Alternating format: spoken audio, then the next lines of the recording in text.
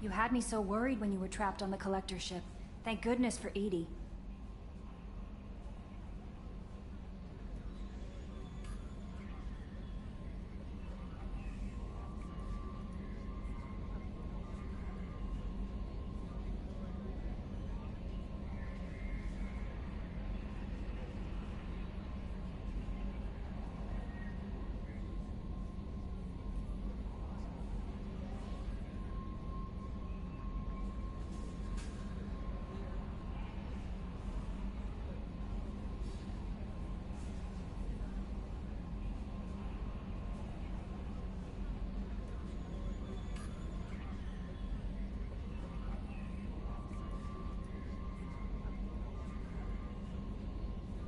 The Normandy crew delivered, including you.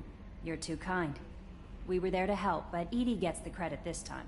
The Elusive Man made sure Edie was installed for this mission. Now I see why. Anyway, how may I help you, Commander? Is there anything I should know? Nothing right now. Anything else, Commander? That'll be all. It's always nice chat. No messages for you, Commander.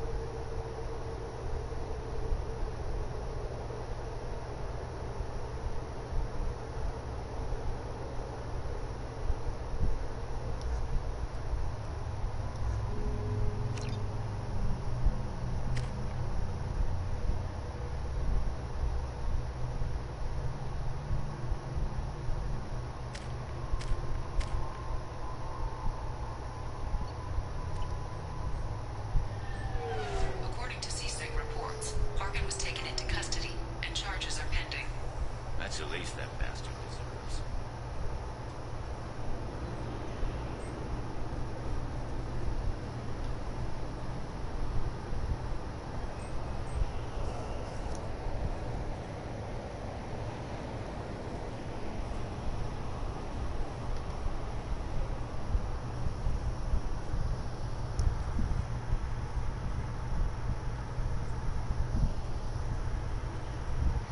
Hello, sorry, I wasn't looking at Discord, I was looking at something else.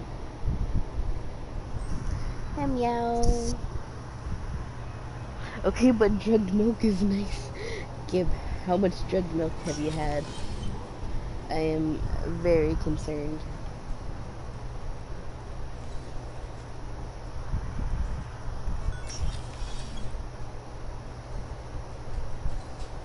Also, sorry, I have to re-buy my fish because when I was at Abel's house, please, you have to help me. I played some of the nice. It's for a date. Some of the smaller missions. Mainly, I was like mining a little bit, but like I bounced around from galaxy to galaxy without checking on my fish, so now they're all dead. This is my favorite And I'm very sad. Citadel. Honestly, buying fish is a waste of money I don't have right now, but I must buy the fish.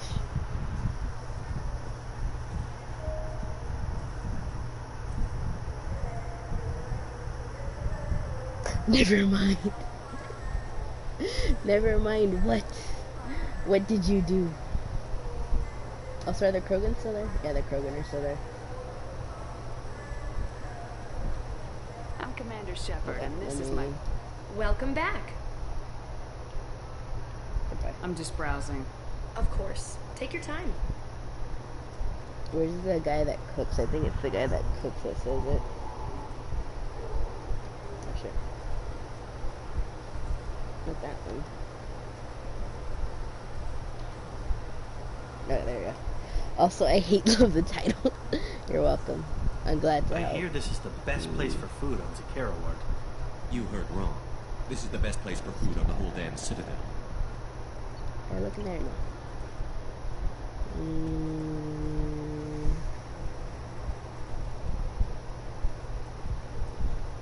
Galactic News.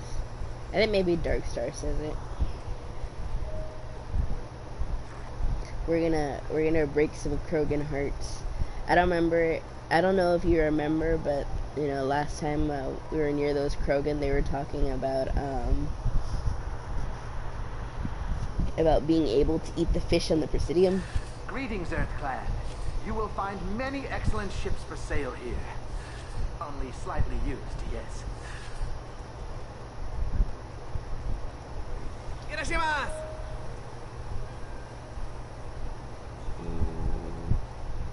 And there's one vendor or something that tells you, no, you can't eat the I fish. just talked to him on the Wards Market. He sent me here. Come on, why do I need a service order? Wards Market? Why would you come to a Zakara Ward warehouse? I'm Commander Shepard, and this is my favorite store on the Citadel. Maybe, what are we planning on doing? Good day, citizen. Welcome to the Server Foundation outlet on Zakara Ward. Sticky return. I'm just browsing, thanks. Come back soon, Shepard. And then we're just gonna find He's my baby. He's all I have left of Jacob. I know. I just want to protect him.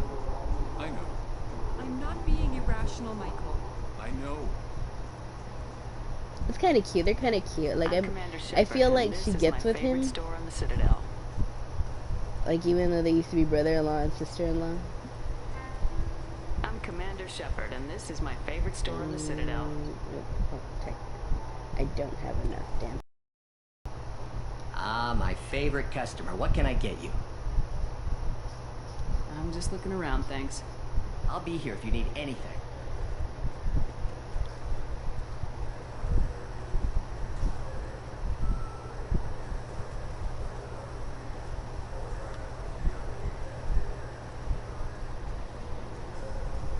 We're gonna meet a cuter couple in a little bit when we go back to Ilium, I think.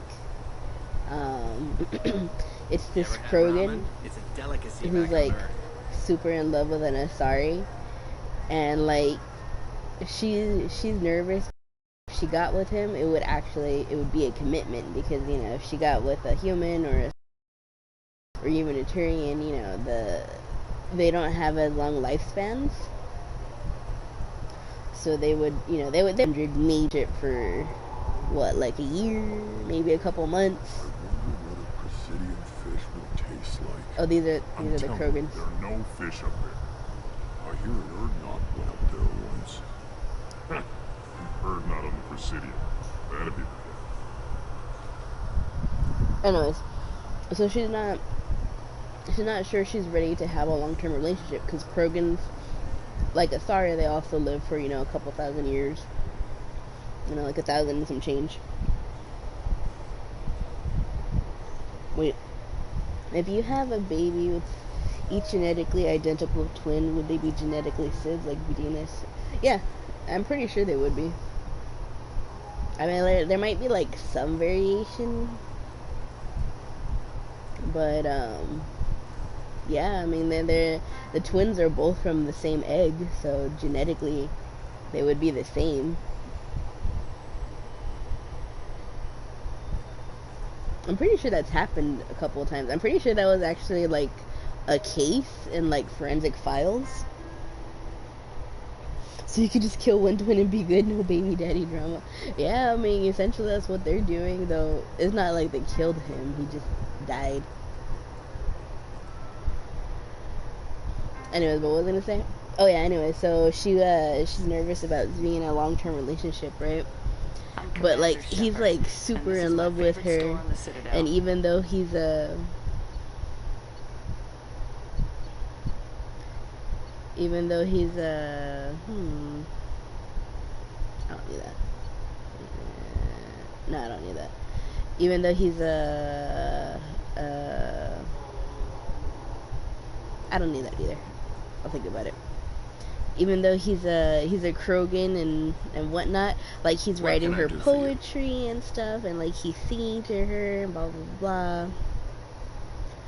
And then she's like, well, that's sweet, but what if you only want me because I'm the only way you can have children, you know, because, you know, the Krogan genophage and all that. And he's like, you know, I would love you no matter what. We don't even have to have children, blah blah blah. But it's really cute. It's so cute. Honestly, it's so cute. Just looking around. All right, I'm here if you change your mind. Like, he's so wholesome with her. It's honestly, you don't even really see them except for like in the background, this one game, and it's honestly one of like the sweetest romances.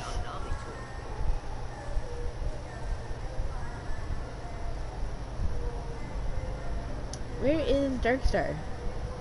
Did I miss it?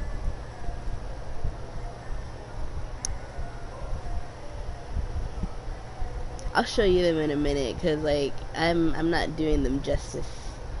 Where the fuck is Dark? Oh, there it is. It's the thing that says Darkstar.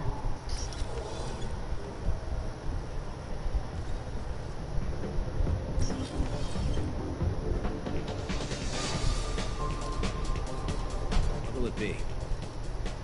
Hear about anything interesting going on around here? Serve drinks. You want to know what's going on? Check the news. Apparently not. I don't know why humans always ask me that. I'm done for now. Let me know if you change your mind. Oh, there he is. I knew it was in Darkstar. Then I can do for you? I noticed you're one of the groundskeepers for Presidium. Do you know if there are fish in the lakes? I get that question a lot. I think it's right behind where's the restroom. Those are reservoirs, the Presidium's own supply, independent from the water storage tanks in the woods. The only place I know of on the station to get a live fish is the Leosanisi's gift shop. When I pour a glass of water, it's the same stuff tourists throw garbage in? No, they purify it first. If some Solarian or human bacteria gets left in, and a Turian or Quarian drinks it, they could die. Everything would be so much simpler if we all had the same DNA. But no, the universe loves diversity. Why is that us? But no, the universe loves diversity. That's literally us. That's us when like white people don't understand, you know, some brown thing we're talking about. Yeah. Where is that gift shop? In the market downstairs from the bar. Delea sells aquariums. Fish are the largest pets most station residents can get a permit for. Thanks for your time. No problem. If you get up to the Presidium, check out the DeMaio flowers across from the conduit. They're coming in very nicely. He's so cute. Honestly, I would romance all the trains. I really and genuinely would. The male trains, the female trains, all of them. Listen, why is it we can vibe when we're from two different continents, but they can't? Honestly, yeah. No, but like legit. But like legit, like sometimes I'll like make like a brown joke or something like that with someone. And like it'll drop the mood in the room. They'll just be like, that doesn't sound healthy. And I'm like, I'm sorry, I'm brown. That's just family dynamics. yeah, you got that right. You got that right. But to be fair, it also happens with like white people I talk to like face to face, and I'll be like, they'll be like, your family does that? That sounds so peculiar. And I'm just like, I'm just like, I promise I don't come from a broken home.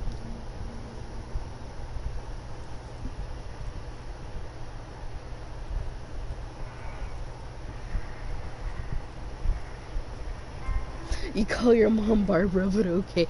Okay, yeah, but legit.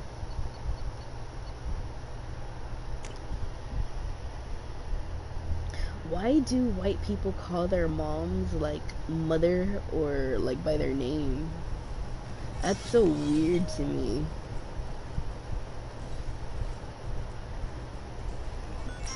Like, I call my mom mother when I'm mad at her. Or when she's being like a little too silly. That's when I call her mother. But like, I would, okay, every now and then again I call her by her name.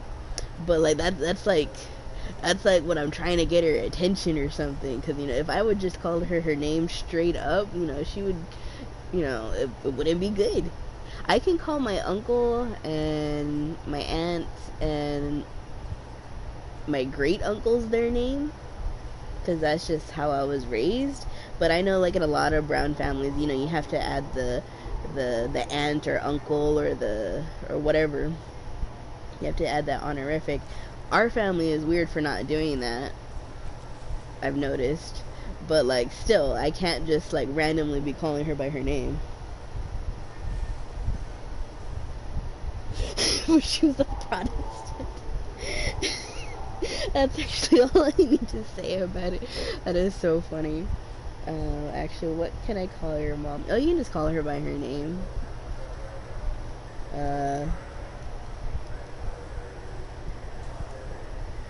You just call her, you know,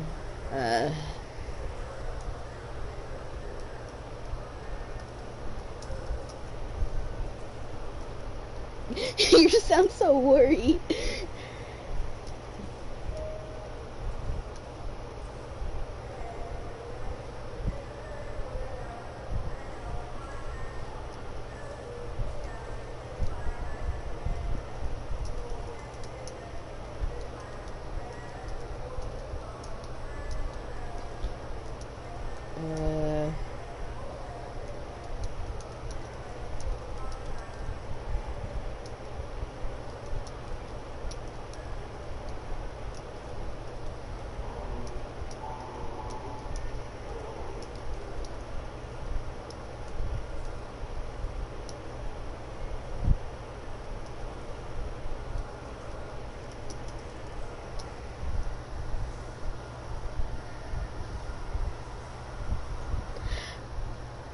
You know, honestly, it would have been okay if they did, but,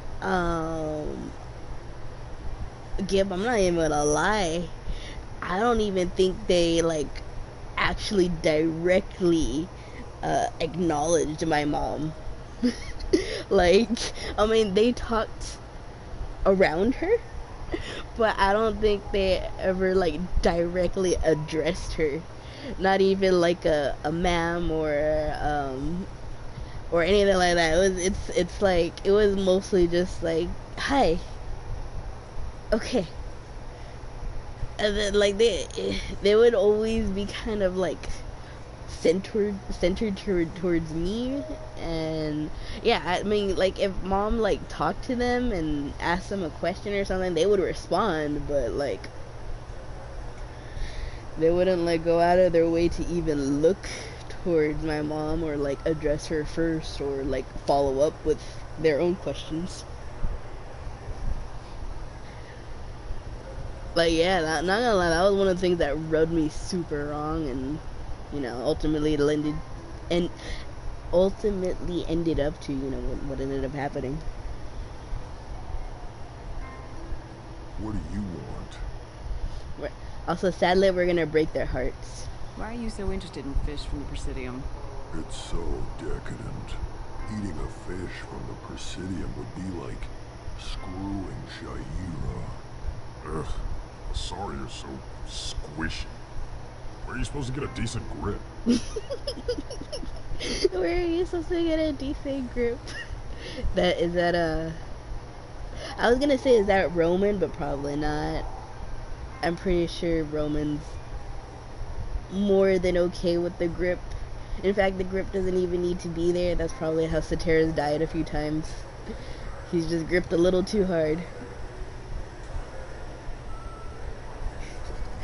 But that is Belial. I talked to one of the Presidium groundskeepers. He said there aren't any fish in the lakes. What? I told you. That heartbreak in his voice. Water if you're not going to store something to eat in it. I don't understand aliens at all. Thanks for telling me. It's all he's talked about all damn day. I'm so sad I broke his heart. It needed to be done though.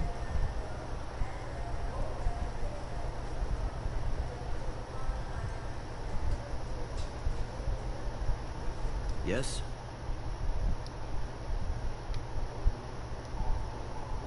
I should be going. You need anything else, let me know.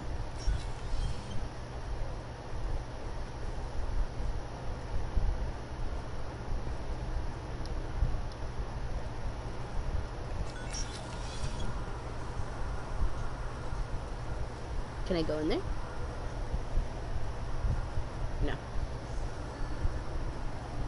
Anyways, but no, yeah, they did not refer to my mom at all.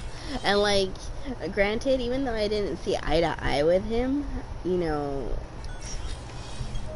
I would have at least expected them to be. But this is a ceremonial item of my people. Sir, it's a 15-centimeter serrated blade. You humans are all racist. Us. Anyways, I would have at least expected them to be polite with my mom's husband. But, like, if Kat barely acknowledged my mom, at least when my mom was speaking, you know, they would, like, look at her and stuff, you know? But, like my mom's husband, they would literally, you know, make the biggest circle around him like he was carrying something, you know, like he was infectious or something, and they would not look at him really at all.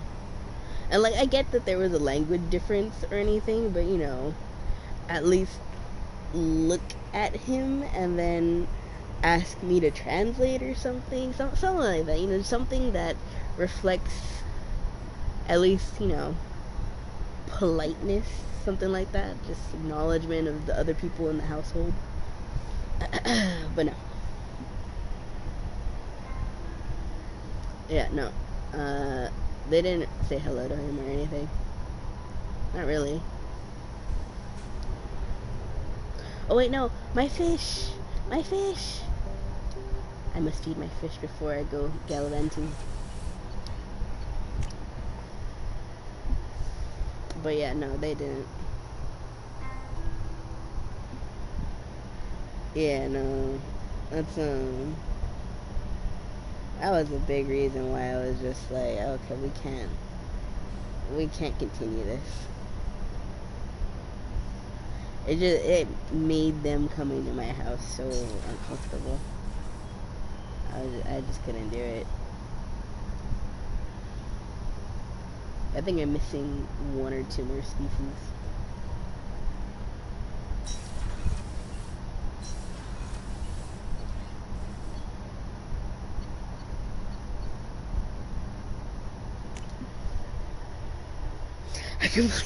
That is so funny. Honestly valid.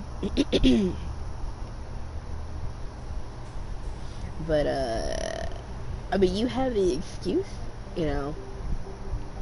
You don't live on the same continent with me. You're not coming over to my house.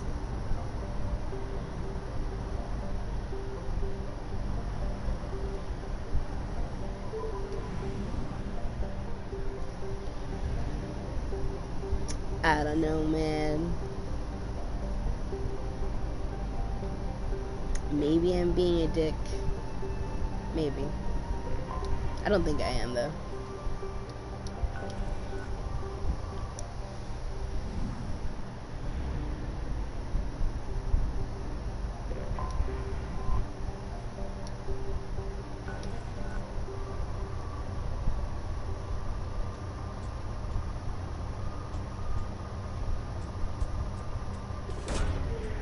Launching probe.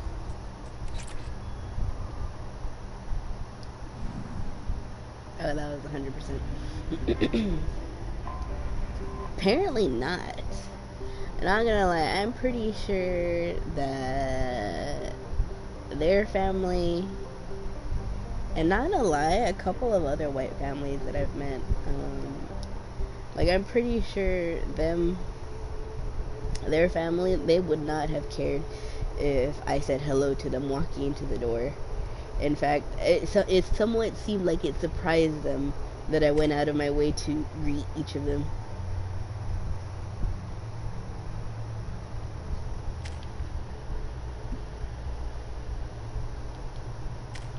Is it only me and her? I guess. And you know, really enough, that's not the only like white family that I've seen acts like that. Like,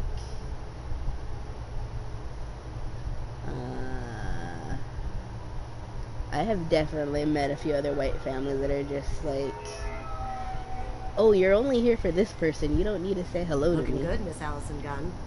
Hawk won't be able to keep his eyes off you. I assume Allison Gunn is my cover. You run a small but talented band of mercs out in the Terminus systems. Precisely the type of person Hawk respects. I took the liberty of giving you a reputation.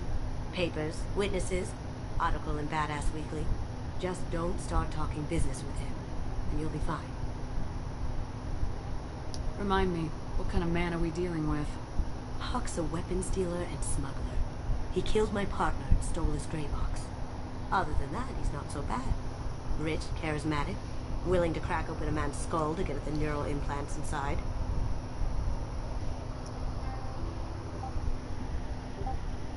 Take it I'm wearing this getup for a reason? You look really out of place at a society party in honor, don't you think? You look great. You should wear this stuff more often. Gay. Yeah, same here. Like, I know that... Well, I shouldn't say this on stream. I'll tell it to you a little bit later. Well, hold on. Let me just type her out.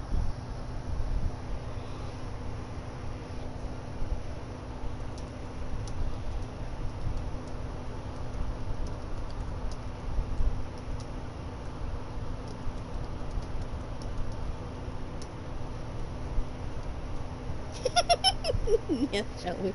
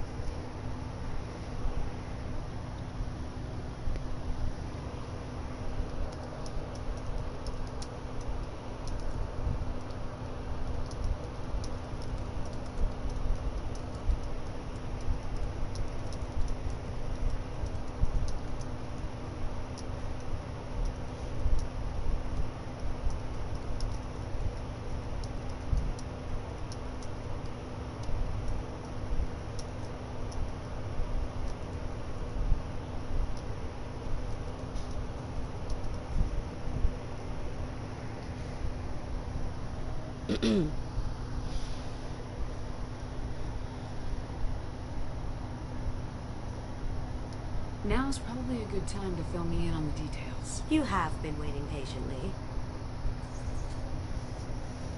Our friend Hawk is throwing a party for his closest friends. A couple dozen of the worst liars, cheaters, and mass murderers you'll ever want to meet. All bringing gifts as a tribute to the man himself.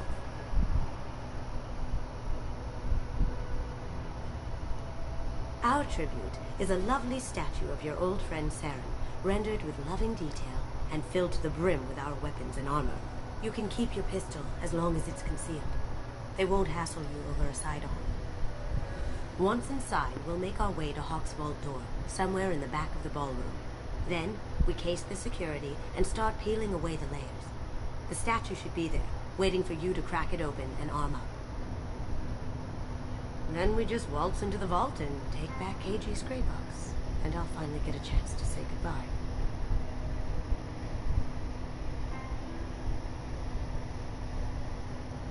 Right? That's what I said. I mean, I really don't have any interest in makeup or dresses or anything. Like, I genuinely do not. Like, it's only recently that I've started to be able to, like, wear eyeliner here and there, or been interested in makeup a little bit. Because honestly, makeup used to make me, like, dysphoric, and it didn't feel good. I didn't like it on my face. It felt heavy. It felt heavy. Like, not even dysphoria aside, I just didn't like the texture of makeup. But, you know, like, he was so excited, so I was just like, okay, yeah, sure, tell me all about it. Oh, you want to show me a couple of swatches? Yeah, sure, why not? Go ahead. You know, it wasn't hard just to, like, listen and indulge a little bit. You know, make eye contact until he felt like eye contact was too much for him. Then it's just easy enough to just avert your eyes a little bit, but still face him and pay attention. You know? I mean, it was not hard. And yet.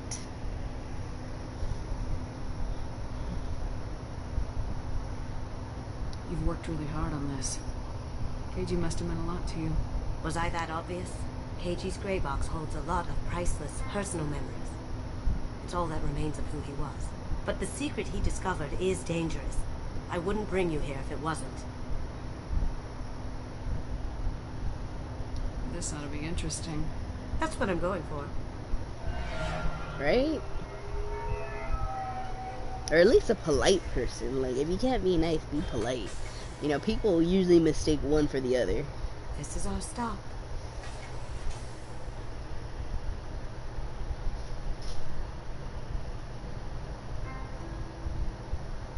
After you, Ms. Gunn.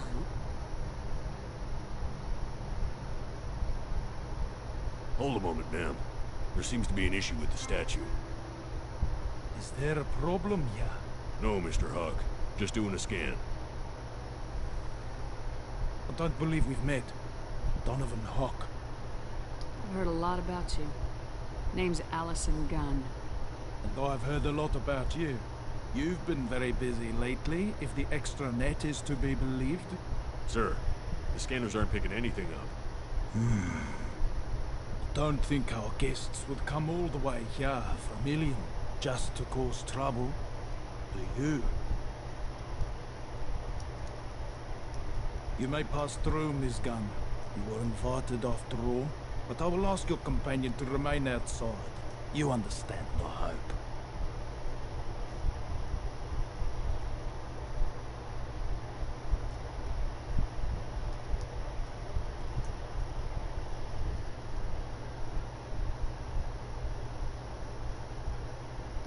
Care to explain why my friend has to stand outside? I don't like the look of your friend, so she stays outside. Simple as that. No problem. You're the host. Enjoy the party. Well, that didn't go as I expected.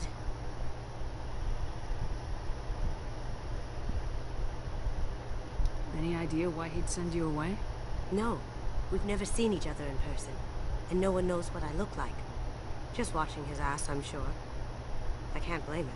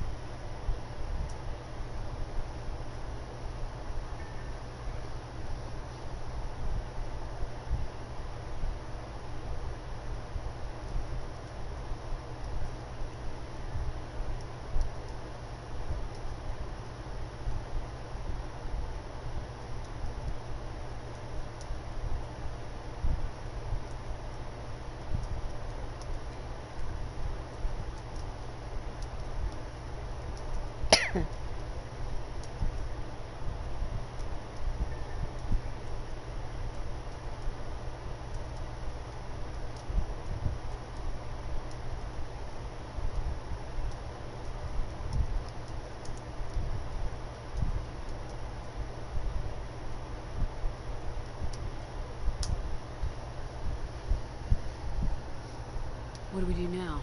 We go on with the plan. You'll just have to do all the talking. I'll stay out of sight and stick with you the best I can. We'll keep radio contact in case something goes wrong. We need to find the door and case the security. We'll figure out the next step then.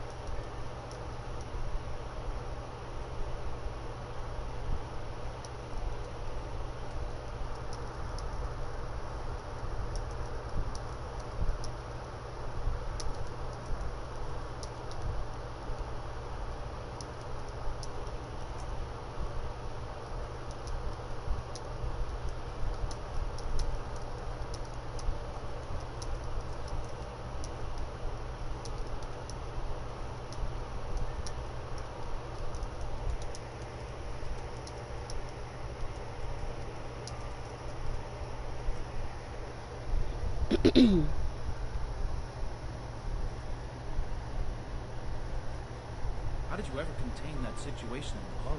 Oh, that? A quick application of force, a little pressure, and bam! Done. Thank goodness. I thought those rabble would dog you for years. Yeah, it was tough. That was the least relaxing vacation I've ever had in my life. Some say Commander Shepard is still alive. Really? Oh, please. It's wishful thinking, at best. That goes to a security room. We'll probably have to get in there at some point. Let's case the vault and figure out what we have to do. Yeah. Yeah, it was wild, not gonna lie. It was very wild.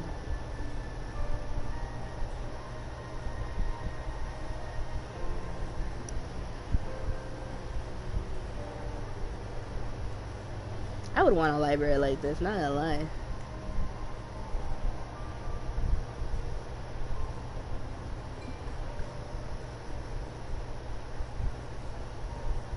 No, I've never had Kasumi on my team. I think I've told you this.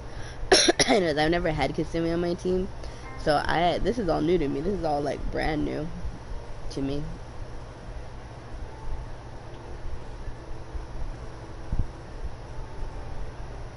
I'll talk to you in a little bit.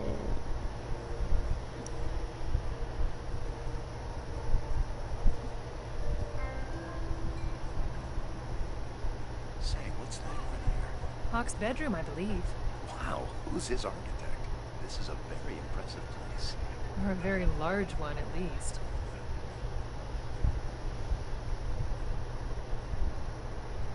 I hear Mr. Hawk's vault is exquisite.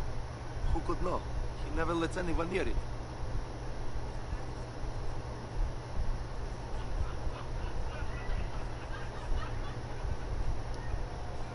Private Reams. No way we can sneak out of that party. The place is locked down tight and security chief Ro's in charge. No way Ro would let that get past her. I'd rather stand around board on guard duty than risk harass. Sorry, Samuels. Chief Ro? She sounds like a hard ass. If we could tap into the guard's communications, I could probably use this information. What's your read on that Archangel guy? I hear he's dead. Or gone, or something. Good riddance, I say. Was I already in there? No.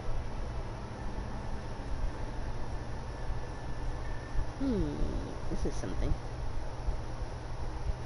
Let's go upstairs first.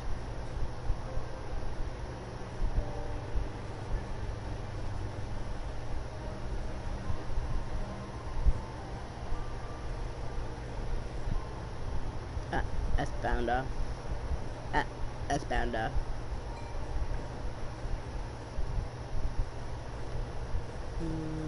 Was that the only thing? Yeah. Okay. Let's go down here then.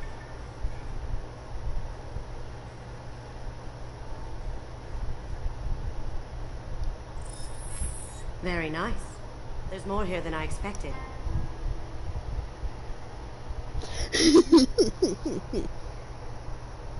Password-protected voice lock, kinetic barrier, DNA scanner. Looks like an EX700 series. Everything a vault needs to be impenetrable. This gonna be a problem? Please, remember who you're talking to. We'll need to get a voice sample for the voice lock. You'll have to go chat up Hawk for that. We'll have to find a password too. DNA, child's play. We should find plenty of DNA samples in Hawk's private quarters. And the barrier? Cut the power. Never fails. If we can find it. KG could get through a system like this in his sleep. And I'm better. Let's get to it.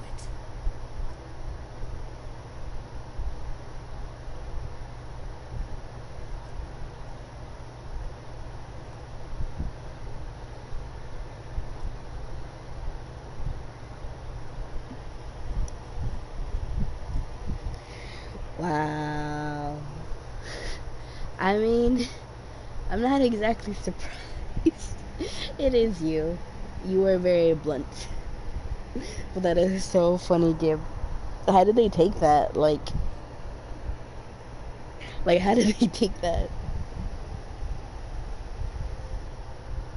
It looks like the barrier's power cable runs under the floor here. I'll set your Omni tool to scan for electromagnetic fields.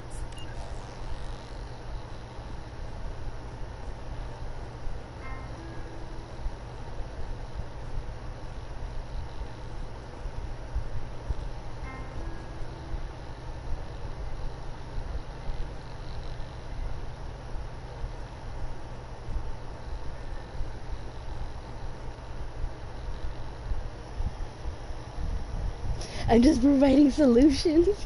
And I was like, wait. That is so funny. Gabe, I love you.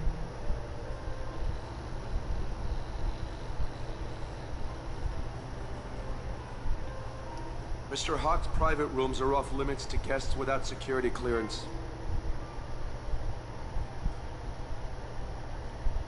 Never mind then. Enjoy the party. Private rooms. We need to get in there. Well, I'm gonna save it because I don't really know what I'm gonna mess up. Best place to find Hawk's DNA. Maybe you should let me near your mom. No. No, I would. I would let you near my mom. That's not true. She's not white. Mr. Hawk's private rooms are off limits to guests without security clearance. I have clearance to go in. On whose authority?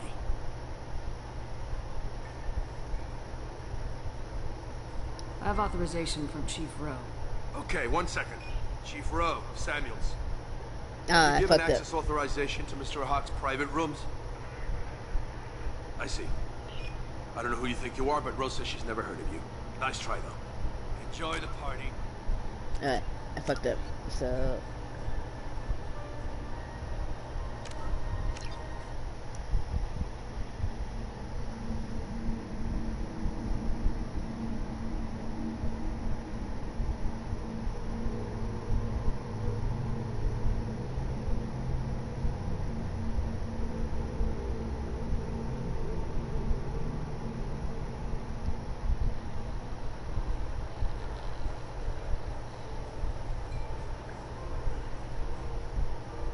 what if I try to bypass it? I doubt that would work. Very interesting. Mr. Hawk's private rooms are off limits to guests without security clearance. Never mind, then. Enjoy the party. There's got to be a way to get in there. Let's look around.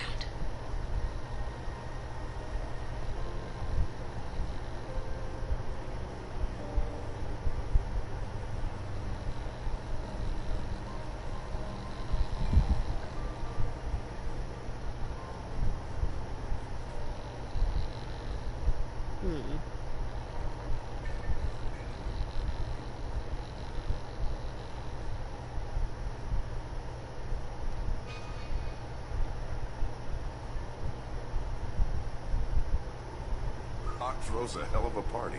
Yes. I'm not too pleased with the caliber of people he's invited, though. 1 sec.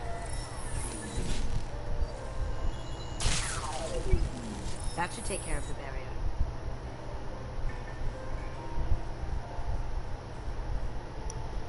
Anyways, but yeah. It was... Did you hear? Santiago took over that refinery on Zor. Let me unlock that security room door for you. There we go.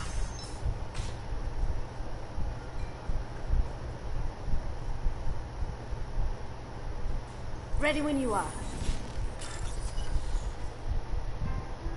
It was. I did not enjoy it. I mean, there were parts of it that were good, I won't lie.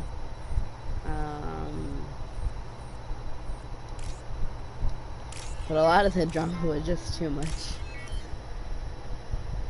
Yeah, no, legitimately, actually, that's a good way to put it. It was, rather than a family, it was kind of felt like roommates. You can't be back here. Take him down.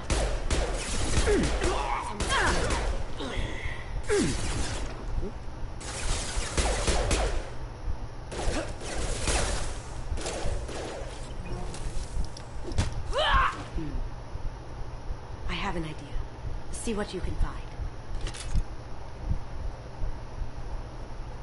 I don't know if it works like this in your family, but like for my family, you know, generally, I mean, yeah, we'll pay for each other, or like Kane will be like, hey, can you get this for me? And I'll owe you. But for the most part, you know, it's just like, you know, money pretty easily, you know, swaps hands. You know, it's just like, don't worry, I got this for you, or hey, can you buy me this? Or, you know, it's just whatever, right? It's like nobody's keeping a tally of who owes what to anybody, right? It just is. I mean, your family, I have the means, I will provide. You know, it doesn't matter whether it's me providing for my mom providing for me, my grandma providing for us, blah blah blah, right? You know, it's pretty easy like that. But over there, it was like they were kind of like keeping a tally on each other. You know what I mean? And I'm just like, damn. You know, like, you guys are all in the same house. What do you mean you have to buy your own groceries? Just like, food's food. I mean, like, obviously if, you know, the dad made food, everybody would eat, but like sometimes it would be like, no, this is mine, no, this is theirs, I'm not touching that, blah blah blah blah. And like I said, they would keep a tally on each other, and it's just like, god damn. Nance, I have that problem too. So many passwords around here, can't keep them straight. The password for tonight is Perugia, so it's not even that easy to remember. It's no big deal. The voice scanner means the password's only useful to Hawk anyway. After this party, I want to grab some beers, let me know. Got something? The password is Perugia. Huh. That's the name of the man who stole the Mona Lisa. Nice. I tapped their communications. I think we can get past that private room guard. Tell him Chief Rose sent you. We still need that voice sample from Hawk.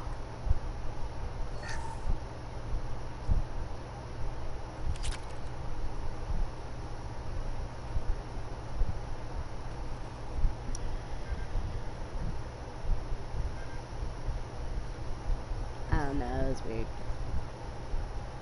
To me, it was very weird. Like, I'm used to, like, communally sharing stuff. Yeah.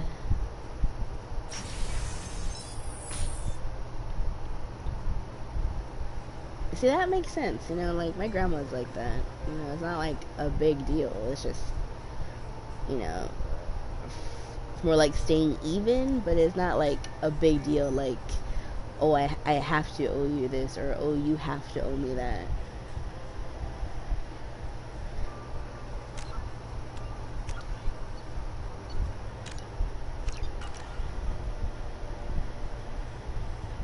It's eat or be eaten. Gib, are you a person or are you a cat? Wait, hold on. There was a meme somebody sent me that was like that. There has been a... Hold on. I need to find it. It was so funny.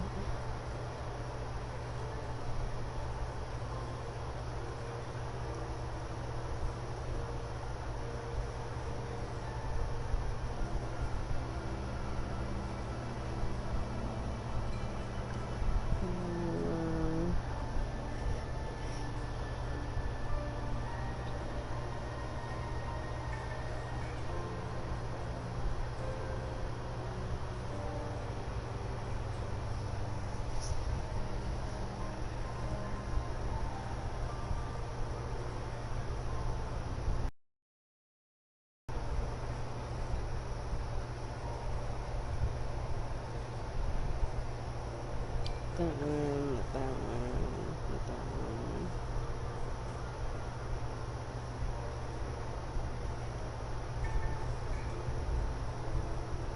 Oh, this one.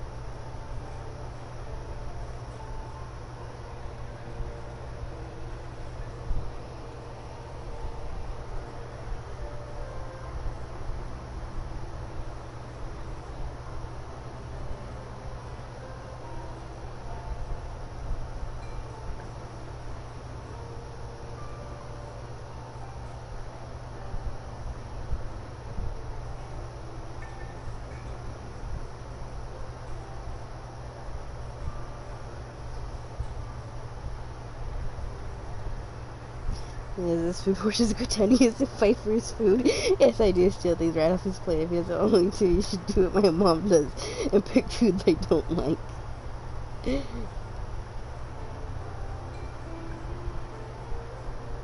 This is you and your dad. You? And then your dad. Wait, you? And then your dad batting you away from his food.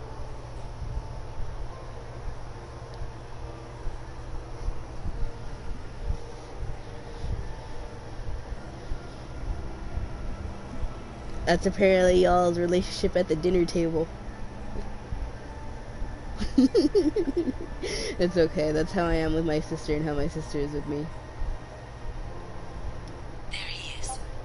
All you need to do is keep him talking long enough for me to get a voice print.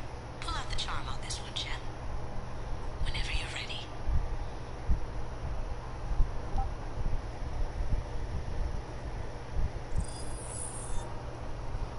After you. Miss Gunn, good to see you. That scene at the door hasn't soured your evening, I hope. I understand the security, but who would dare try to break into Donovan Hawk's home? Gunn, in our line of work, we attract a certain element. Few understand the pain At it least takes two to keep potatoes barbarians missing. at bay. People these days want comfort, entertainment, love. They don't see that the galaxy is fragile. They only have to worry about simple luxuries. Why? Because people like me and you are doing the terrible things that keep the galaxy spinning. This party is for us, the cleaners, the support structure for the galaxy's gleeful delusions of peace. May there always be a market for the things we do. Oh my god, Gib. This guy sounds like your worst enemy. He sounds like he's Australian and French. This dude is like the ultimate Get him colonizer. talking, and you got him talking. We've got enough of a voice sample. Let him go. Enjoy the party, Miss Gunn. Let's go crack that voice scanner. This is like gentrified Kano. I was trying to figure out why I hated his voice. No, but seriously, he sounds like gentrified Kano. But I think he may be Kiwi. You know, Kiwi, maybe, but he's definitely in that Anzaki area. Either Kiwi or Aussie, either way. But he also has that, like, French annoyingness.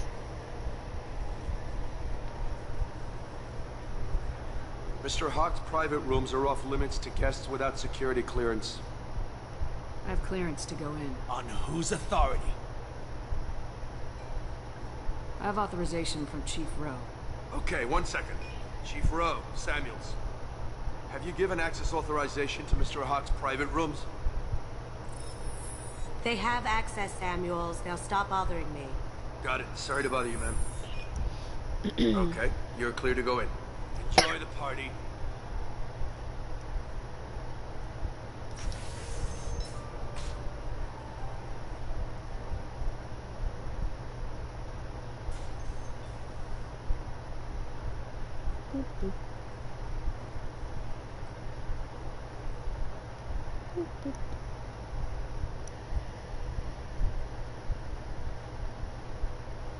Look for anything we can get usable DNA from. Just make it quick and quiet.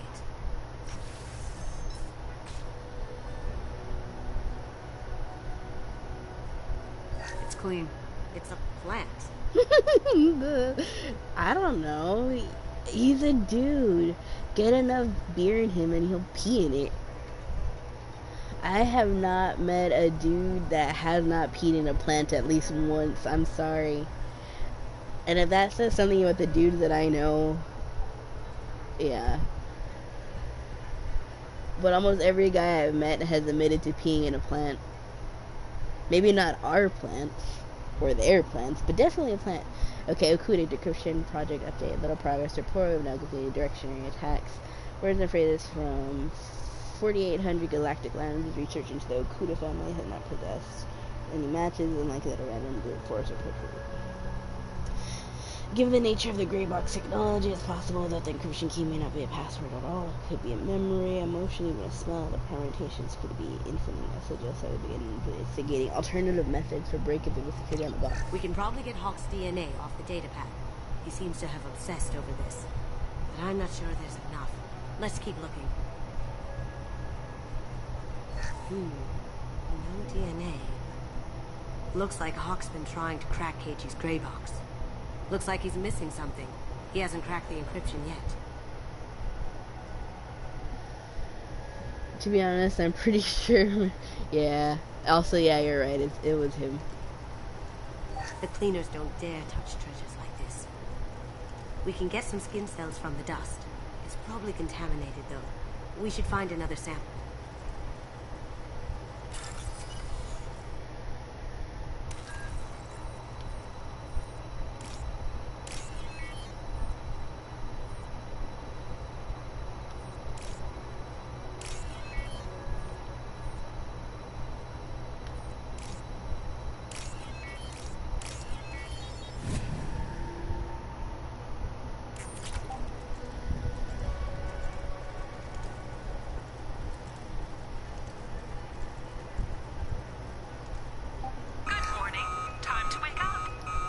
Sorry.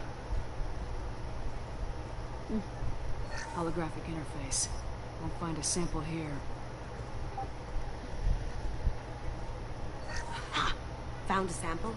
No, a credit sheet.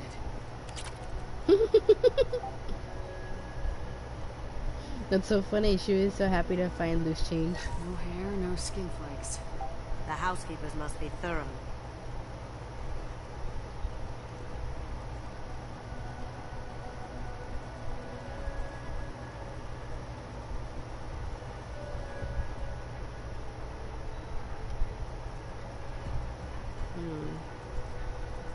Empty. Too bad. A cigarette butt would have been a good source. Not a great saliva sample, but it's still useful. That should do it. Let's get out of here.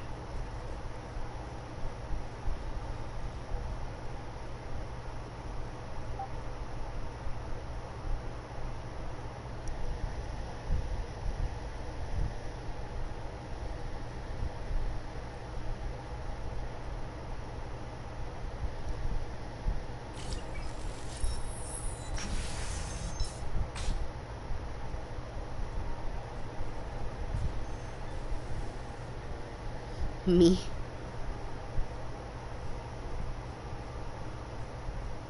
That got it. The barrier's down. DNA identification affirmed. Welcome, Mr. Hawk.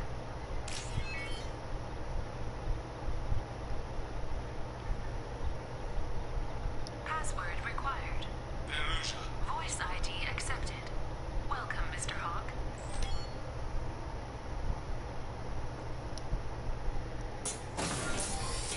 I'll check for security cams. Go ahead and get dressed.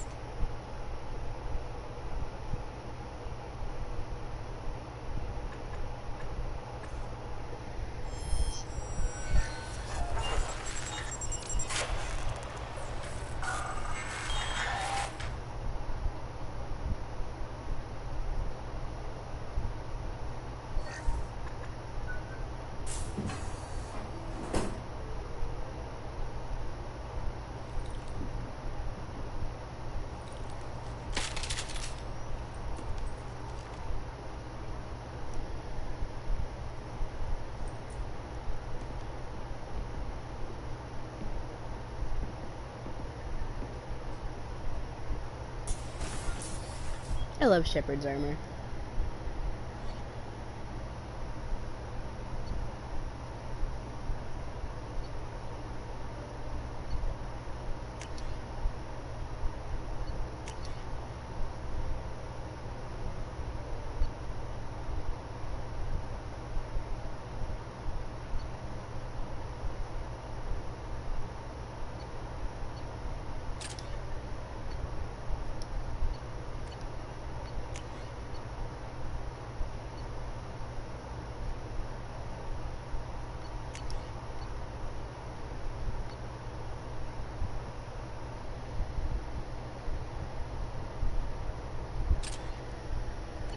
And her guns, yes, and her guns.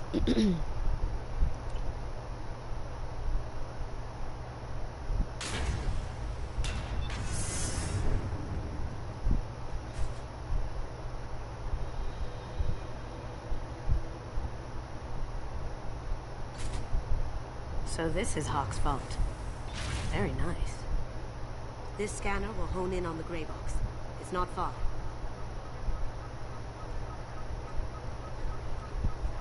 Michelangelo's David. Just... wow. Think we could get this out through the door? They made David trans.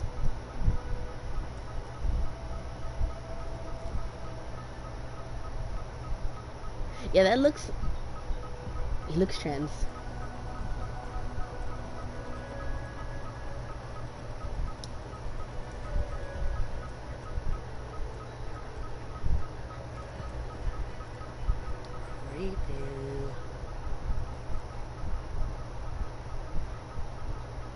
I wonder why the Prothean statue looks like this. This is not how they actually looked. Maybe it was before they settled on their designs. Right? Honestly? I could still get money for something like this, even outside the Alliance. Asari go nuts for this sort of thing.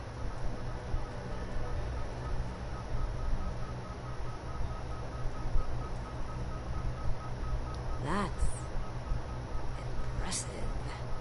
Not sure what it is, though.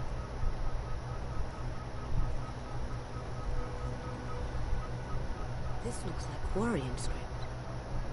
Wow. This has got to be old. When was the last time the Quarians wrote on stone?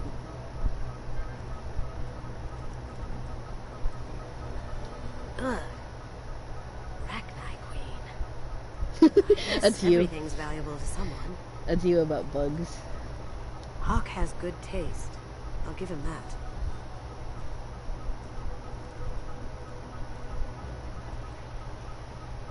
Doesn't look like much, but that might be one of the most valuable pieces here. Turian art is rare outside of Paladin. For good reason, I say.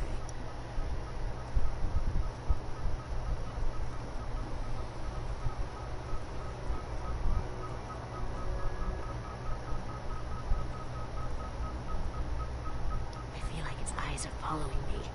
Yikes. Me seeing someone's bug collection. The gray box is right there. I don't want it. I don't want it yet. I'm looking at art.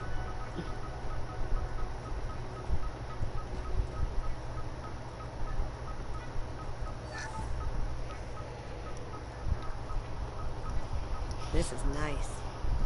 Oddly relaxing. Oh, it's the thingy. Oh fuck, what are these called? They're from Dragon Age instead of, they're from Dragon Age. They're what the Quinari turn into once they've been corrupted by the Darkspawn. These fuckers are hard to kill. At least in the beginning. Wow. Imagine that thing coming at you in a dark alley. I think it does.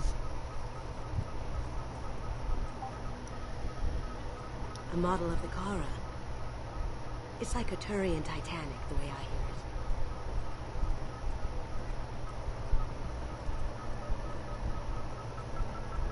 How did Hawk get Lady Liberty's head? Damn you, Hawk!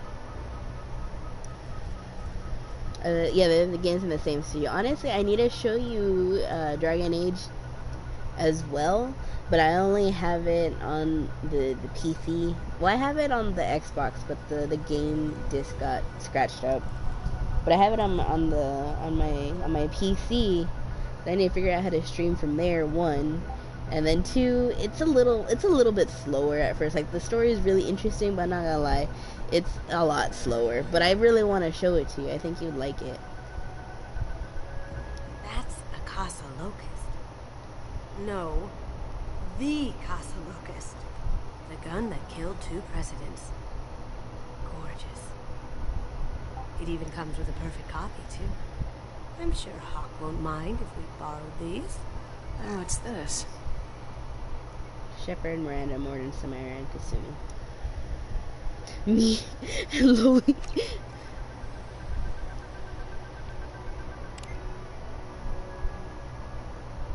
Oh my god.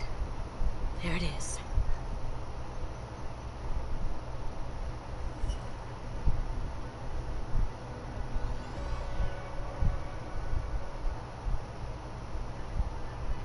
Don't bother, Miss Goto. It's code-locked. I had a feeling that was you at the door.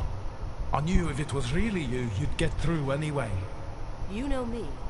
I don't like to disappoint. I need what's in your grey box, Kasumi. You know I'm willing to kill you for it. I'll admit your skills are impressive. You got into my vault like I'd left it open.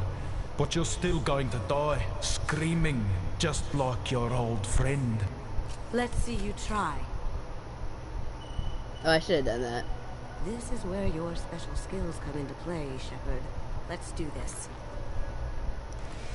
I should have just taken the renegade hit.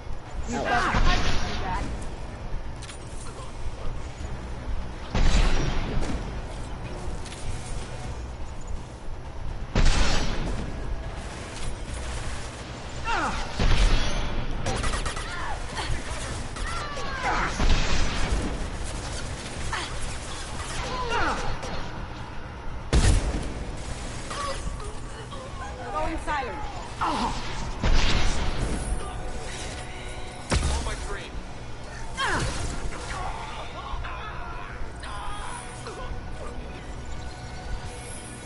Checking blueprints. There's a landing pad to the east. Let's get out of here. Joker, bring the shuttle in, now!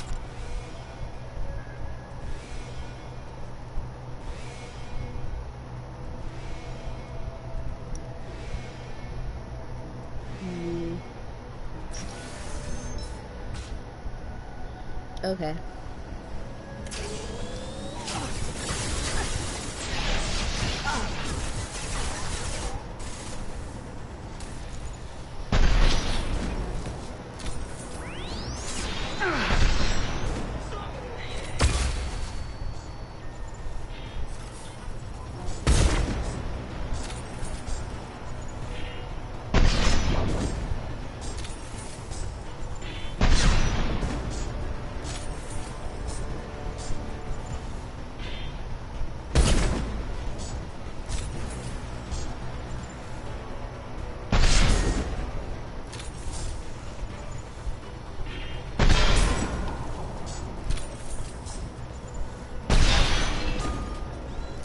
Heads up!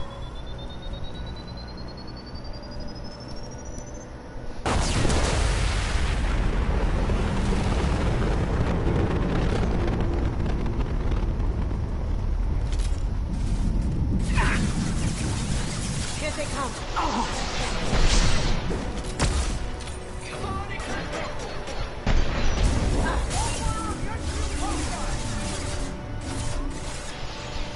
Going dark. Nice shot.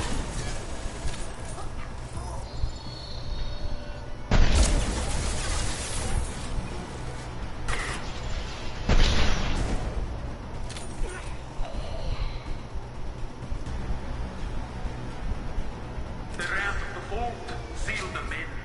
Damn it! We have to find another way.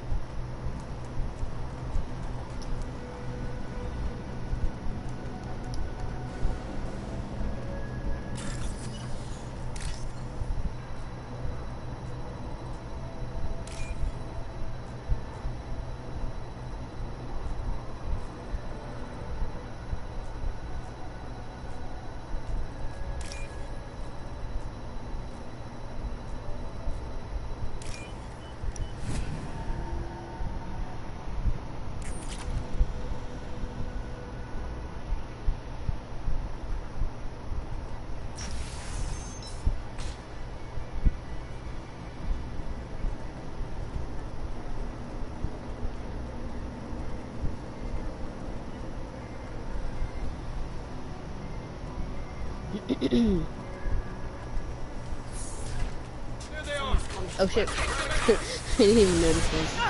Kind of blended into the background for me. That looks painful. Oh, good job.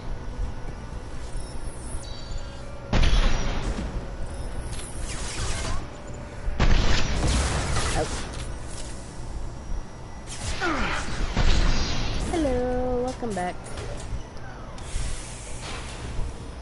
That's ominous. I don't know how I feel about that.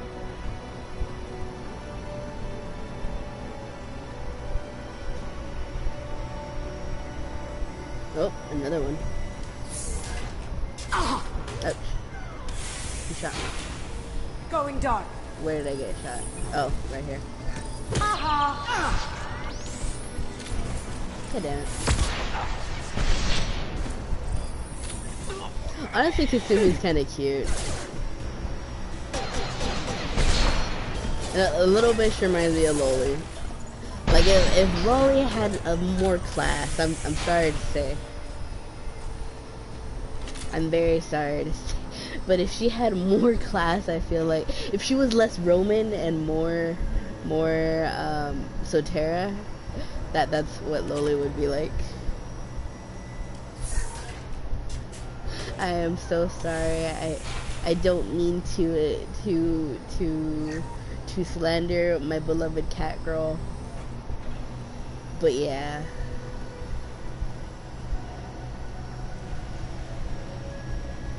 If she had more class, I'm wheezing. Listen. I'm sorry. Salvage practice. These are full of fuel. It's easily enough to blast through the wall. I don't mean to insult her, but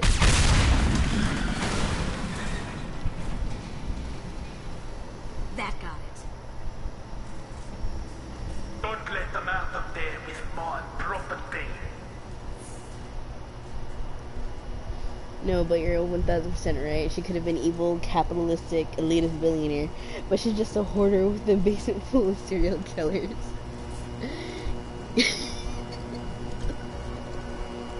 That's her.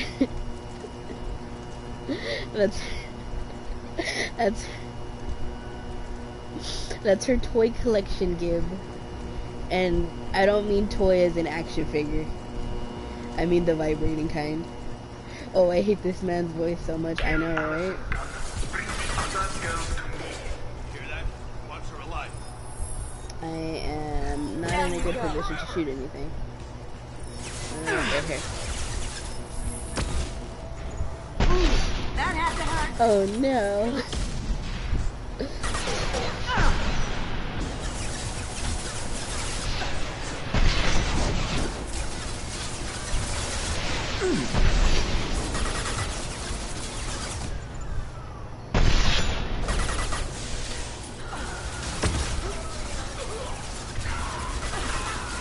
Hey, damn it. I have no idea why sometimes this doesn't want to activate.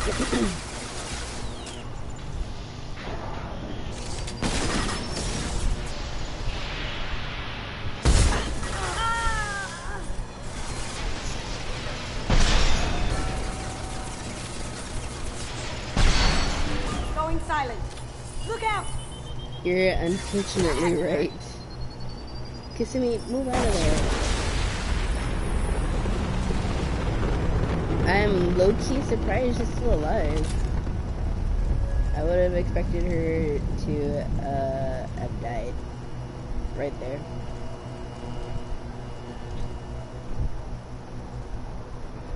What's over here?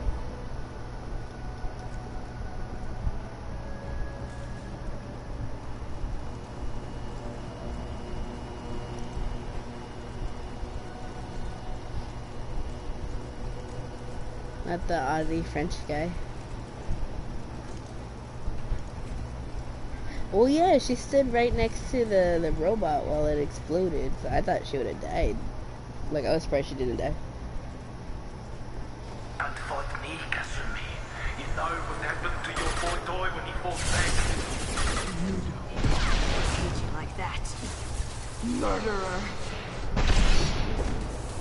Check your screen. Is there anybody, besides Roman, I mean, is there anybody that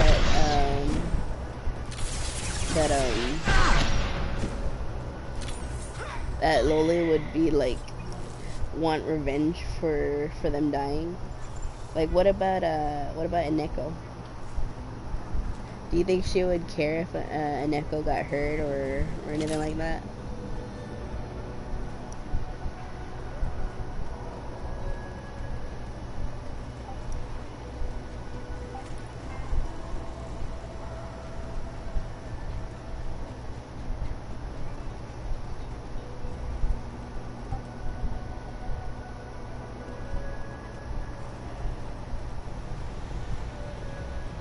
Or what if like a Diablo or a Metzling? Like, do you think her mommy kidness would have like popped out?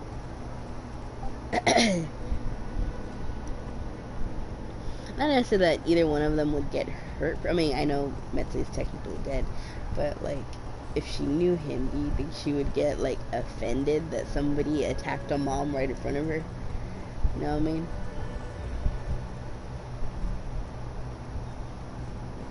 This should come in handy.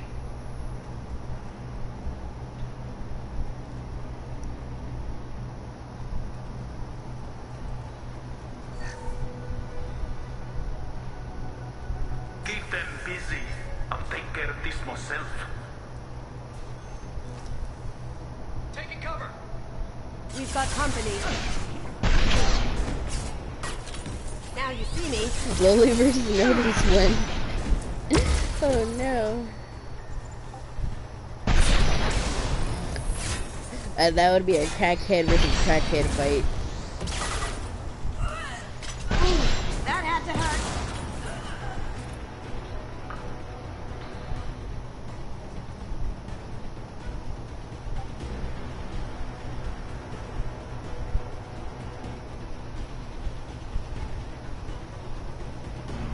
Find platinum. Sweet.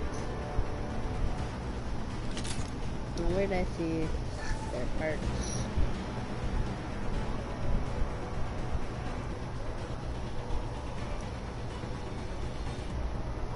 I'd say I should get mad upset for both moms and like an echo and obviously Roman, but it's like different types. Does that make sense? No, yeah, it's totally different types.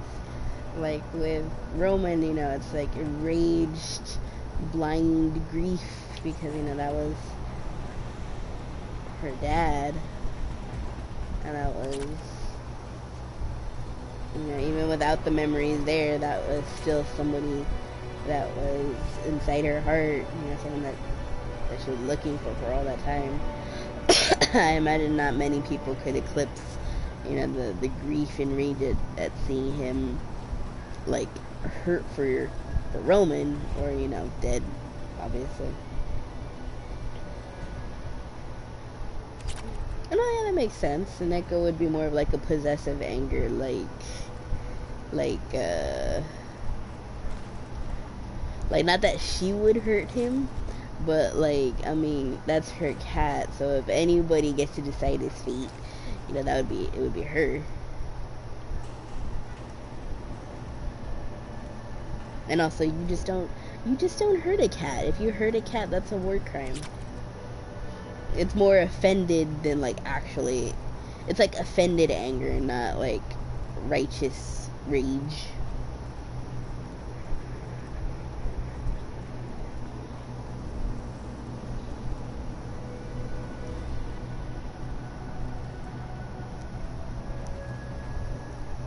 What about Sotera? What would they do? What would she do if they got hurt? Like, and it wasn't like a funny, goofy, you know, oh, they'll regen for this. You know, it's like they got hurt. Like, it was more serious, I guess.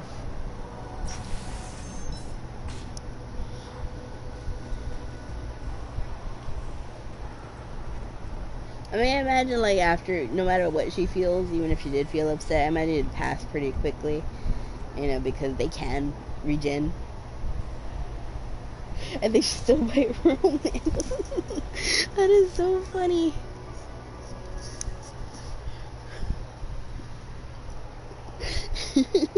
She would kitty maul Roman.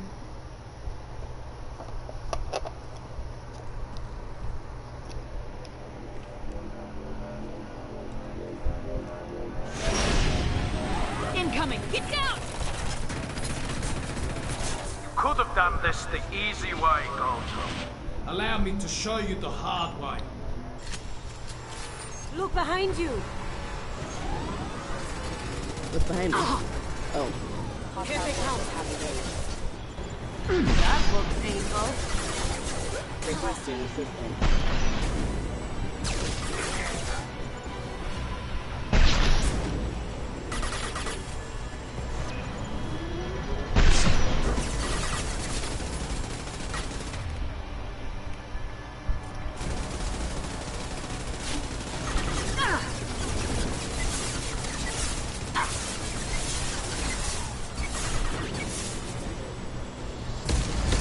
Look left.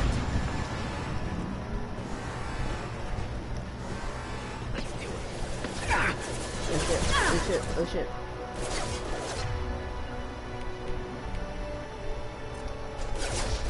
Gotcha.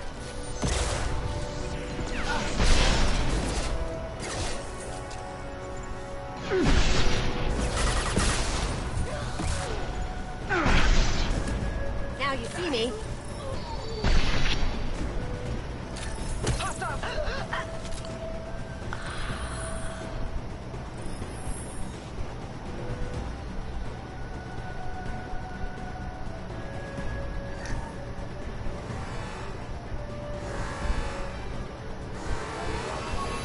What do you mean you're Lay shielded down there? your weapons.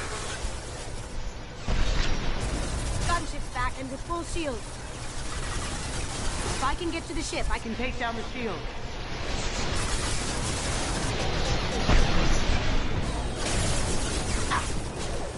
What did you tell your friend, Kasumi? You're doing this for love.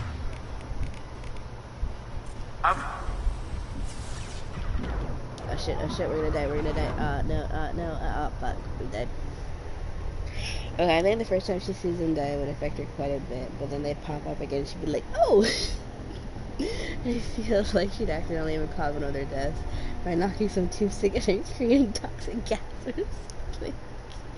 Oh no! It's horrible, I'm sorry, I'm so sorry. I'm sorry, but it's like, I don't think I've ever seen it happen, but it has those vibes of like, of like Robot Chicken or some kind of like dark parody type series where, like, you know,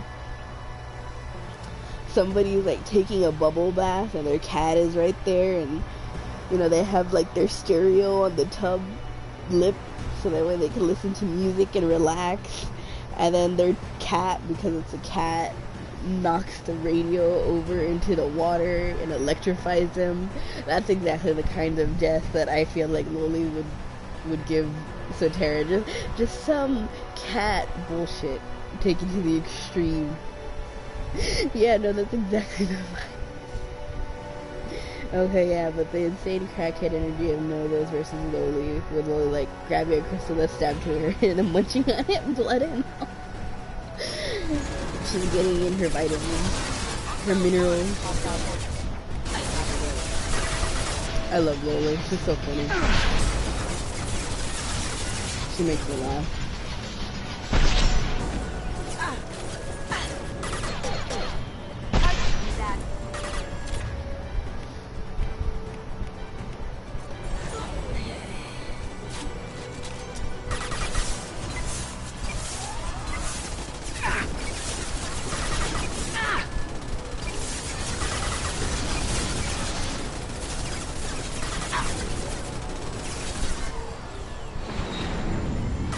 Look straight ahead.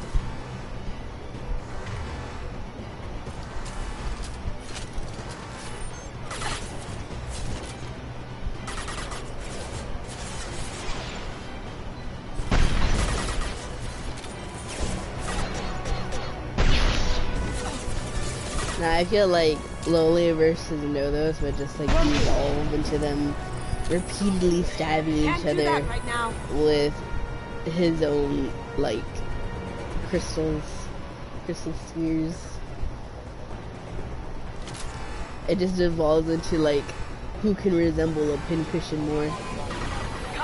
Lay down your weapons. Gunship's back and with full shield.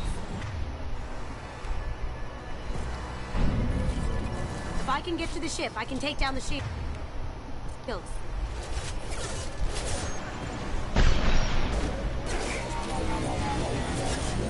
What did you tell your friend, Kasumi? You're doing this for love?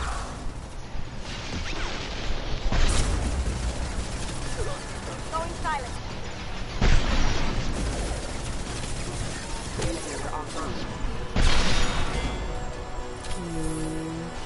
Look left. Shepard, I need a clear path to the gunship. Take out these guards. Well, I'm kind of trying.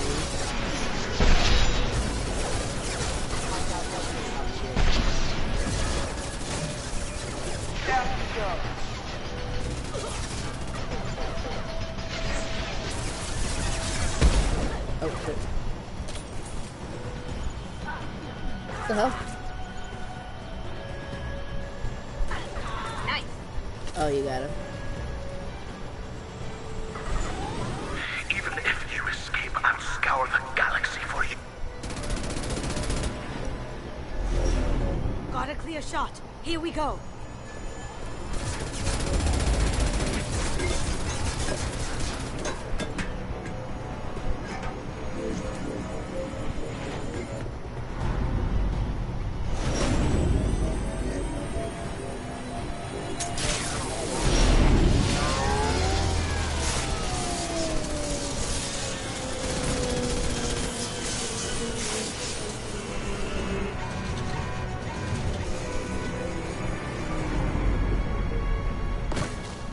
Shields down. Let's tear that thing apart.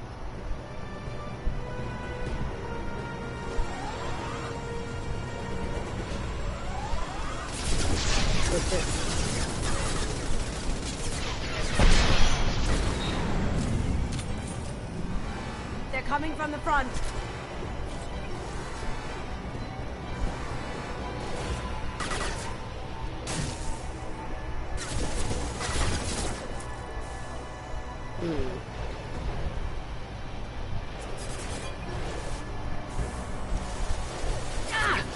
Sorry, I'm pillaging first. Oh shit.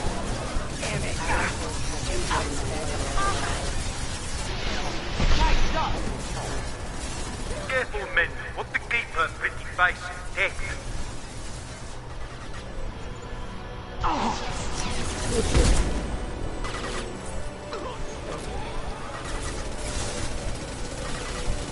there's power cells. Where are they?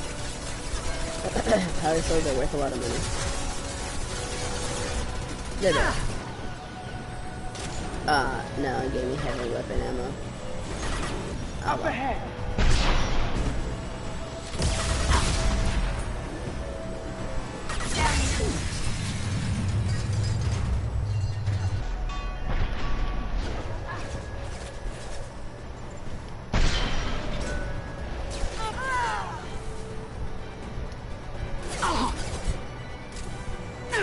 Shields have failed.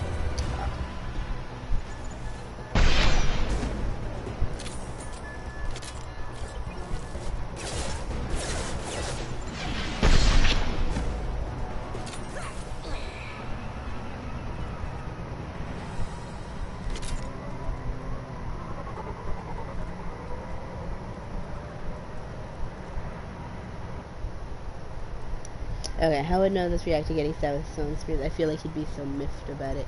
Yeah, no, you're 100% right. He would be more offended and enraged than like actually hurt. It would take a minute for like the pain to to really overpower the you dare type feelings. So most of the time it would just be you dare. And not even because she stabbed him, but not gonna lie, most of the you dare feelings are because she touched him. I mean, I know it's his weapons, I know it's his crystals, but it's still him, and he is still offended that she touched him with her greasy little paws.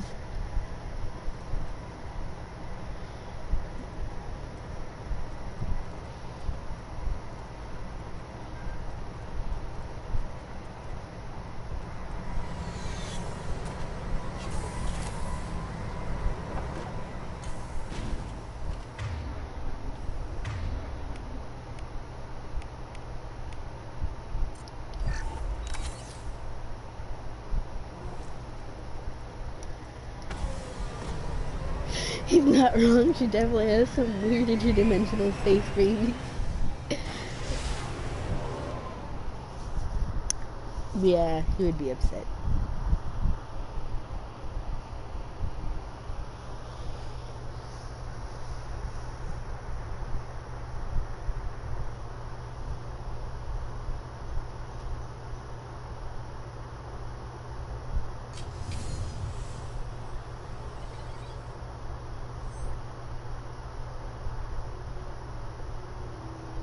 Kasumi, if you're seeing this, it's because I'm dead.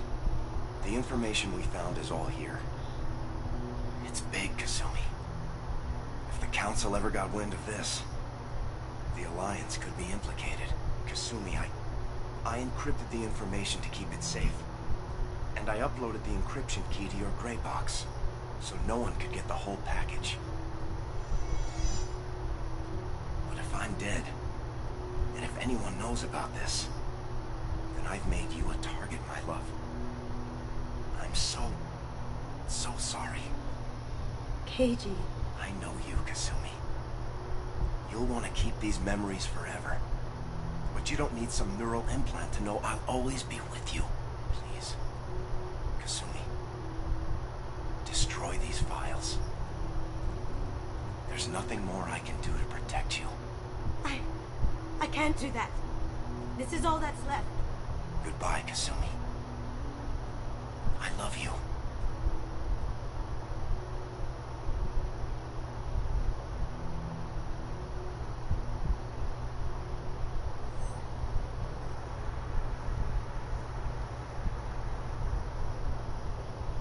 I know, right? Is there any way we can just destroy the information?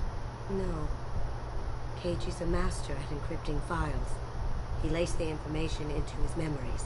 You can't get one without experiencing the other.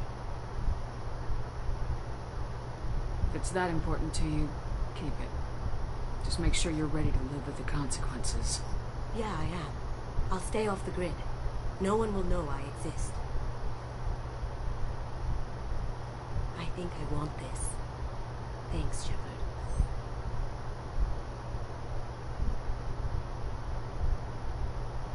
Aww. That was very sweet. I feel like that right there is a lot like Zelia and, you know, her mom.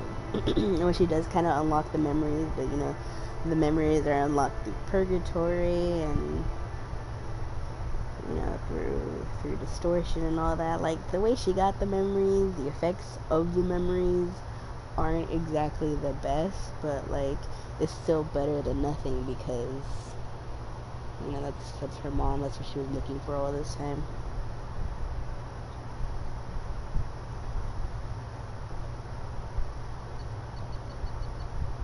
Sweet. Also, now give me a second. I have to go to the restroom and I'm going to get a drink. I'll be right back.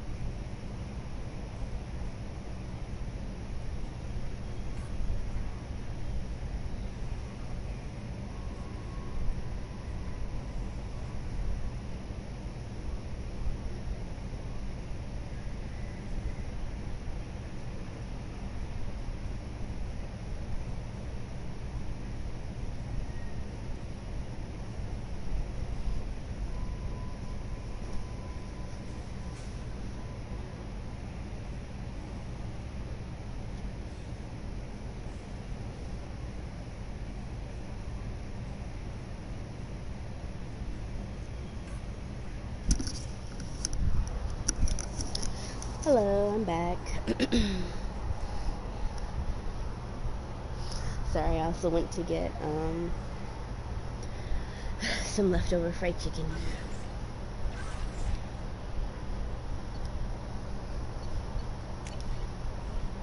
Nice work on Datar, nice work. We knew Eclipse was hiding valuable cargo on Datar, but we couldn't land without fear of their... Oh.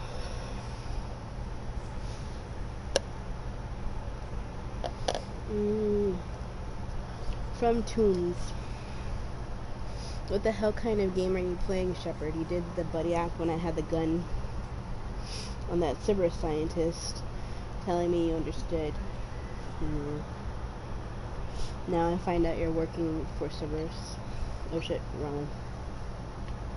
Tests were done on me that you can't even imagine. For years, Cerberus did them, they tortured me. They used me as a damn lab rat, and now you're teaming up with them like they're any other merc band. I've got my own merc team now, Shepard, and I'll kill any service team I can find. If I run into you, don't expect any different. You're too small. I'm sorry, my mate, I must leave you for a Krogan, because you are not endowed as good for your species. Do you fear those words? Moreland's famous shop sells many enhancements online that are not restricted by Citadel trading regulations. Whether you require hormone augmentation, cybernetic enhancement, or gene biotic xenografting, Moreland has many things you will be pleased with. All species and gender order online from Moreland's famous extranet site, hot linked from this message. All genders, you hear that, Gib? I can get tea from Moreland. Sweet. Why is this so damn funny? That's so funny. Therapy. From Olar Han. Shepard. They say you are alive. That you cheated death. That sending this isn't just a pointless exercise as a part of my therapy. They say a lot of things. I'm still alive. She still isn't. I hear you killed Venezia. Nicely done. Another woman I helped kill, if my information did any good. They want me to thank you. The Rachni would have killed us all had you not shown up. It would have been right. Why me and not her? Why did you show up then and not before? Oh, no problem.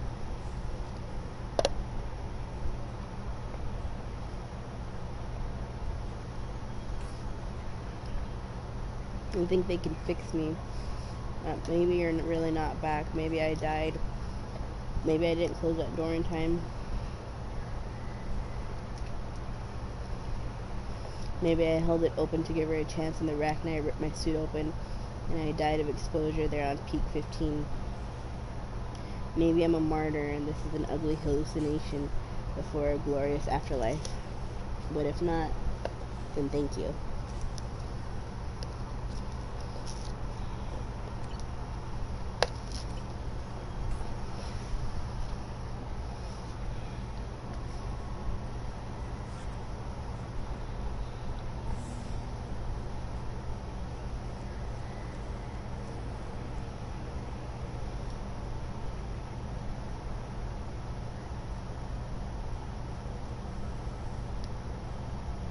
Commander.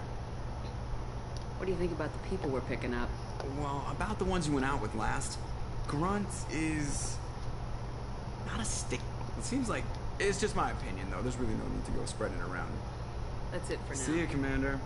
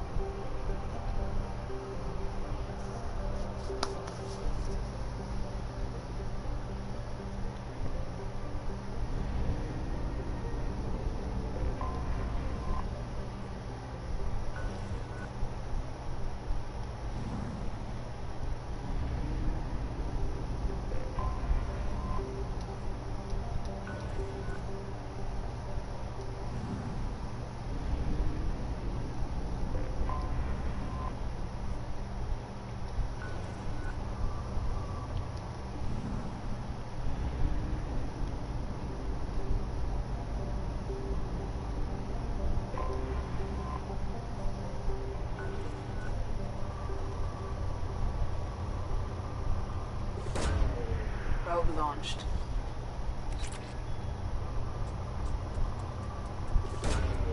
Launching probe.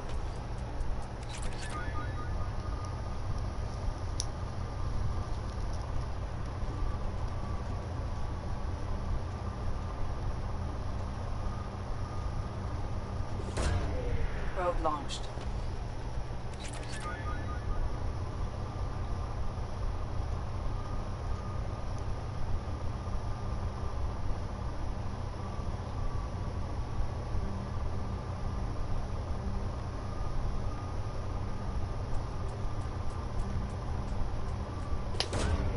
Probe launched.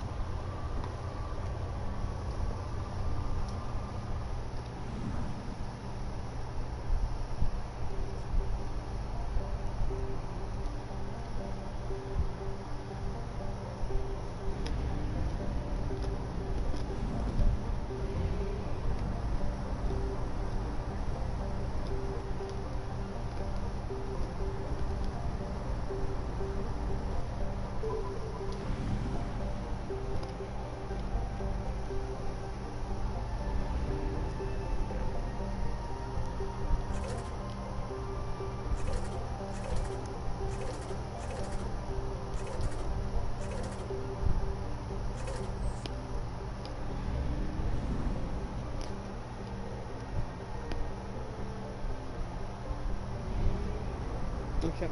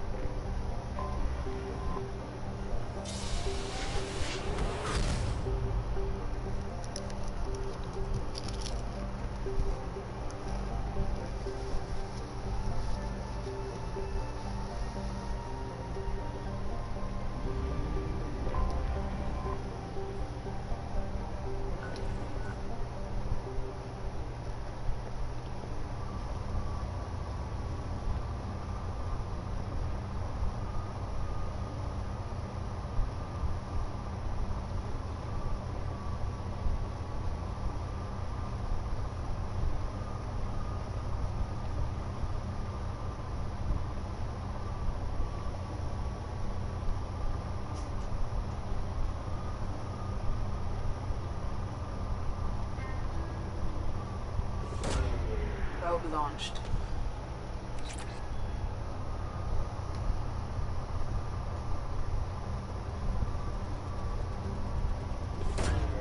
Probe launched.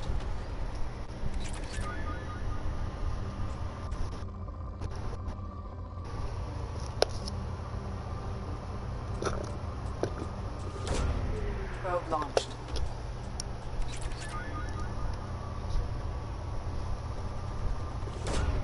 Probe away.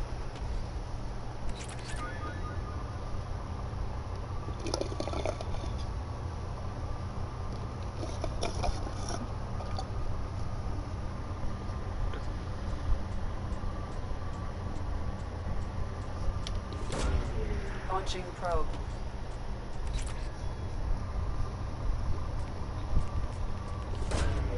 Probe launched.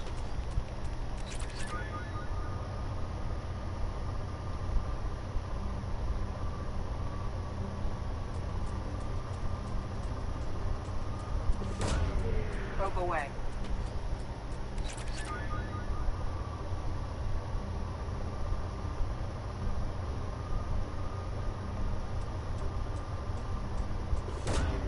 Launching probe.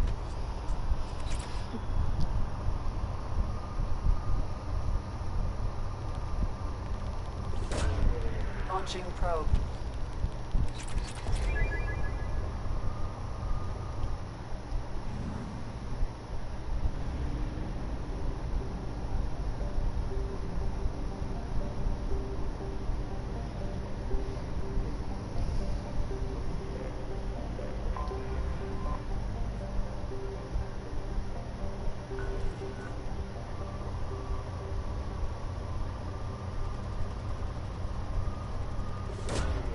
Launching probe.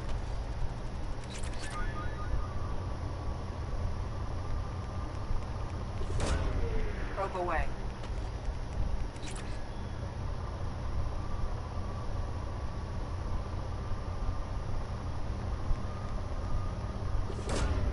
Launching probe.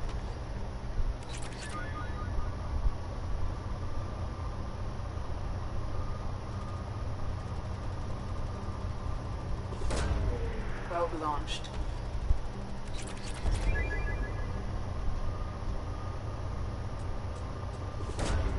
Probe launched.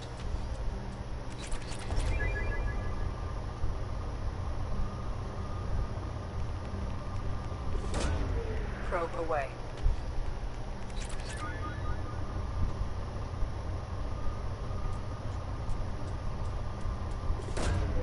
Probe launched.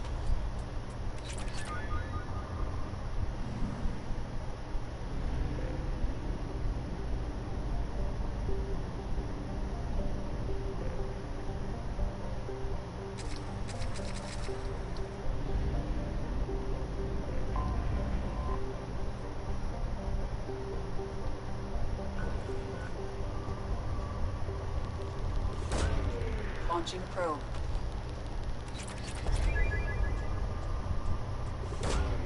Probe away.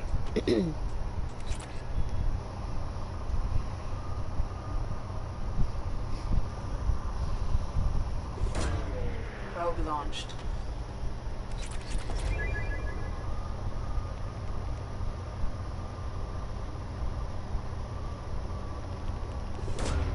Probe launched. Probe away.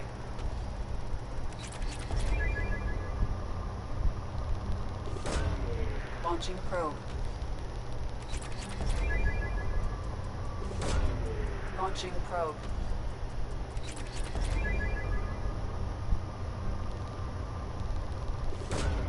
Launching probe.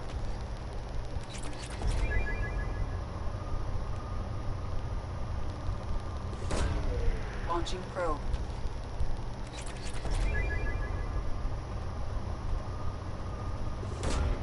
Probe away.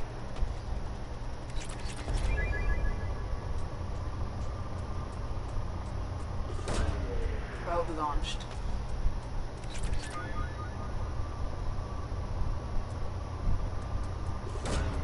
Probe away.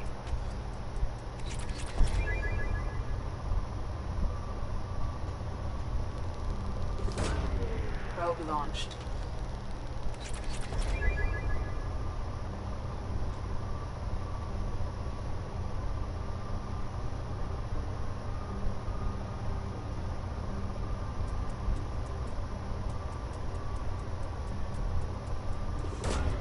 Probe launched.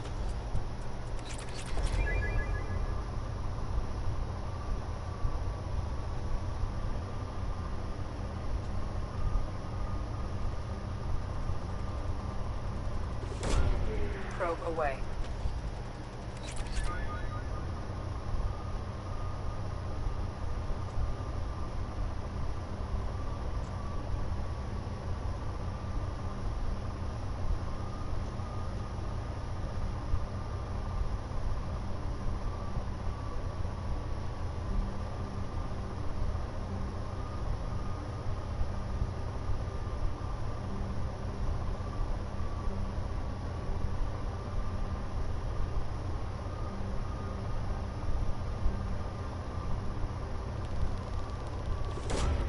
Launching probe.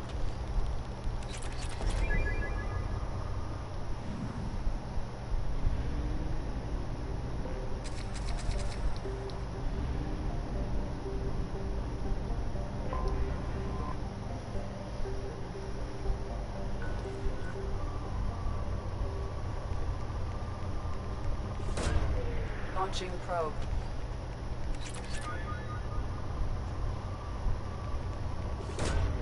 Probe away.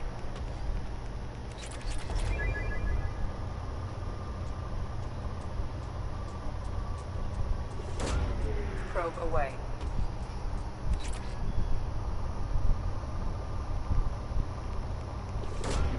Launching probe.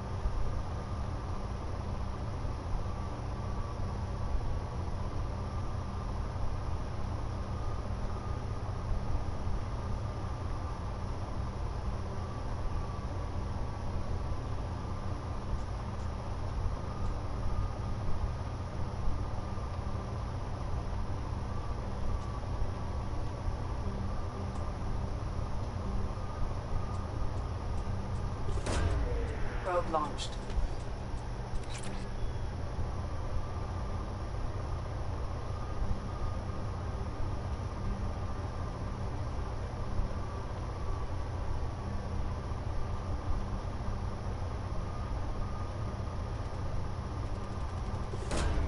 Probe away.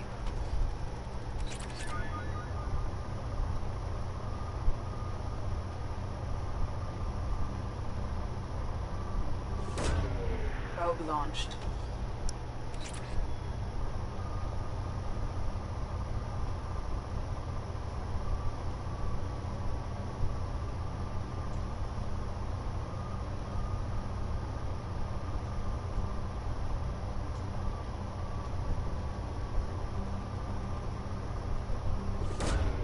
Launching probe.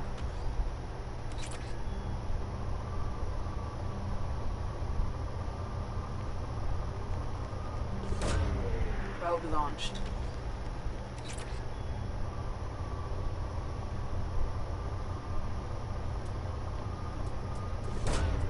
Launching probe.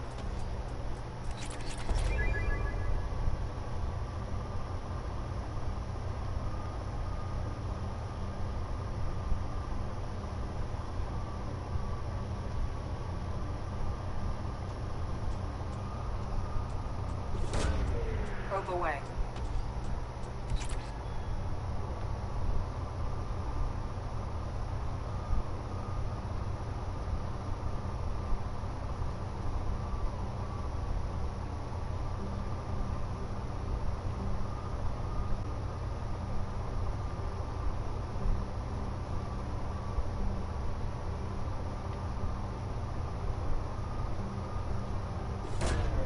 Probe away.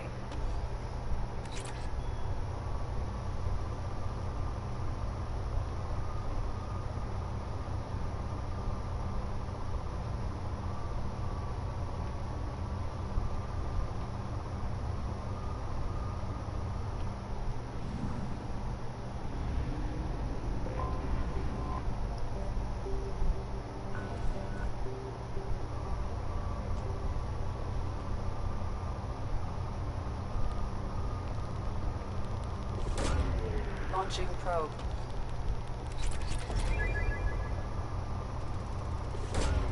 Probe away.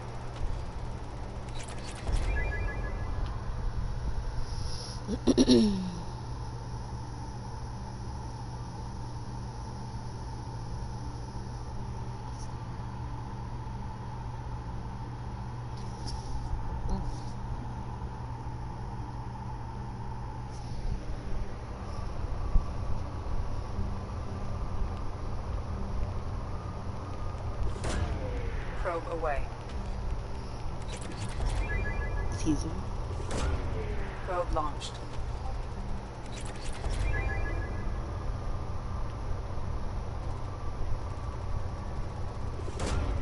Probe launched.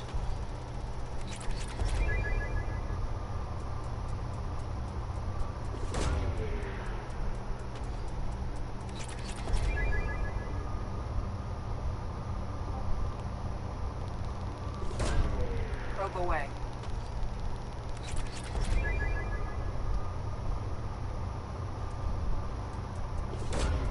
Probe away.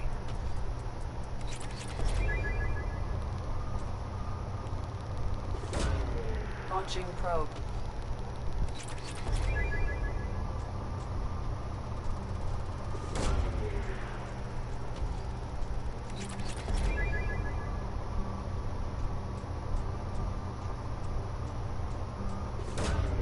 Probe away.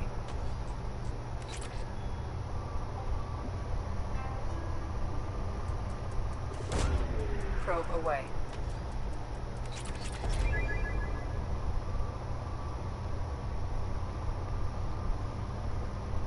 Hello, welcome back. No problem. Is everything okay?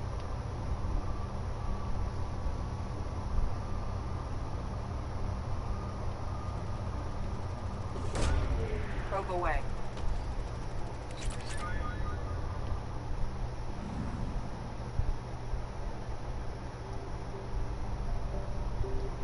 I have to feed my fish. Hold up.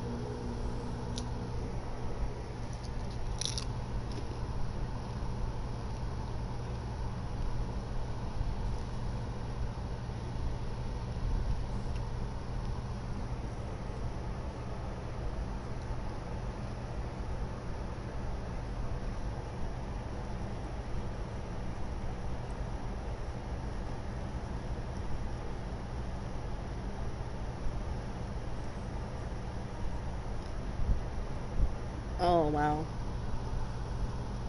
I mean, so your candidate called you back and explained to you why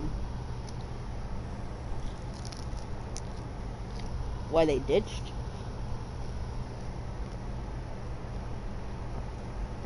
Or did you have to like kind of mediate that whole thing between candidate and client? But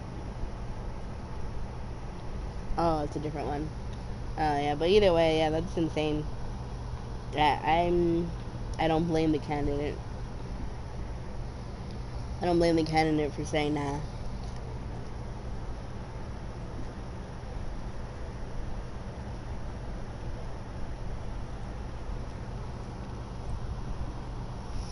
I mean, at that point, you know, your managers can't like really. I mean, they can. It's sales. It really is sales. But like from a logical, you know, standpoint, you know, your candidate's gotta eat. You know, who's gonna say no to more money?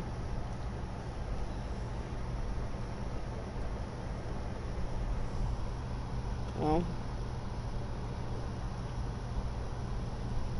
that's the thing with sales. They're always like numbers matter, but like they don't think about other people's numbers.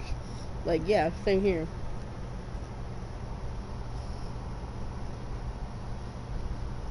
If I were offered 2 whole units above what, you know, you guys are trying to make me take, fuck yeah, I'd say screw you guys. But, you know, I feel like sometimes companies always have to play the victim.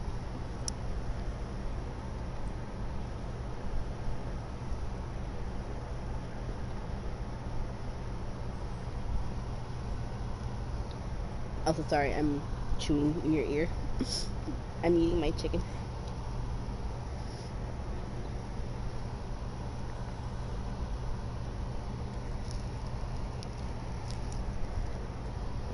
No, yeah. I hope that doesn't affect you too bad. I mean, there's literally nothing you can do unless, you know, your client's willing to play hardball and give them those extra 2 units, but I doubt it.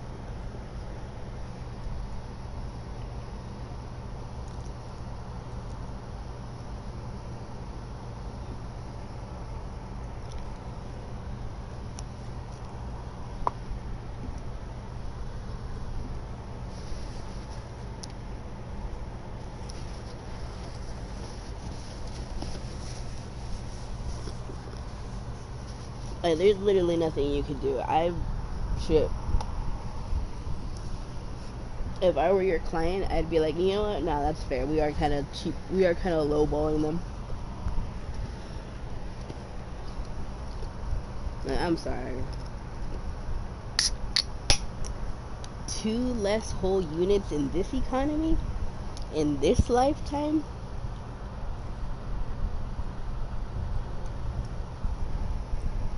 I'm sorry. Global warming is not going to wait for me to get a promotion in order for me to feed myself.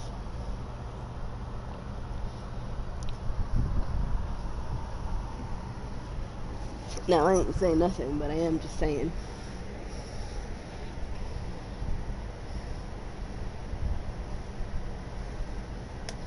What do you mean they can't justify it? That's so stupid. You know, if they're so pressed about wanting this candidate, you know, they're so pressed about wanting this candidate, and in turn they're pressing you to do what you can to get them this candidate, Why the fuck aren't they playing ball? Like I said, everybody needs to eat. You need to give them eating money.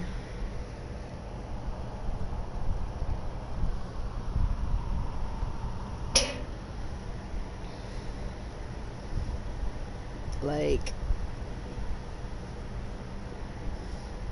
honestly, even if they're willing to work with it by saying, you know, like 16 or like 16.5, you know, that shows that you're willing to work and or work with them. You know, I as a candidate would probably consider that. I'd be like, oh, okay. And is there incentive to move up and, you know, within a certain, you know, period? Like, do you guys give bonuses or raises after a certain amount of time worked? Like, I don't know. Either way. Also, do you want to romance Garrus?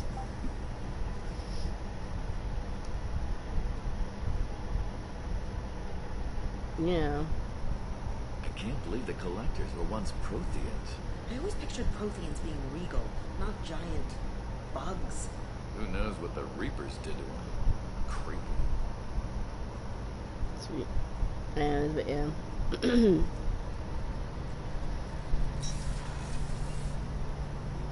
Let's see if we can talk to him. Shepard, need me for something? Have you got a minute? Sure, just killing time anyway. I wanted to thank you again for your help with Sidonis. Whatever happens with the Collectors or the Reapers or whoever else comes after us, I know you'll get the job done. You actually think we'll find something worse than Collectors or Reapers? I like to expect the worst. There's a small chance I'll be pleasantly surprised. He is so cute, God. I couldn't do this without you, Garrus. Sure you could. Not as stylishly, of course. It's strange going into a suicide mission on a human ship. People don't prepare for high-risk operations the way Turians do.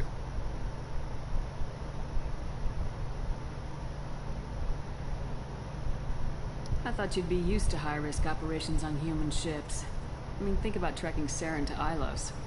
Sure, but that was quick. We raced out, landed, blew up some Geth, and saved the galaxy. This time we've got Miranda and Cerberus and that AI all telling us what we're up against. I think I prefer blind optimism.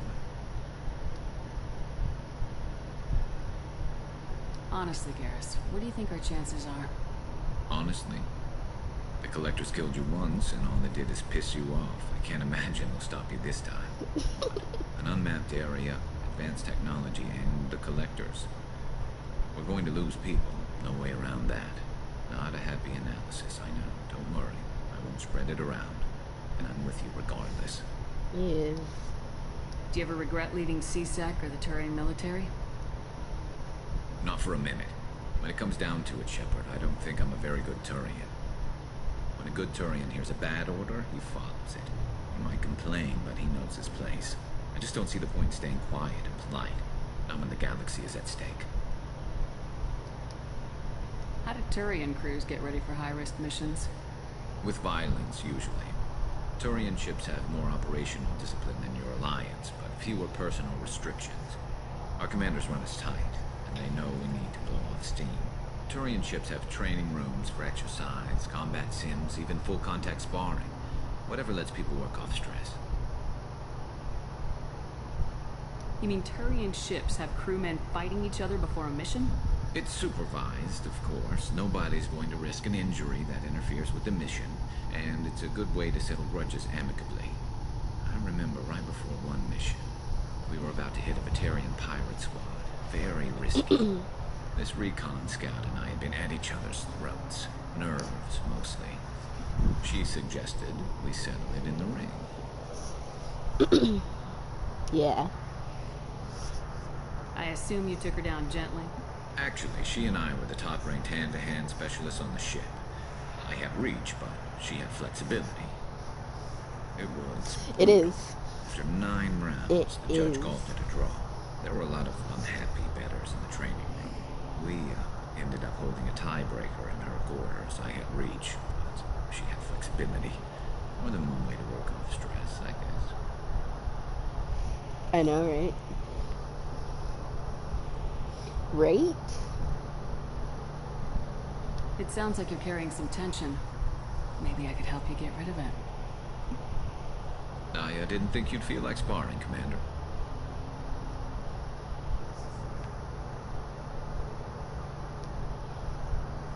What if we skipped right to the tiebreaker? We could test your reach and my flexibility. Oh, I didn't. Never knew you had a weakness for men with scars. Well, why the hell not? There's nobody in this galaxy I respect more than you. If we can figure out a way to make it work, then... yeah, definitely.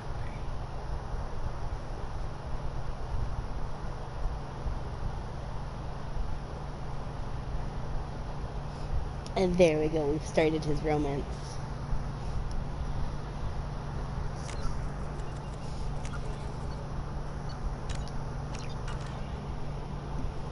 Soon.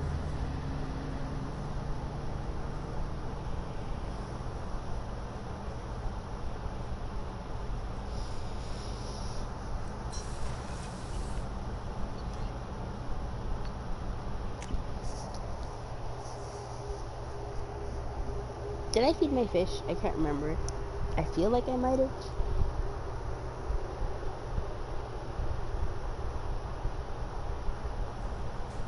It doesn't hurt to feed my fish again. Anyways, but yes, soon. Soon. Sadly, his initiating his romance is a lot slower than initiating like the romance with, say, Jacob. Or even Thane when we get him. I haven't gotten Thane yet. I just haven't felt like it.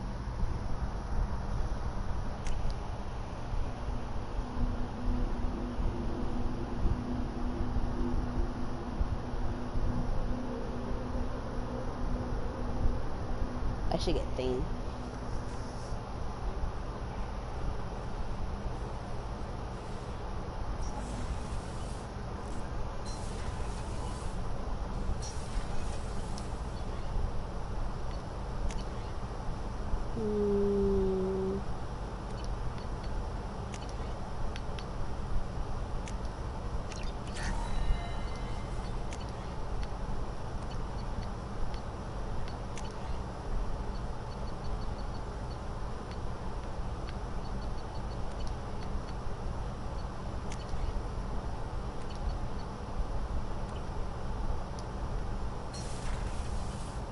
Wait, hold on. Maybe I'm more gonna say something. Shepard, how can I help? Have you got a minute to talk? Yes, good timing, in fact. Excellent. Made breakthrough. Can share results while next samples grow. Hate waiting for culture analysis. Never fast enough. Usually no result in advance. Just checking work. Have to be careful. Getting off track. Discovery. Based on Prothean collector connection, can examine technology, chart Reaper species modification, fall of Protheans. Sweet. Hold up. I'm adjusting my pillows.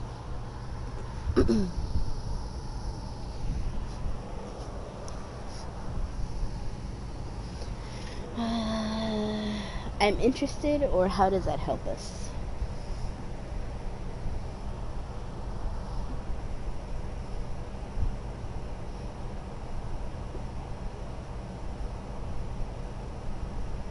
Interested. Tell me what happened. Early stages similar to indoctrination. Can guess captured Protheans lost intelligence over several cloned generations. Cybernetic augmentation widespread afterward. As Protheans failed, Reapers added tech to compensate. Mental capacity almost gone, replaced by overworked sensory input transfers. Transmitting data to masters. Ooh. Is there anything we can do to help them? No. No glands replaced by tech. No digestive system replaced by tech. No soul replaced by tech. Whatever they were, gone forever. Understand now? No art, no culture. Closer to husks than slaves. Tools for Reapers. Protheans dead. Collectors just final insult. Must be destroyed. I like how passionate he is about it, about them not having souls. You know, considering everything he's done and, you know, being a scientist, the fact that they're unable to create art or advances for themselves is what really offends. And that's, honestly, that's a very sciencey way to look at things. Just abhorring stagnation. You know what I mean? Honestly, that's big Mitsley vibes. That's why Mitsley left heaven, because of all the stagnation. Not that he necessarily was like big into people having the free will to be idiots or having the free will to like mate everywhere. But I mean, the fact that heaven also restricted knowledge and history and all that, that really incensed him. It just wasn't conductive to having a full set of variables in day-to-day life. I didn't think you needed any more motivation than you already had to stop the collectors. Enjoyed challenge. Saw necessity of attack on collectors after plague on Omega. Their work, my people. Hard to care about two armies. One wins, one loses. Always work to do after. Now, have more context. See what collectors are. Wasn't looking for other work before. Don't mean to imply that. Just committed now. Won't let you down. I love him. He's so sciencey. He's such a war crimer. It's hard to care about two armies. That's honestly a pretty good line. What is it about the collector's modifications that bothers you so much? Disrupts socio-technological balance. All scientific advancement due to intelligence overcoming, compensating for limitations. Can't carry a load, so invent wheel. Can't catch food, so invent spear. Limitations. No limitations, no advancement. No advancement, culture stagnates. Works other way, too. Advancement before culture is ready. Disastrous. Saw it with Krogan. Uplifted by Solarians. Disastrous. Our fault. You blame the Solarians for what the Krogan did? Yes. Like giving nuclear weapons to cavemen. Krogan unprepared for spaceflight, technological advance. Krogan could have evolved alone, worked out aggression, been ready to use new tech responsibly. Instead, Solarians came, disrupted Krogan culture, used Krogan as blunt instrument against Rachni. Short-sighted. Foolish.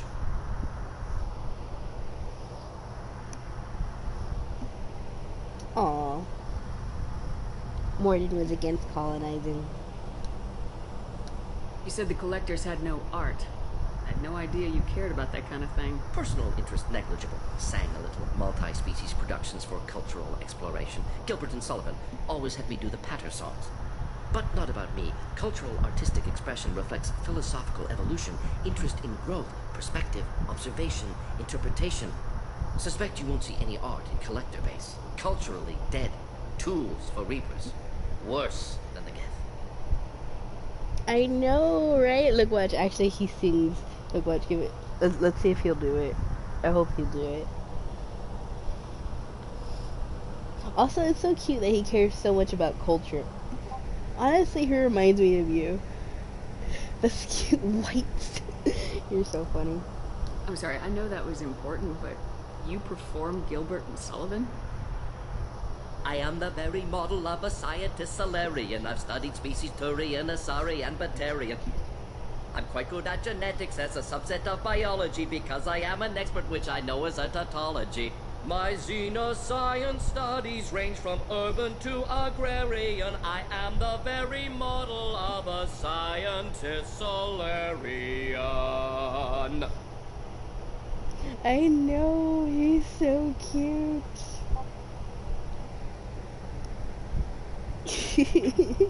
His little throat clear.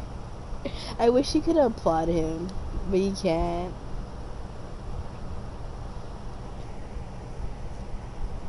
I really wish you could applaud him. He is, honestly, if it wasn't for Garrus being, you know, kissable and Grunt being my baby, Morden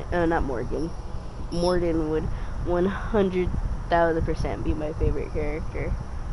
He's just so funny. And, like, he's honestly so real. He's just, like, the best example of a scientist. I really wish I could have plot him.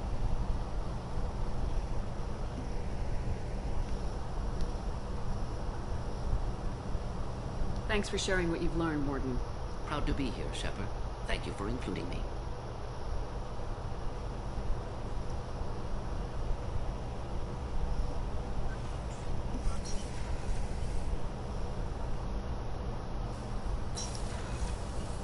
Oh, wrong way.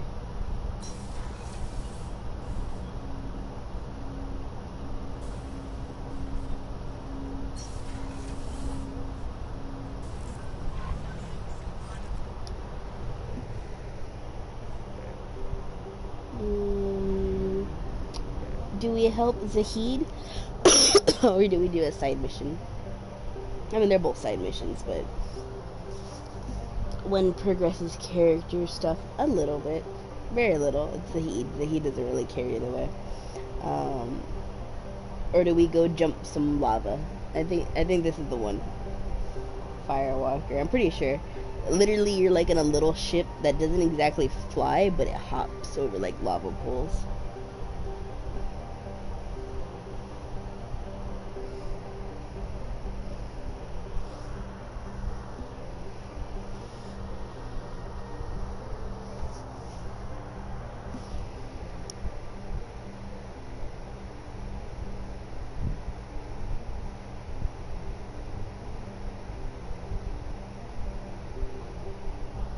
Lava pools.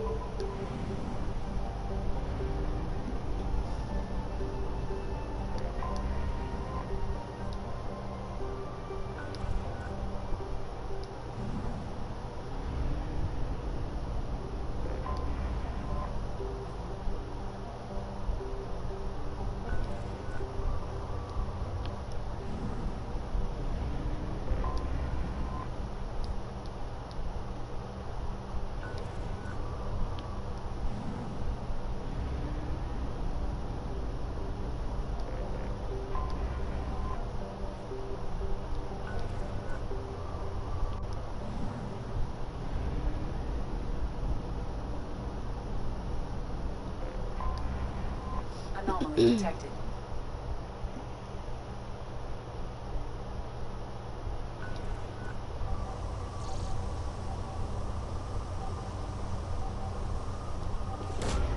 Probe away. Scans have found something.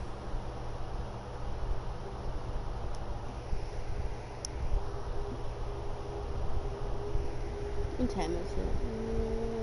4?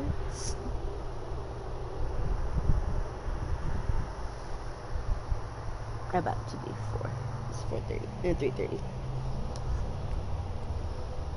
Oh, who do you want to take? The baby or the war crimer?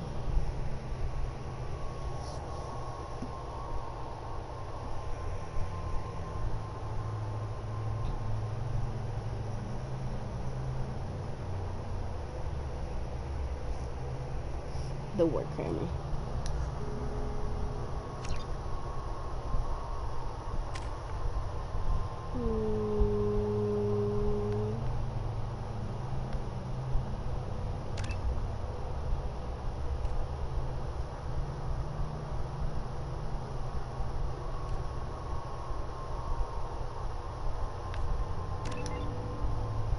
I like burning things alive.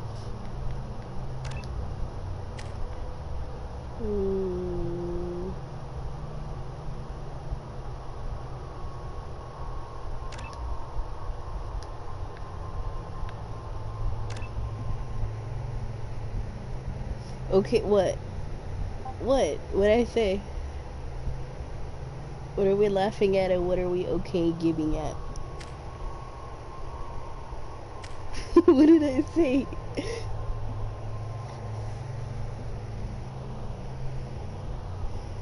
Like, I do.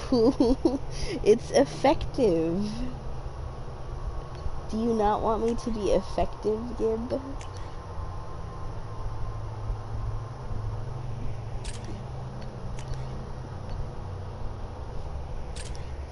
It is indeed. See, there you go. You can't.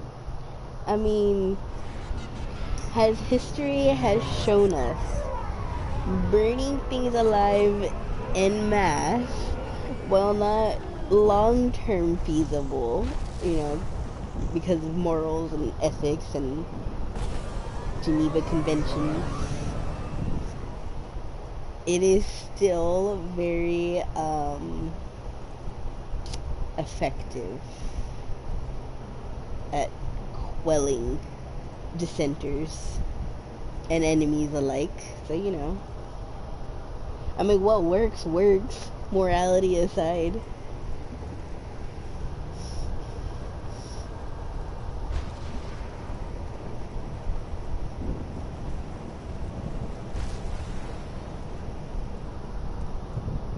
Hello, Pikachu. I don't think the ship is safe. We've run into the gap far too often. I'm going to stay at the next site with Dr. Aloy. I think we'll be safer there. Hi, Pikachu. Oh, look at you. You're so cute. You're so cute. With your little headbutts. Pikachu agrees with me that sometimes you just gotta burn people alive. You know, it's just what you gotta do. I gave her some Switchies for you. Well, I gave her pets. She's not close enough for some. Oh, now she is. She headbutted my arm to give her more pets. You know, I feel like if Pikachu could be a war crimer, she would be a war crimer. I feel like out of all my cats, she's the one with, like, I won't say the least amount of empathy. I think she has empathy. I just think that she can logically overcome her empathy. I feel like Rosie might have the least empathy out of all my cats. Hi, Pikachu. Are you giving me kisses?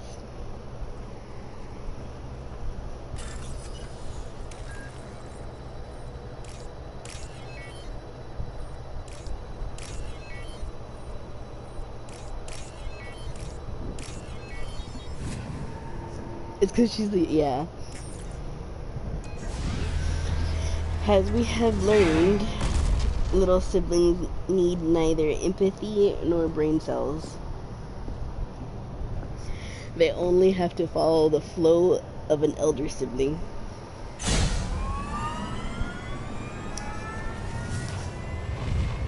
Primary systems online. Wait, is it? Is this? Welcome to the M44 Hammerhead Infantry Fighting Vehicle. This is your onboard VI. Wait, is this why Lolly has no empathy? I feel like this is why Lolly has no... Guided missile system active. I feel like this is why Lolly has no empathy, because technically she's the youngest.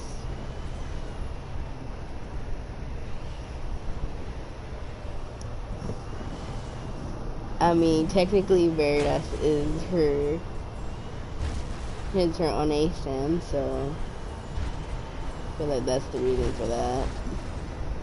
It unfortunately is.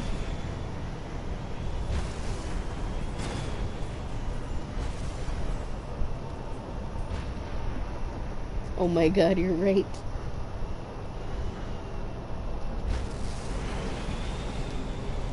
This technically... Mission objectives located. Acquired. This technically, Gib, very technically, makes Veritas and Angel 777 middle children, which explains Pikachu. Ah, no, she's stepping on the thing. That's Pikachu talking to you. Oh, it's Pikachu giving you messages from the beyond.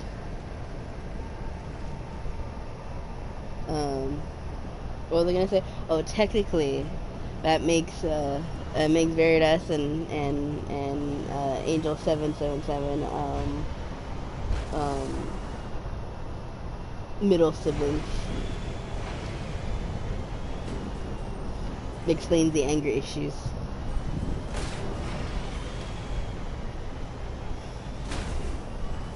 Would you look at that? That I hate that. It makes sense for 778. Can I not do it? Oh, yeah, I can. Was it gonna be the problem?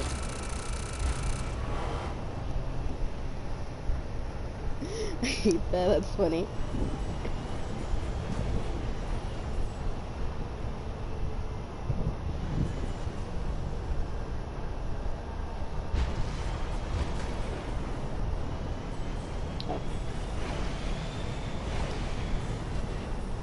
Obstruction detected.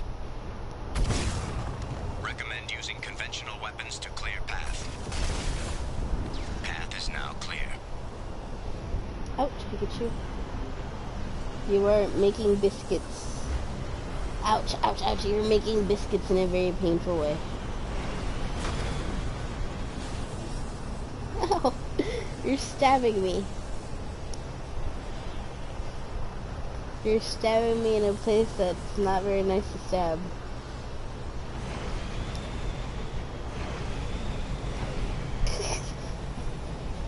She's overcoming her empathy.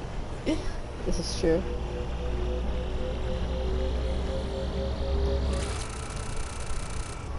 I'm sorry, but I think Pikachu is little Sib coded because, like, she both has empathy for me, but also loves me the most when she's causing me pain. Because for nobody else, like, she sleeps with nobody else the way she sleeps with me, but also if she wakes up nobody else the way she wakes up me. With me, I'm the only one she'll like bite my nose or bite my lip and purr. Like, she'll give me a piercing while I'm asleep. She'll give me a piercing and then she'll look at me with big old baby eyes and be like, I love you. You know, even though she just like mauled my face while I was asleep. She doesn't do that to anybody else. It's only me that get her very extra special love bites. Little Sib behavior, you're right. Yeah.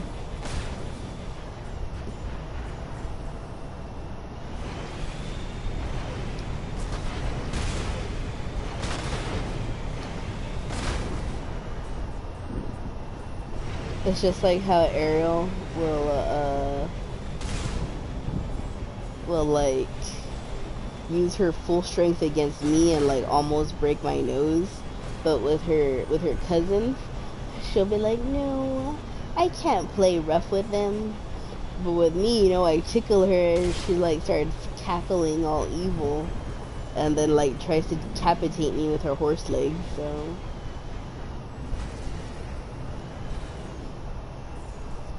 I'm just saying, you little Sibs, man.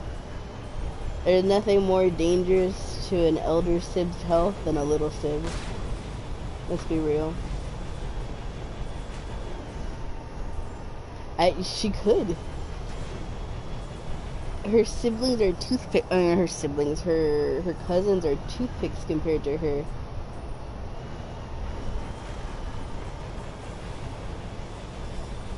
Ariel is muscular and violent.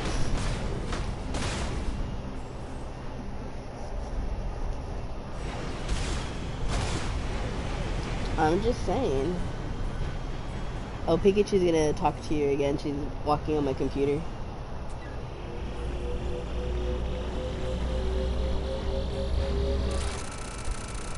I support her beating them. I know, I support her beating them up too. I would actually like it if she like vented her violence on them instead of me. But like, for whatever reason, she's too shy to like push them back even when they're being jerks. But me, you know, I'm just like, hi Ariel, and I tickle her a little bit, and then she like fucking tries to Chun-Li kick my face in. I support her. You do what she wants. Traitor. Okay, so you tickle her for... That's fair. That is not fair. It's a little tickle. Oh, shit. It's a little tickle.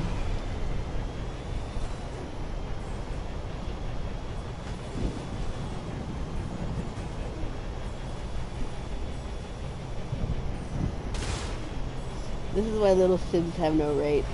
I'm just saying.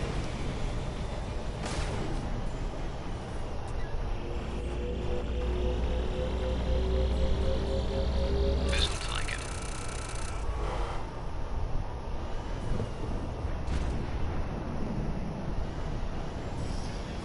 Don't roll your eyes at me. You know what? You know what? I'm tired of defending little siblings. You guys go drink your drugged chocolate milk, Go drink your drugged chocolate milk and then get stolen from your big siblings. How about that? Typical big sib. Oh yeah, well how about a typical little sib,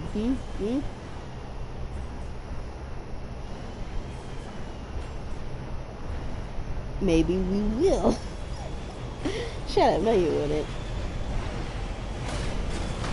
I'm sorry, but no little sib anywhere.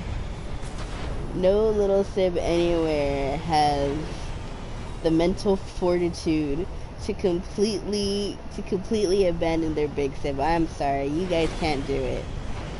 Like I dare you to abandon your big sib.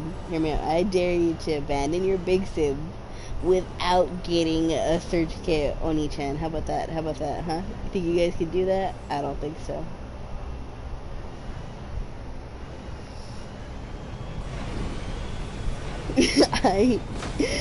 Shut it's because I'm right. It's because I'm right. You can't deny it.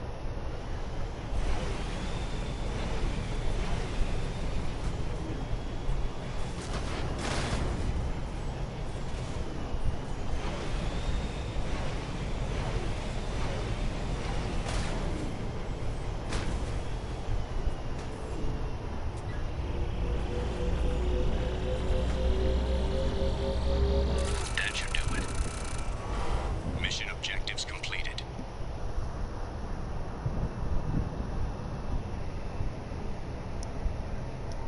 It's because we're nice people who love our big sibs even when they don't love us. I'm sure.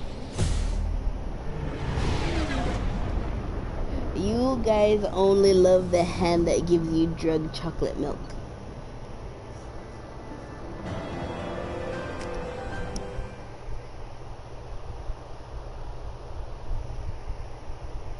Pikachu agrees with me. Yeah, see? Pikachu said meh.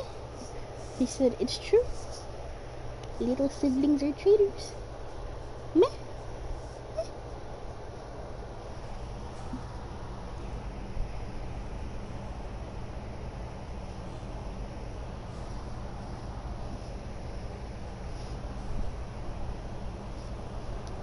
Oh wait, no, my fish. My fish. That's because she's a part of the elitist class of big sibs. That's true. Commander, you've received a new message at your private terminal. You know what? You're not wrong about that. I will agree with that. She may be little sib coded to me, but she is definitely a big sibling too. Oh, kisses. No, she's definitely a big sibling to the other cats.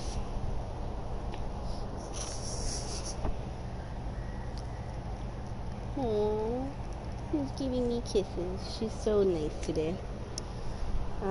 From Mr.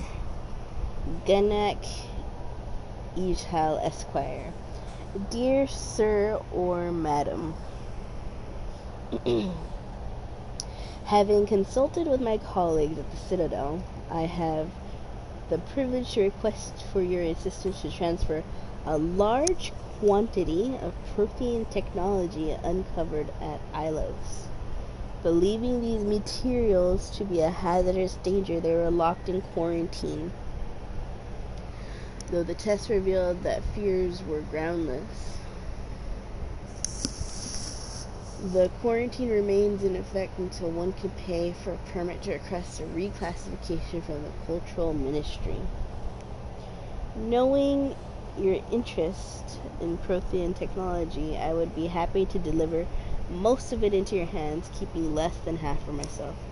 As a Batarian, I cannot engage in council official activities, but if you transfer 20,000 credits required to me, this exchange can be made in your name, enabling us both to profit from this happy accident. Please reply urgently with your credit transfer account information. Best regards. That is so funny. You get the Nigerian print scandals. Prototype recovered. Good work on recovering the Hammerhead and One Piece Commander. It'll prove useful. Also, the data recovered from the MSV Rosalie's emergency beacon contains significant intel on a few planets that Dr. Case and Dr. Oloy investigated. Edie has added the locations to your galaxy map. We hope that one of them leads you to the Prothean side. Despite Dr. K's obvious instability, he's proven to be a brilliant and dedicated scientist. If you salvage more of his logs or journals, it would greatly help our efforts. We still don't know how the Geth are tracking Dr. Chris, so be careful.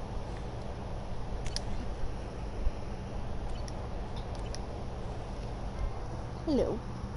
Hi, Pikachus. Did I feed my fish? I can't remember. Did I feed my fish, Pikachu? Do you know? Not yet? Okay. I have fed my fish.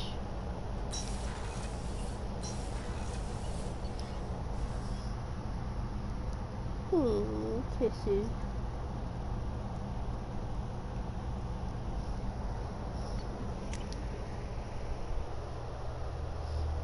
Every time I turn to Pikachu, she gives me kisses.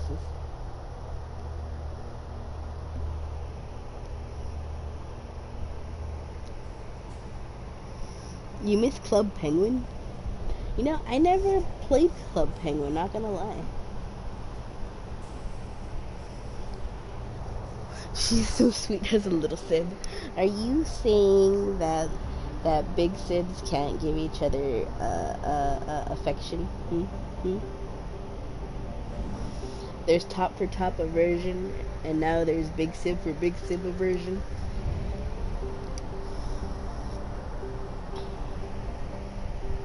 No.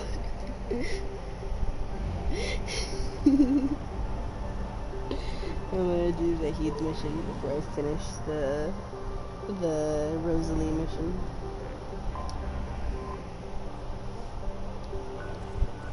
Oh, it's a purple planet. I must mark it as mine. Launching probe.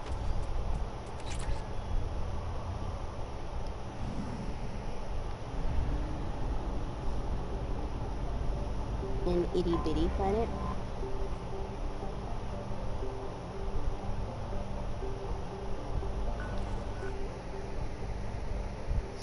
You just said she's little Sib with you, so it doesn't count as big Sib for big Sib infection. That's so funny. I swear, little Sibs only have good arguments and brain cells when they're being contrary. Why? Why? That's the only time that like Ariel like makes good arguments and points, when she's specifically arguing against me. Any other time and her brain cells don't like click together to make the synapses spark.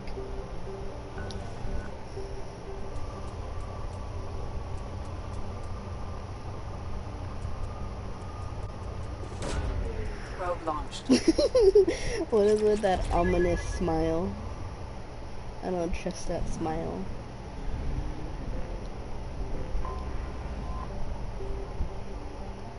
Mud, Sweat, and Spores is how Blue Sun mercenaries characterize a planet that gave birth to their home office. This lush garden world is known for its heavy plant and fungal life, creating spectacular jungle zones over much of its 8 continents. Despite persistent problems with rot and rust, Zora attracts investors and corporations from all throughout the galaxy, since it has exploited only a fractions of its potential resources. The Blue Suns dominate security contracts on Zora so much that residents describe them less like a monopoly and more like a conquering regime.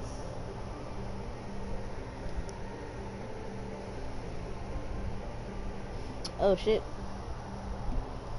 Alright, no problem. Please don't get poisoned. I would not like it if you were poisoned.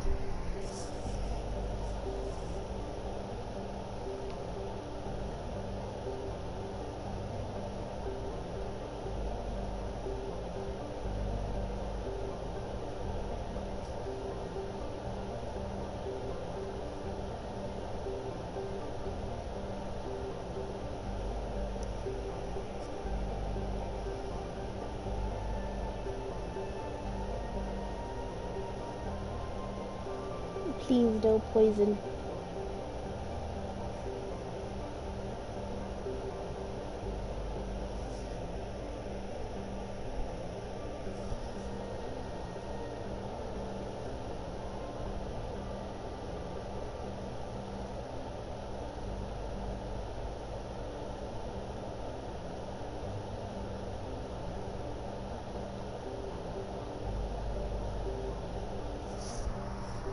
Please, no poison.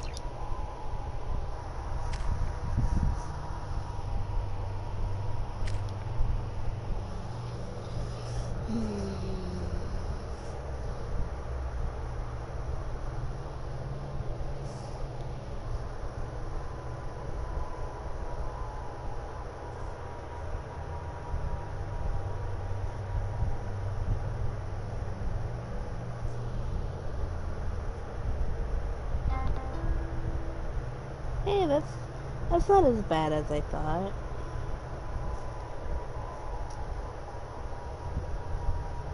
I thought it'd be a lot worse.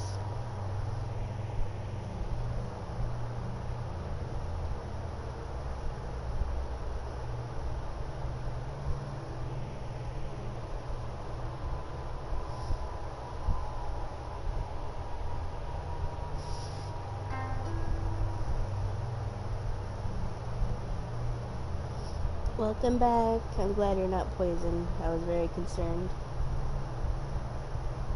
That sounded so sarcastic, but no, literally, I was very concerned. It's just because I was distracted. I'm sorry.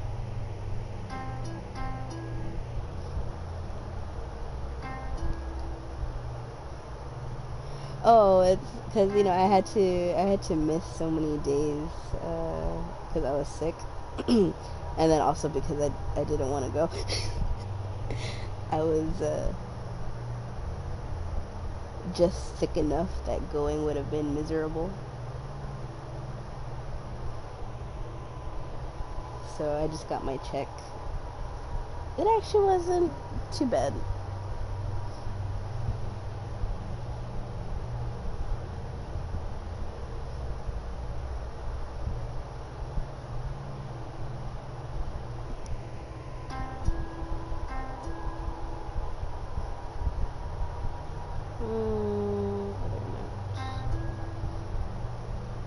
No. Gib, I live in America. No. We don't have, it's full-time, yeah, but we don't have, any type of medical plan attached to this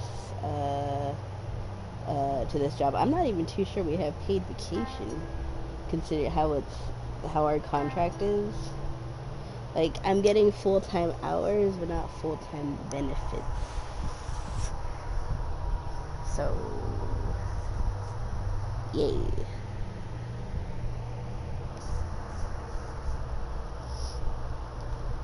And I would at least like vision, because I need new glasses. My glasses are probably, the prescription's probably going to be out of date soon. And then I need, I just would like the ability to see without seeing through scuffs. Yeah, well, again, it's America. Home of the free. Except for, the things you need to survive.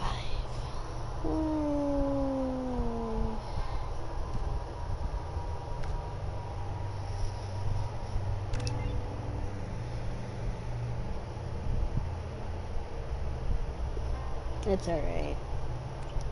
I'll probably go get glasses soon, even though I'll have to, pay out the ass for them. And then it's a little bit harder to get on, the free, quote-unquote, national healthcare. Well, it's not really national, but federal healthcare here in the state that I'm in. Over there in California, I had it, so, especially because I wasn't making a lot of money. They took care of a good bit of it. There wasn't a lot that I had to do out of copay. But here, unless I'm a senior citizen, military, or very, very, very, very, very disabled, I don't qualify for it. I technically make too much money. I can eat, therefore I make too much money. It's because of the Republicans, yeah. You are 100% right. It's because of the Republicans. Sadly, as progressive as my town is, and certain other towns, it's still a red state. Okay. Yeah. My mom was bullying me forever to, apply for it. And I'm like, I'm not gonna get it. I'm not gonna get it. And she was bullying me. She's like, yeah, you will. You have a job now, but, it's still... A shuttle landed near your location. Check it out. Here we go. Keep close. And she's like, your yearly pay is still below this number. I'm like, okay. I'm not gonna get it, though. It's either be jobless and get coverage, or afford to feed yourself, don't afford to go to the doctor.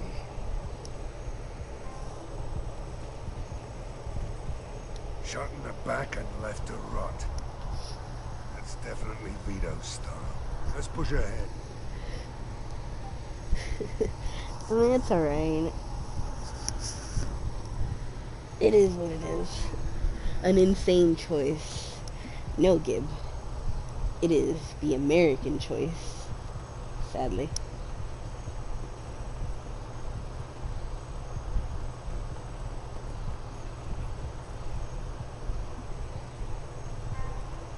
Wait, which way did I come from?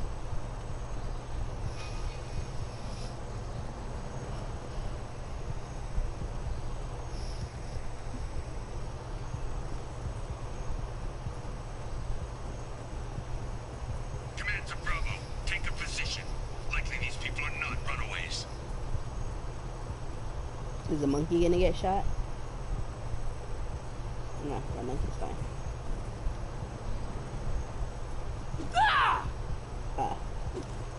I can't punch the monkey. I don't want to shoot the monkey, I just wanted to punch it.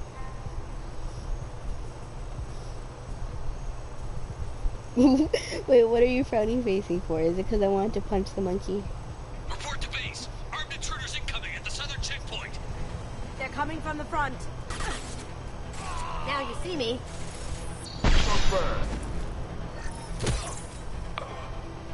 Okay, but you can shoot it. Yes, I can shoot it. You can definitely kill the monkeys.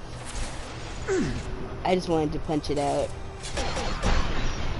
I mean, punching it out technically kills the monkey as well, but it feels somehow more humane than if I shot it with my anti-tank rifle, you know what I mean?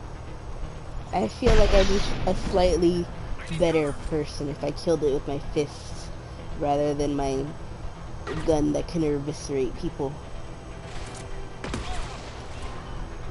You know what I mean? It's a thin moral line, but a moral line nonetheless.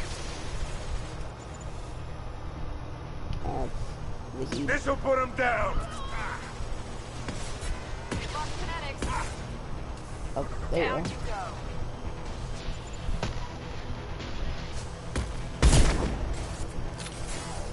Did I get it?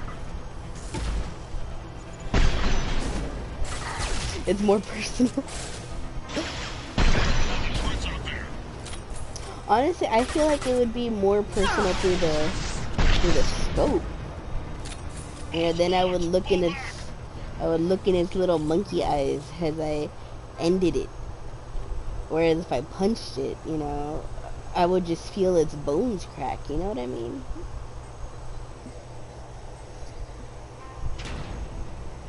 What is the monkey suffer? If any of you retreat while the intruders are still alive, I'll kill you myself. Now get the hell back out there. Vito. Sounds like he hasn't changed. Feeling you have a past with this, Vito.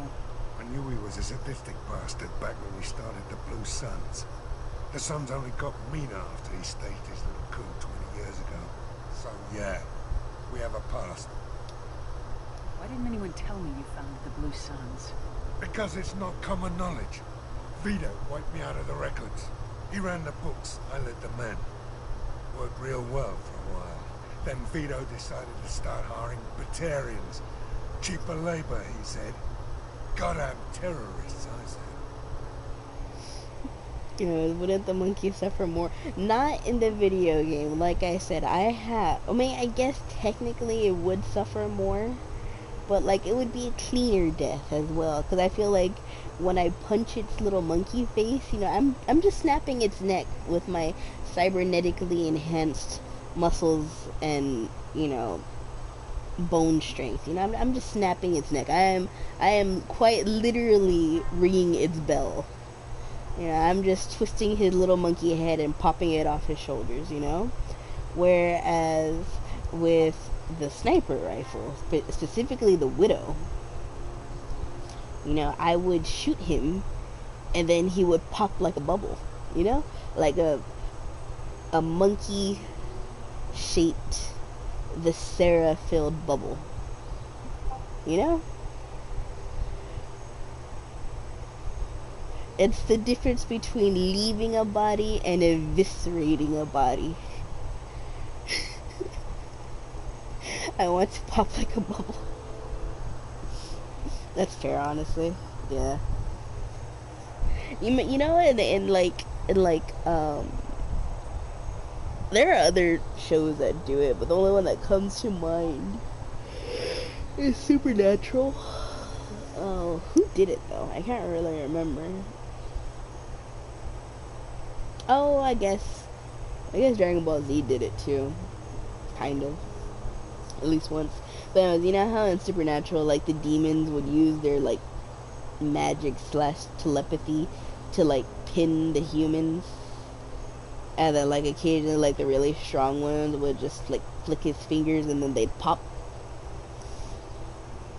Who else does that? Oh, fucking, I know who I'm actually thinking of. Yeah, they did that too, but it wasn't that memorable. Who I'm actually thinking about is Dr. Manhattan and Rorschach. You know, when Dr. Manhattan popped Rorschach into a little butterfly bubble?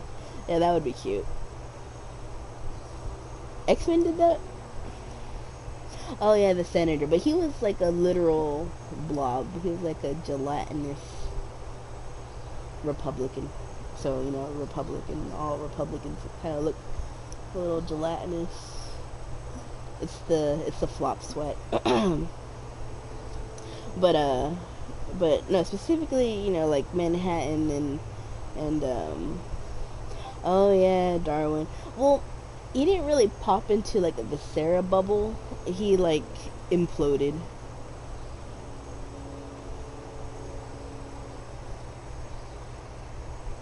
You get what I mean. I feel like that would probably, the way like Dr. Manhattan was like popping the Viet Cong and Walter. Not gonna lie. I mean, yeah, it was gory and bloody and viscera-y, but I can't imagine it actually hurt. Like, he just atomized them, so like, I don't think they could feel it. 20 years is a long time to hold a grudge. A grudge? Vito turned my men against me. He paid 6 of them to restrain me while he put a gun to my head and pulled the trigger. For 20 years I've seen that bastard every time I closed my eyes, every time I sighted down on a target, every time I heard a gunshot. Don't you call that a goddamn grudge? You survived a gunshot to the head? Yeah. And you survived your ship getting disintegrated. A stubborn enough person can survive just about anything. Oh, Rage yeah. is a hell of an anesthetic. Though that one, it definitely looks like it hurts because she doesn't necessarily pop them, you know, all at once. You know, when she doesn't like atomize them. She like takes out a chunk from them. Cause remember how she killed her friend? Like, she popped his fingers off first, and then she popped part of his jaw, and then she popped his head, but he was still like functioning a little bit while his like brain fell out. I wouldn't want to be popped like that. I'm not the right kind of popping.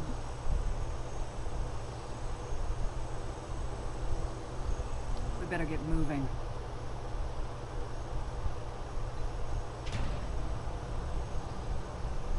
They're at the southern axis. All squads mass at the gatehouse. Now! They know we're here. Bring it on, you son of a bitch!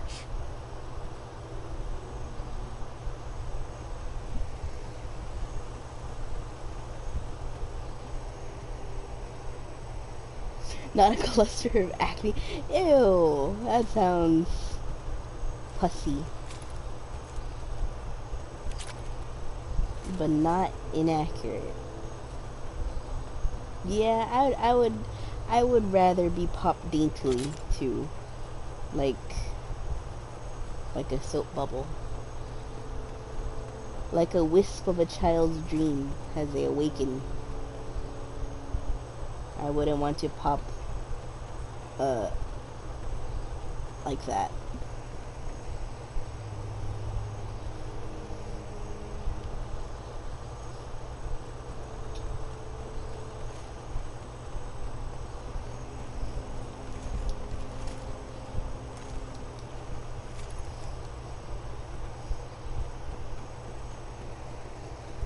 I wouldn't want to pop like somebody with sleep paralysis. Yeah, that's probably the equivalent there.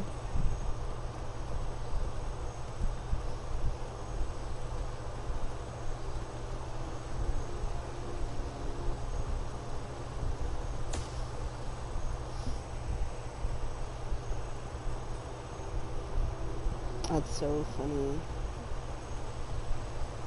Squad Charlie, Delta. Man's on the gatehouse.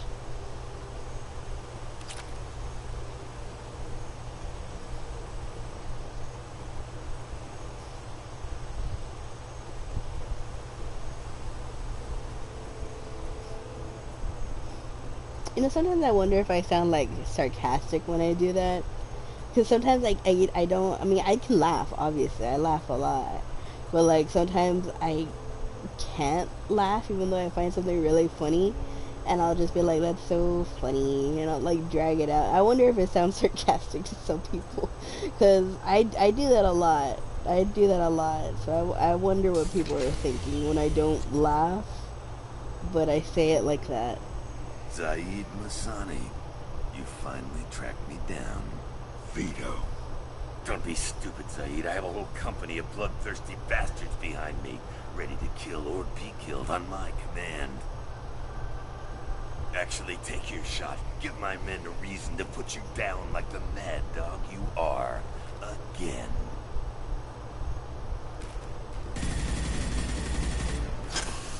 What was that? Gone nearsighted, old friend. Burn, you son of a bitch.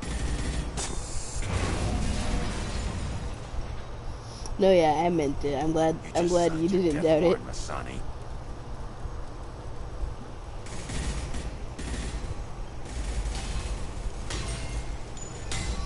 What the hell are you doing?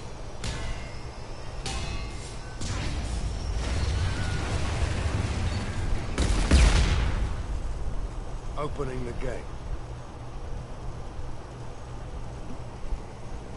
I don't think I'm neurotypical enough to doubt it. That's so We don't funny. sacrifice lives for the sake of the mission. There's always a better way. Like what? Wandering out in the jungle for hours looking for another way in. You want to waste time out here? Go ahead. I'm gonna kill Vito. You're endangering lives and the mission for your own selfish revenge. You really want to do this, Shepard? I ought to knock you the hell out. Thanks to you, we have a burning refinery to save. Let these people burn. Vito dies, whatever the cost.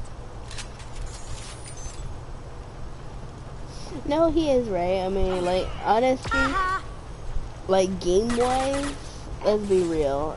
Shepard has done the exact same thing. Like, Shepard has definitely exploded a few buildings to get what she needed. She doesn't really have the moral upper hand here if we're going by gameplay. But, you know. You know.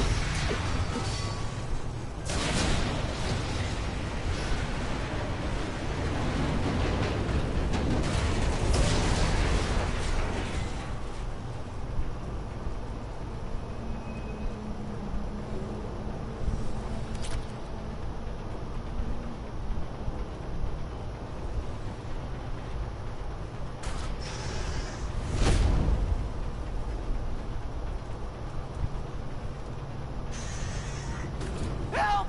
We're trapped! We can't get to the gas valves to shut them off! The whole place is gonna blow! No time. Vito's probably halfway to the shuttle docks by now. You're willing to watch these people die? Damn right I am. We stop to help these people and Vito gets away. And if he gets away, I'm blaming you.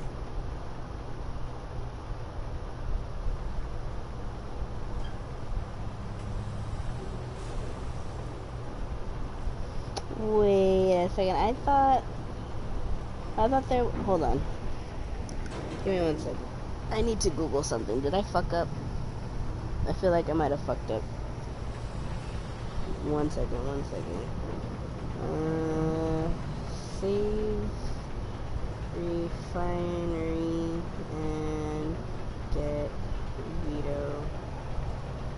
Mass effect 2.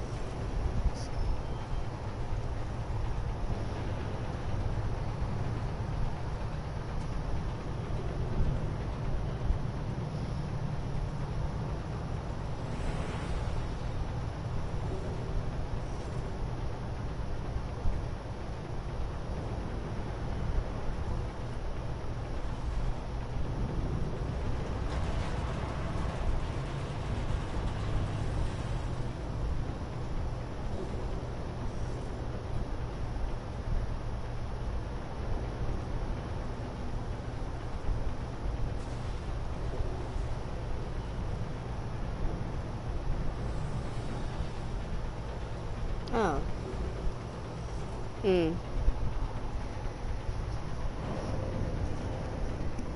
I thought because I had, what's her face, it would work out. I guess not.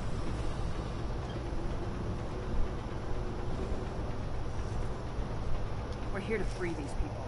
We're going in. I knew this was a mistake. If we're gonna do this, we'd better get to it.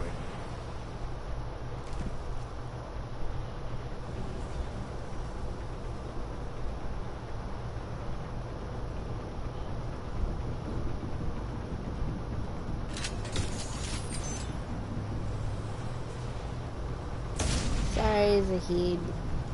I can't afford to lose the Paragon points. Though I personally would have just killed him and ignored all this.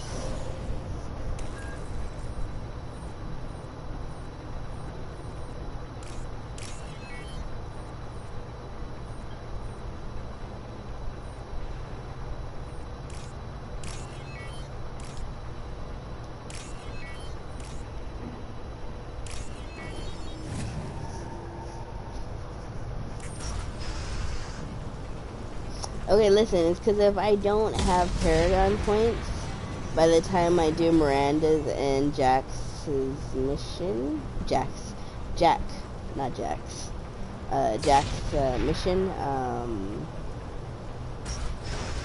Miranda and Jack get into this like big old cat fight, and if you don't have enough Paragon, like it really sours the whole thing. I'd rather avoid the fucking prissy bottom and prison bottom cat fight for strap.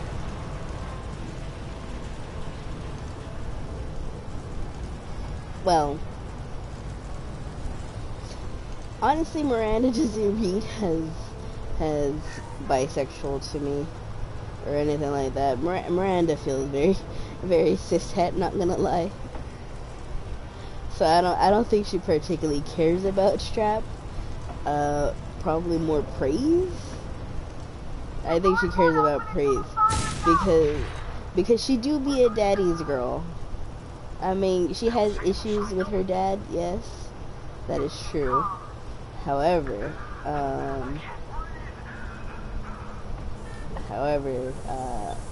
the daddy issues are still there.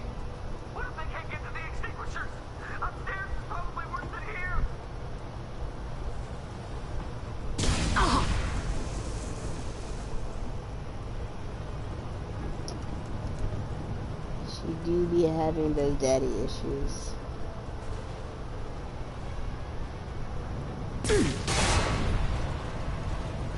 Honestly, people that have been like that. Never mind, that sounds mean. I'm not gonna say it. I'm not gonna say it. But remind me to tell you later.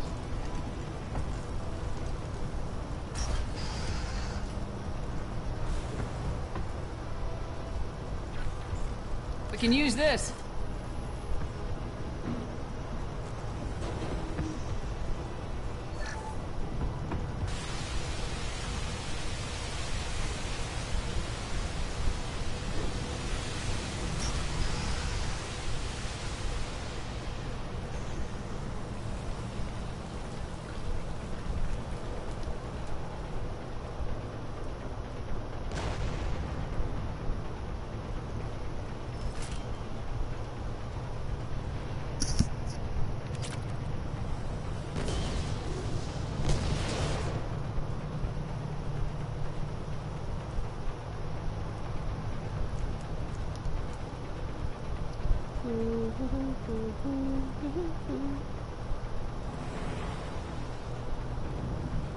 This looks interesting.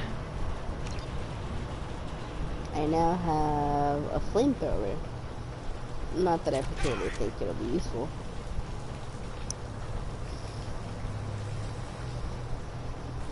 I feel like a flamethrower is pretty redundant when I can use, you know, the cell phone attached to my hand to throw fireballs. You know what I mean?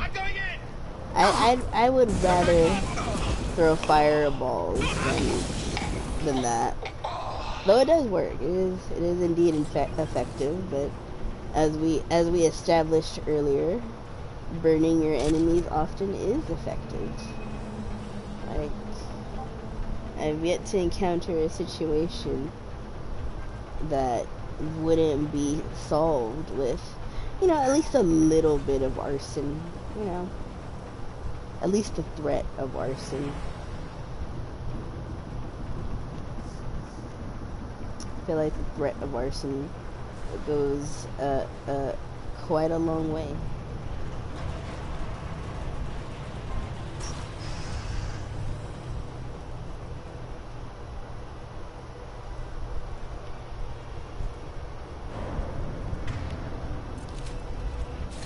Look behind you.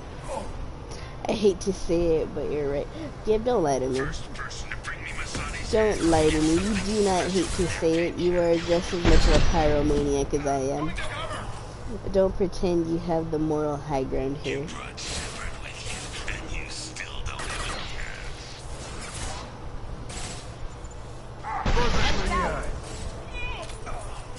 I am, yeah.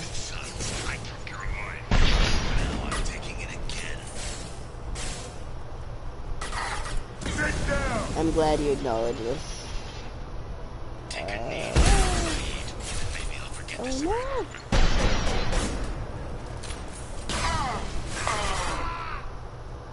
Let that loser die, Shepard. You can walk out when you're alive.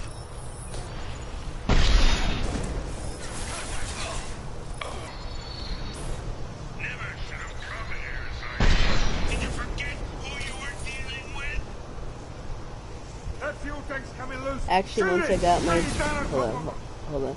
Actually, once I got my chart done by an Indian astrologer, they were like, "Yeah, you gotta stop the fire, dude."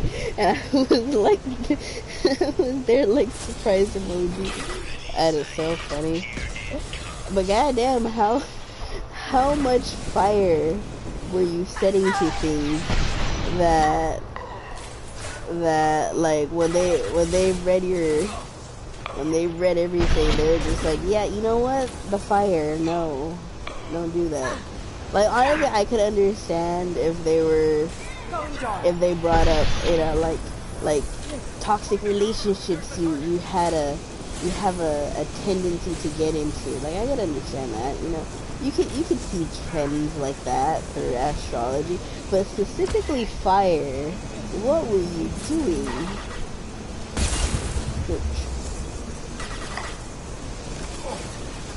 Firing concussive shot.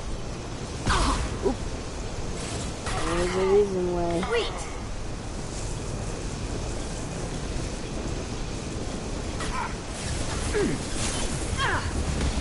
Ouch. There's a lot of things happening right now, and none of them are good.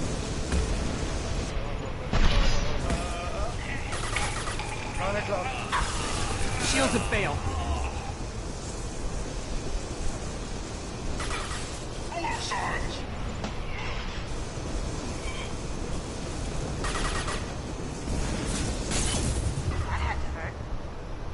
I did hurt, actually.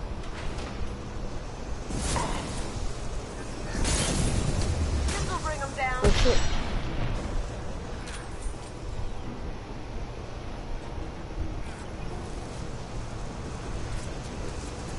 That is so funny.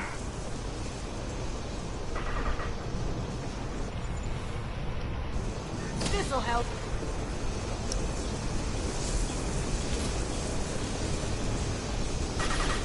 That is so funny. Diagnosed with pyromania by the stars.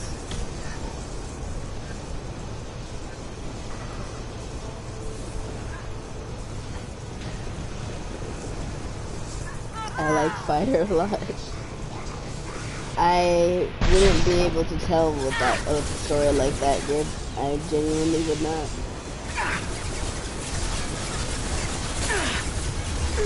Oh shit! Oh, there's shit. No, oh god. Resume.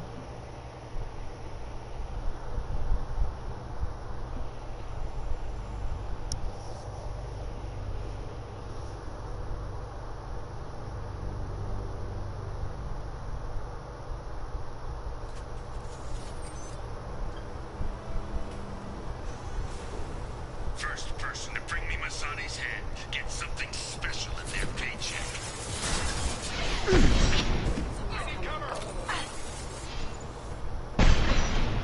brought Shepard with you, and you don't have a chance. Wow, I missed. He was 2 feet in front of me.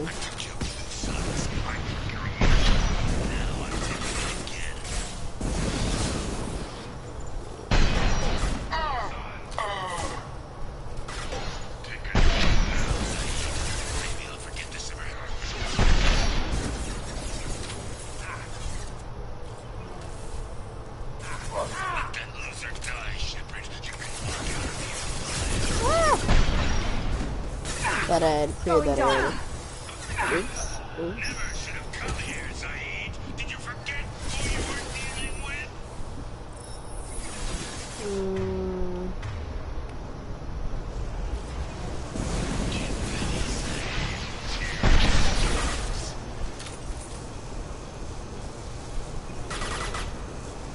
There is quite a lot of fire. There to our left. And the heat is useless to me.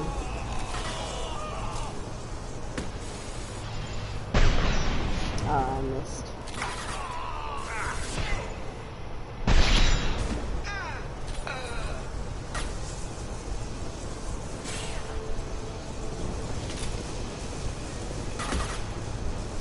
Oh shit, why are you here?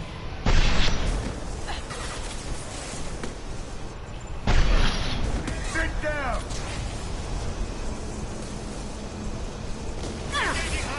Oh, what? Ah. That fuel tank's coming loose! Shoot it! Bring it down on top of her!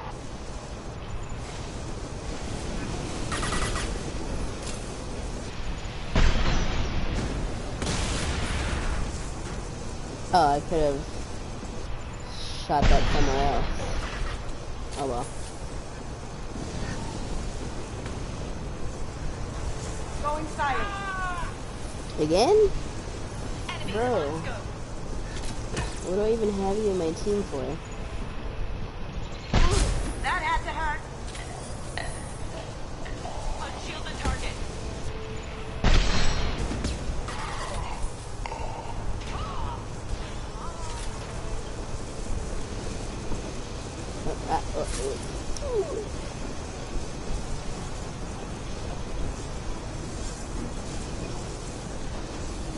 Behind us. Let's see it. I'm just gonna shoot it off. It's like really in the way. It's very harshy my vibes.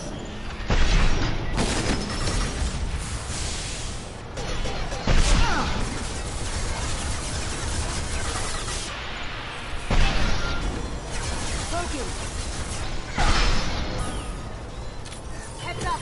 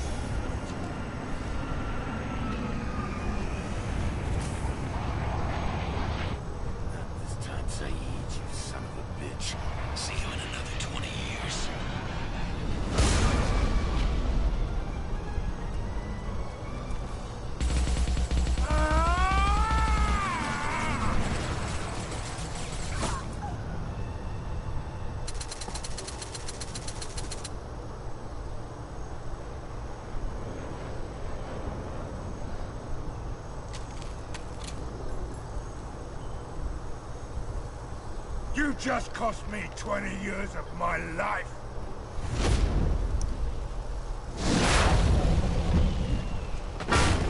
Ah! Son of a bitch! Zaid, you alright? The hell do you care? I'm fine. I'm sorry, now, that come was on, funny. get me out of this shithole.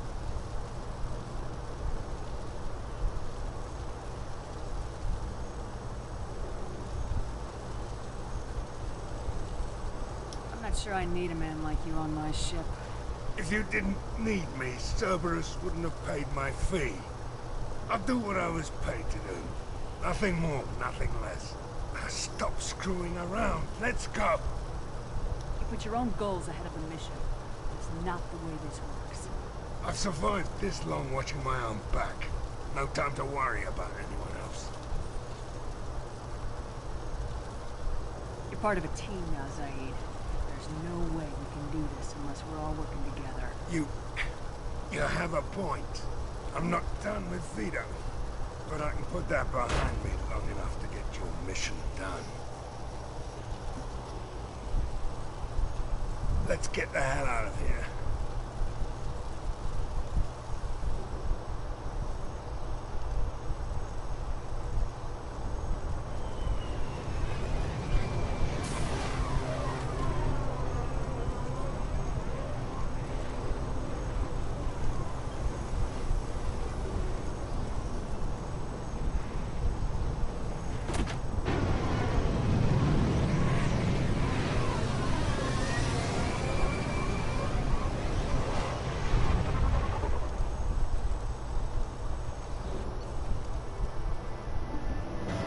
That was funny. That was pretty funny. We still got his loyalty though, so it works out.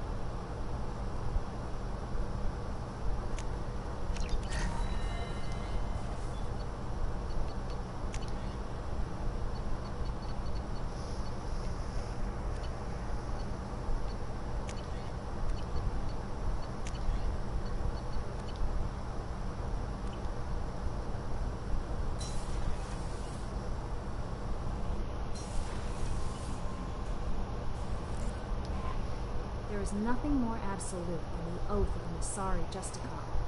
You did well getting someone on our side. Okay. She is so elegant and gorgeous. Too bad her manner is just so cold. Is there anything I should know? Nothing right now. Anything else, Commander? That'll be all. I'll be here if you Silence, need bottom. me. Oh, I must feed my fish.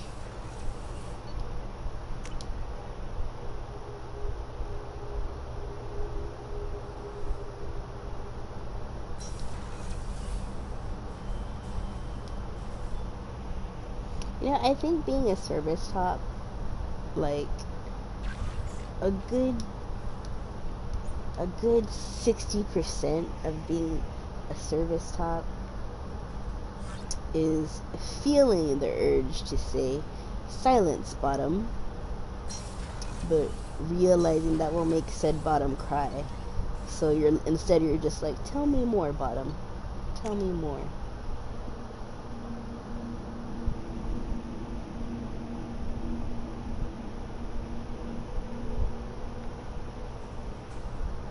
No messages for you, Commander. That's just been my observations.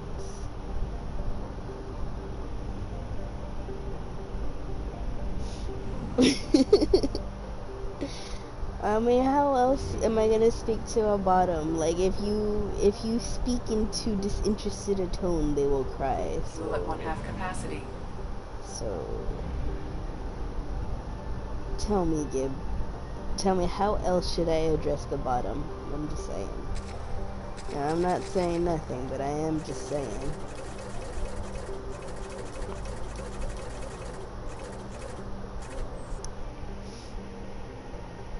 Okay, there are. Sorry, let me. You're making, you know, angry, shocked face at me, but let me specify. For some bottoms, that holds true, not for all bottoms. And I will say you are of the rare sort that I can say that I don't want to say silence bottom, but also nor do I have to. So draw your conclusions from there.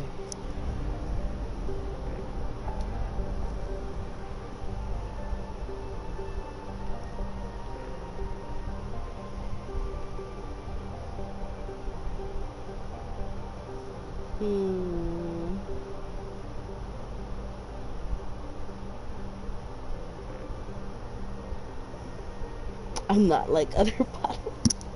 I mean, yeah.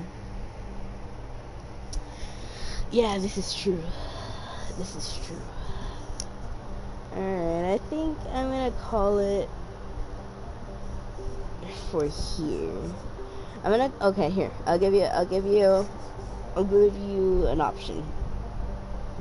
We can call it here, or we can recruit the assassin. We could recruit Tali, or we can go kill Samara's hot alien incubus daughter. You make the decisions here. You see, that just goes to show that I trust you above most other bottoms. I actually allow you to make decisions.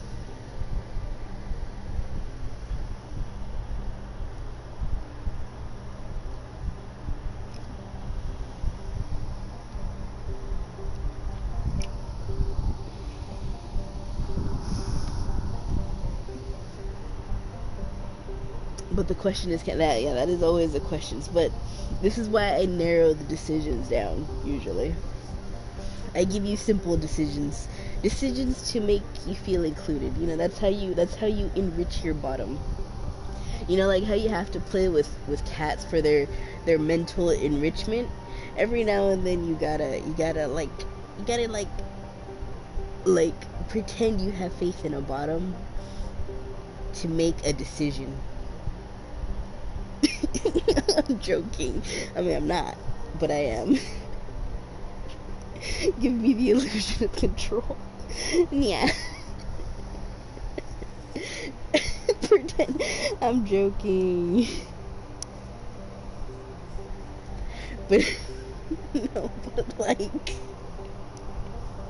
that is so funny. I can feel how you want to argue, but like, you can't. You're offended, but you can't actually bring up any sort of argument to counteract that. I'm joking. They're not.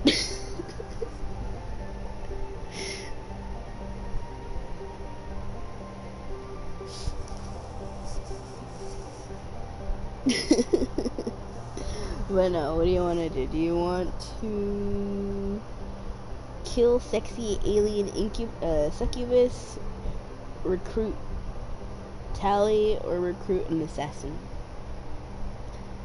3 is a lot. Okay, here, I'll narrow it down for you.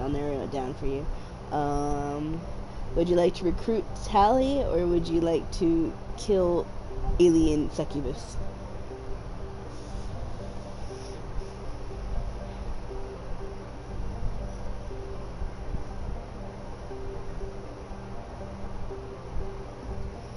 Kill hot alien succubus.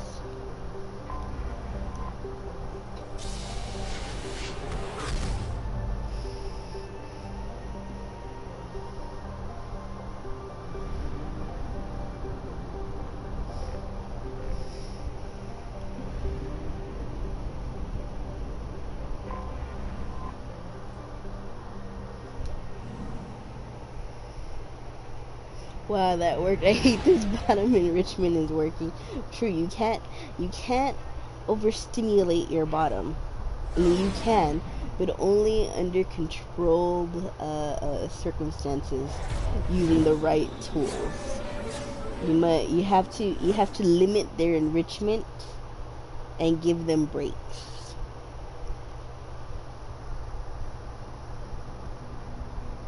You gotta know when to push your bottom and when to let them cry.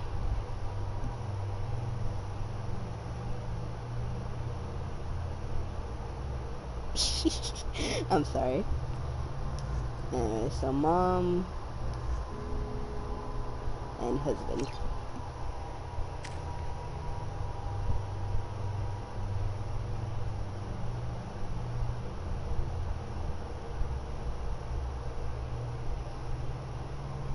Are you?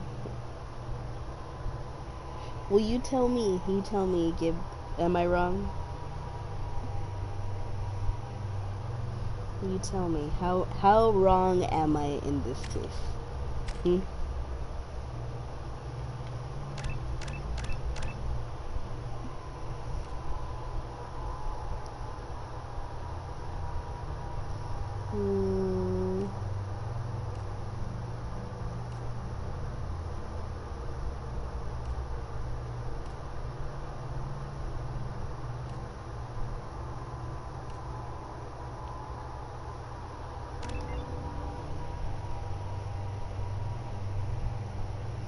Hello, Pikachus. You're so cute.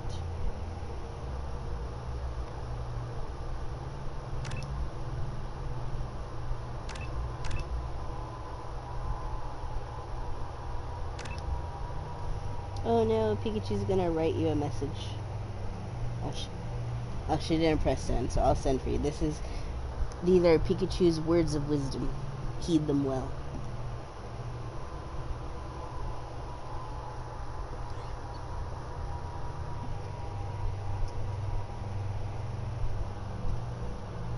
She is sending you more words of wisdom, I think.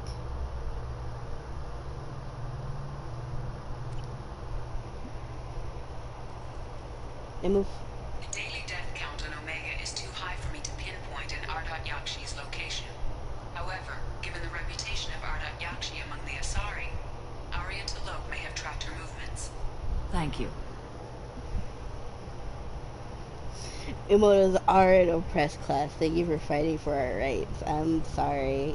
You have no rights. You are a bottom and an Imoto. As an Imoto, you have some rights. As a bottom, you have some rights. But as both, you have no rights. This is just the law of nature. Come on, let me in.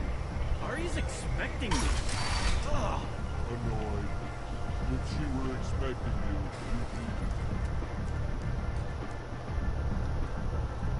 Ultimate oppressed class. That's true.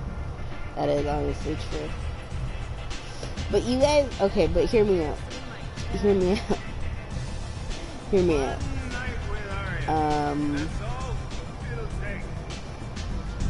You guys are an oppressed class the same way that princesses and queens were oppressed classes. Like, yes, you did not have ultimate freedom, true. That is very true. It was very unfair, considering, you know, for the most part, brain cells and common sense aside, and, you know, lived experiences,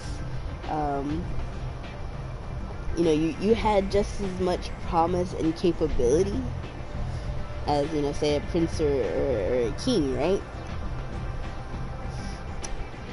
But because you guys are typically sheltered and, you know, make sure to throw out one of your two brain cells when Oni-chans are around and you make them do the things. You know, you are catered enough that, and you're catered to enough that your lack of rights aren't exactly seen as a keen disadvantage. Like, yes, you could never hold like you can't really hold a position in court. However, you know, and next to like the peasants or next to like the working class bottoms, you know, you guys are fine. You know what I mean? You guys are like, you guys with Oni-chans, you guys have like a built-in top. You have like a built-in person to cater to you. You know what I mean? Hear me out. Hear me out. Tell me my comparison is wrong. Okay, no one told them not to be Emotos. You see, there you go. You see, Emoto bottoms are privileged. Emoto bottoms are privileged enough that they can hiss at other bottoms, that they can scoff and turn their nose up to them because they don't have an Oni-chan to take care of them. I'm just saying, you know, they don't have an Oni-chan to bring them cake, is what I'm saying here. And I dare you to tell me that I am wrong. I dare you. What do you see? You see? Emoto bottoms are like the princesses and queens of the bottom world because they look at all the lesser bottoms around them and they scoff and they're like, well, it's not my fault that you guys aren't being catered to.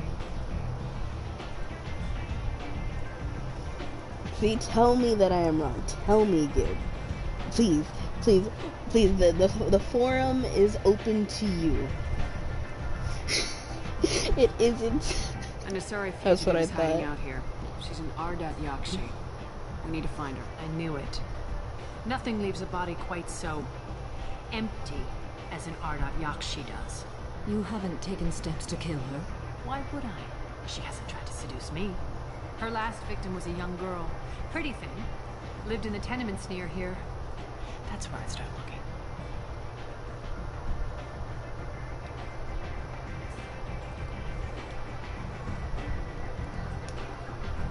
Thanks for the help. Good luck finding her. Better luck catching her. I refuse to comment.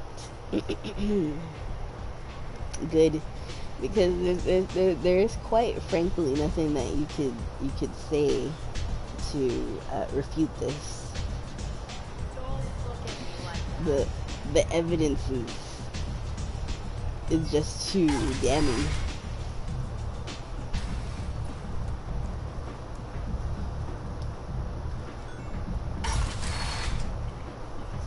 Come on, let me in.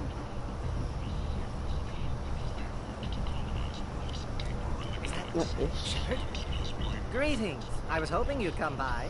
I'm Ish, and this is Sel. You look like a good person to know.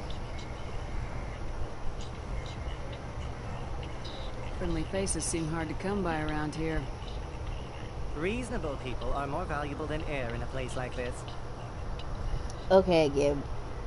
Counterpoint to that.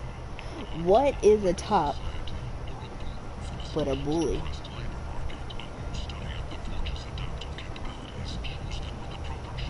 Can you give me an answer? Okay, exactly. Exactly. Unless it's a service top or a soft dom, and even then, soft doms kind of like ride the line. What is a top but a bully? Hmm? In some form or way, tops are predisposed to bullying, yes? Now, whether it's bullying their bottoms to take care of themselves, bullying their bottoms in bed, bullying their bottoms because they are bottoms, or, you know, like, bullying their bottoms to, I don't know, stop crying.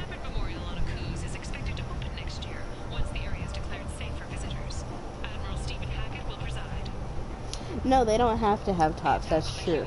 However, We have to have solutions talk. That's why we're more oppressed. You need Okay, something? Gib. Well, if you'd be so kind, I hoped you might consider a proposition. I need skilled, trustworthy people to take care of a little business for me. Nothing illegal, of course, but it's paying work. What kind of business do you do?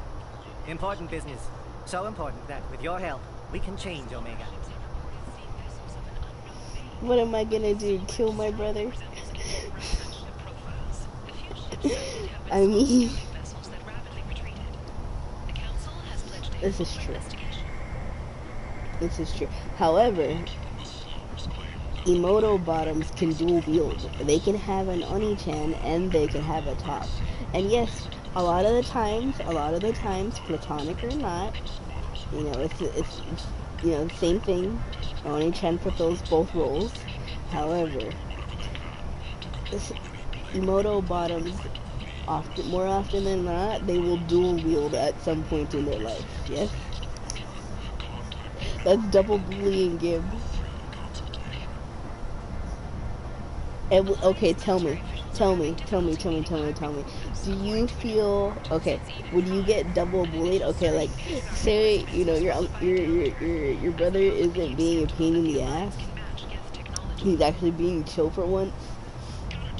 And then so you like get to hang out with him, and he's not being a pain in the ass or whatever, right? You get to hang out for him with the afternoon, and then you come home, and then me and you stream or watch videos. Can you honestly and tell me that that wouldn't be like your ideal day? I mean, obviously not like the most ideal day ever, but it would be one of it would definitely fall up there, right? Wouldn't it? And yes, I do bully you as an Oni-chan in the top. I multi-class for you.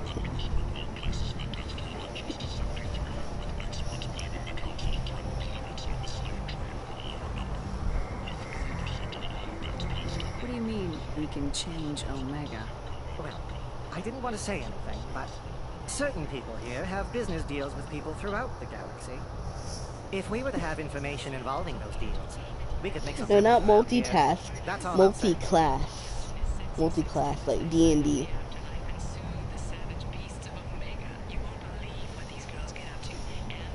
I have stat points in both classes. I'm listening. I'm in the information business, specifically the buying and selling of privileged material. It's nothing illicit. I just need someone to pick up packages in certain locations and bring them to me here. But you see,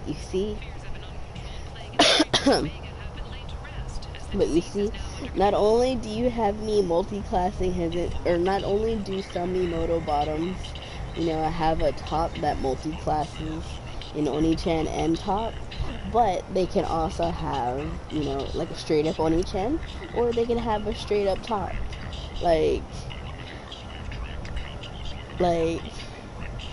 if we're talking about like OP, let's be real. Emoto bottoms are they're pretty OP with privilege. You know, they don't have to go out of their way to search for either a top or an Oni-chan.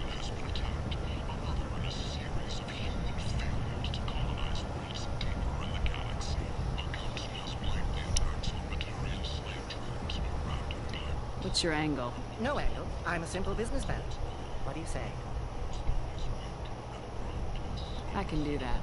My contacts use specific drop points. I need you to look outside Merritt's shop on the Citadel and inside Eternity on Iliad. Look around for anything that might hold a data package and bring those packages to me. Good luck, my friends.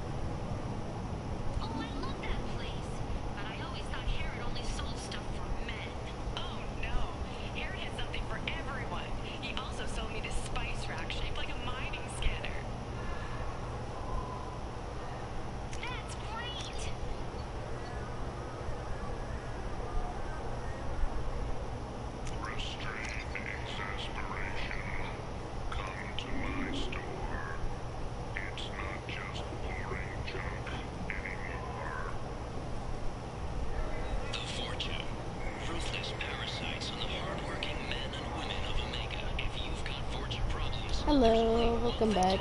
Welcome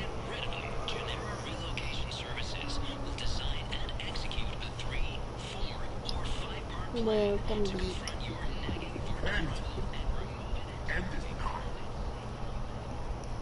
Alright, we're gonna do a murder investigation.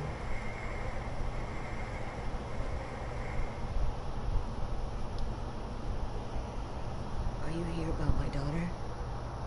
My nephew died a week ago and no one seems to care. The medics said it was a brain hemorrhage, but that's not true. It was murder. Someone killed my nephew, my baby. I forgot that there was mommy trauma here. I think she was murdered too, and I'm looking for her killer. Oh, thank you. It's so hard when no one believes you. I'm all alone now. Are you one of Aria's people? I'm here to help. Does it matter who sent me? No one else on this hellhole station gives a damn that my nephew is dead. If you can do something about it, I'll help you however I can. Did your daughter have a lot of friends? Not a lot, no. She was shy. Spent most of her time off making her sculptures, not hanging out with friends. Something did change in the last few weeks, though. She started talking about an Asari. Morinth. I see. I didn't like her.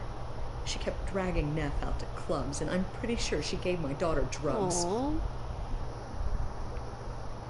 What kind of a person was this Morinth? I never met her. But Neff talked about her like she was a queen. I swear there was no one else alive when she talked about Morinth. That sounds familiar.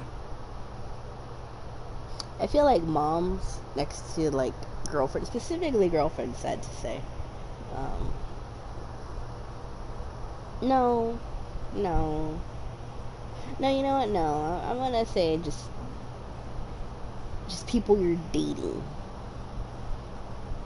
I won't necessarily say spouses, but specifically when you guys are like in that dating stage. But I feel like next to, people that you're in that dating stage with, moms are like the most jealous people. I feel like moms get very, very jealous, especially when you have like a new close friend, but like the friend isn't like one of your more polite, shyer friends. Like if it's an outgoing, somewhat rambunctious, maybe somewhat of a bad influence friend, moms get very jealous. Or at least my mom does. My mom gets very jealous when I go hang out with friends sometimes.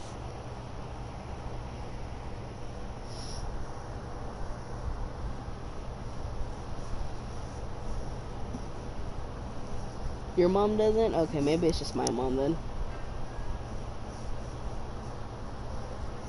Oh no, she does. My mom doesn't like my extroverted friends. Yeah, my mom treats my extroverted friends like they're bad influences on me. I was just like, mother, please.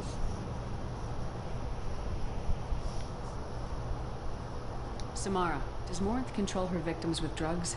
She controls them through sheer will. The drugs are just a lifestyle. She loves the club, loves the base. She's a hedonist. So this Morinth did hurt my daughter? Is she the one that... I will bring justice to the one that did this. We swear to you, Neff will rest easy soon. I hope so. I hope so. My baby. Oh. It's been like, yeah, same here. Like, when I first started working, like at my first job, like I went out with my friends to go drink and whatnot, because I had just barely turned like 21. So I went out with them to go drink and whatnot, and someone in our group wasn't 21.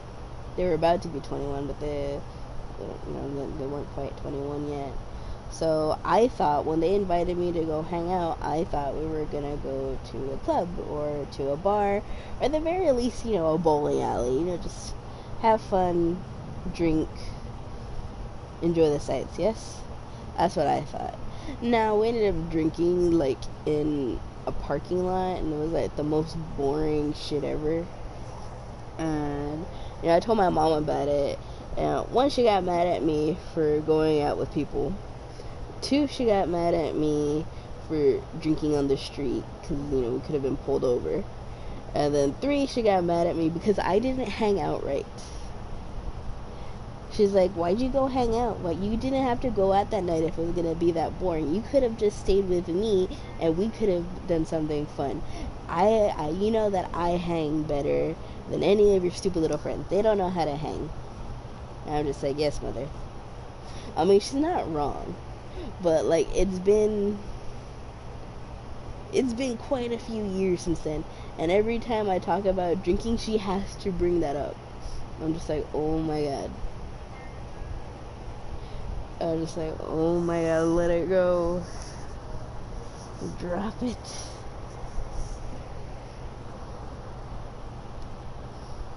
Did Neff hang out anywhere in particular? She was always quiet working here at home. Then, a few weeks ago, she started going out all the time. To the VIP area of that club down the street.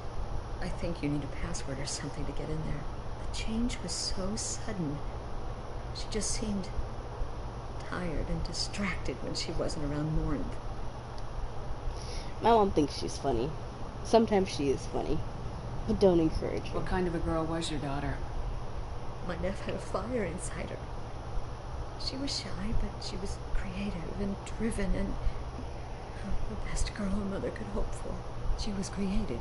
How so? She was a sculptor. Several galleries were interested in her. Said her work was fresh.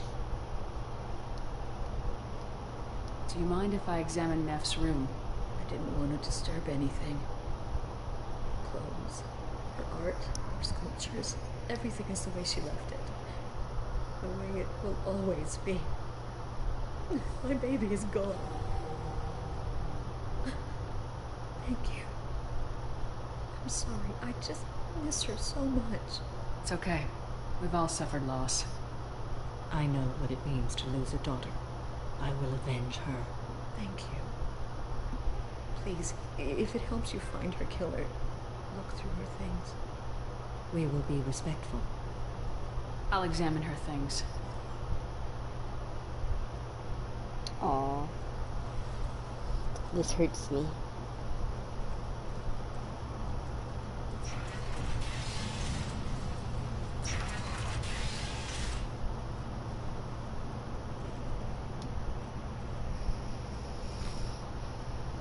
Read the oldest entry. Hey, diary. Cycle 34, orbit 671. There's a lot to talk about. I dropped Jarut's name, and they let me into the VIP room at Afterlife. I'm sure everyone was staring at me. Then the most beautiful Asari starts dancing near me.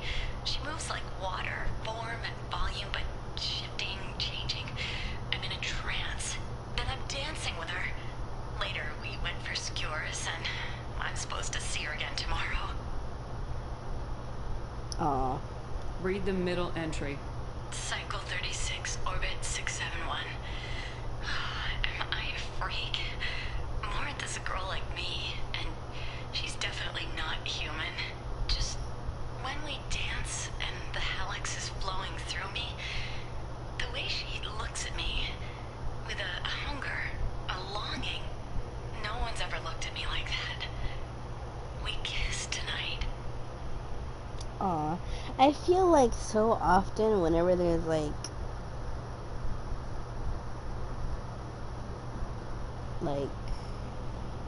lesbians in media, it goes one of two ways. It's either like the softest, most barely holding hands shit ever, like absolutely nothing happens. It's just, you know, they're crushing and it's basically like an elementary school type dating. Or it's, yes, titillating, and yes, you know, what's a good word? It's titillating, it's full of intrigue, it's yada yada, but it's always toxic, and inevitably one girlfriend betrays the other girlfriend, and you know, if the girlfriend doesn't end up dead, then she ends up traumatized, and I feel like that's the only two flavors of lesbianism allowed in most media. It's the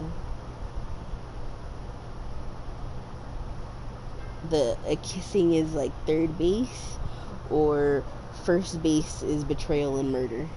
Those are the only options, and that's like everywhere. Like, I know that happens big time in pretty much every Yuri and GL manga and manhwa out there.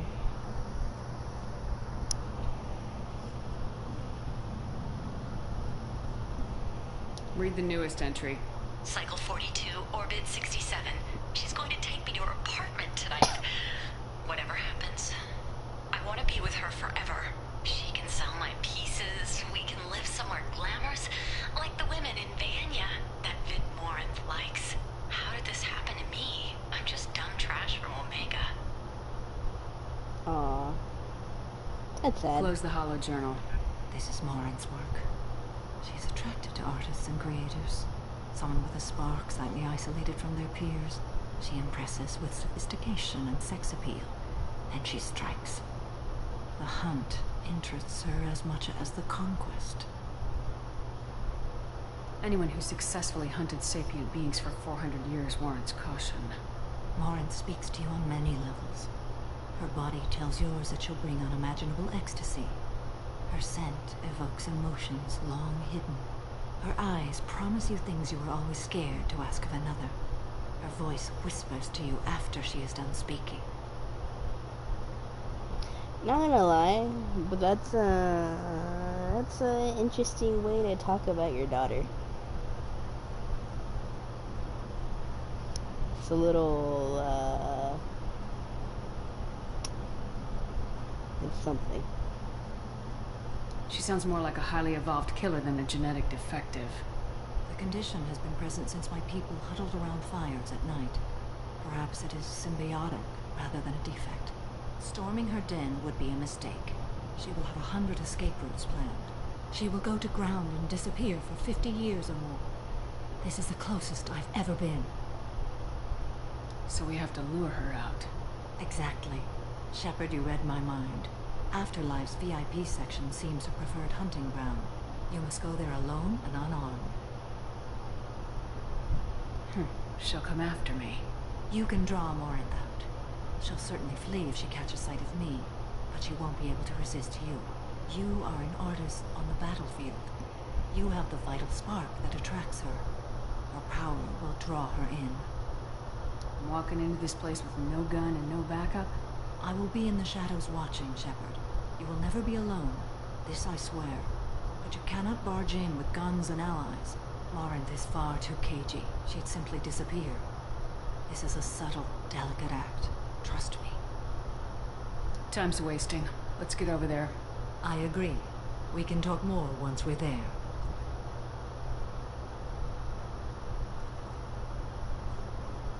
Neff, I'm sending you this hologram by the Elcor artist Forta. His work is sublime. Don't stare at it too long or you may go mad. I don't want anything bad to happen to you, love. I can't wait to hear what you think of Forta. Hmm. Neff made that.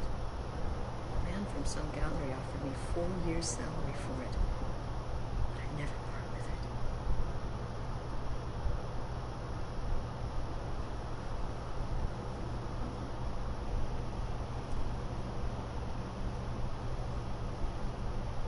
Okie dokie.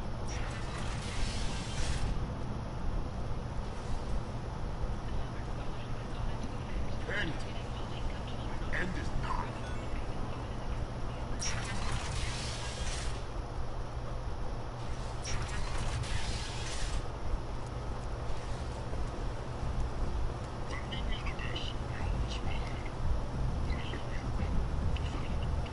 Come on, let me in.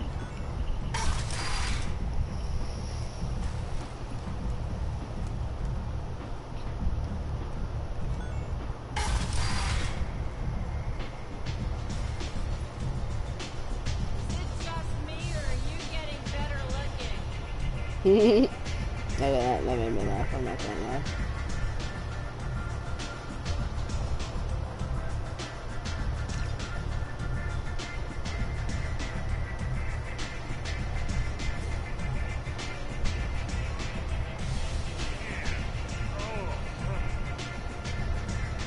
Maybe it's in the lower level. Get me another drink.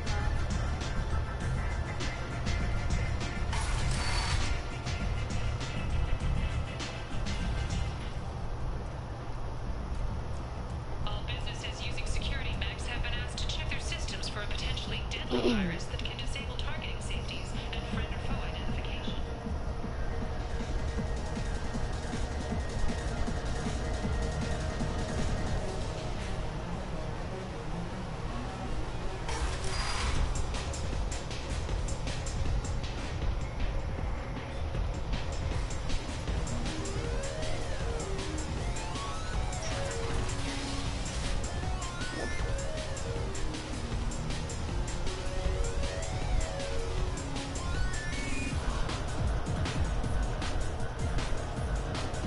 I got a mate and a ship. I only brought one of them with me to Omega. This ship tastes like poison anyway. Where is the private room? An independent inquiry is investigating a group known as Cerberus in light of charges made by one Corporal Toombs and testimony by an apparent Cerberus scientist.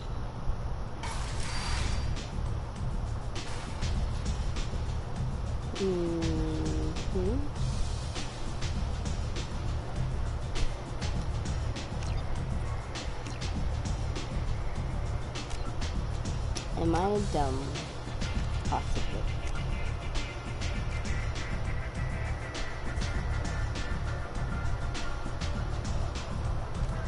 The back alley section of the lower level. Okay, I am dumb.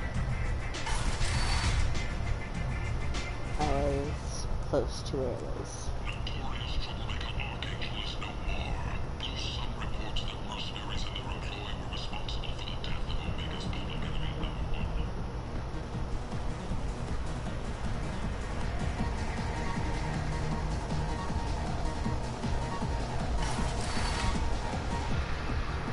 Nope, not there.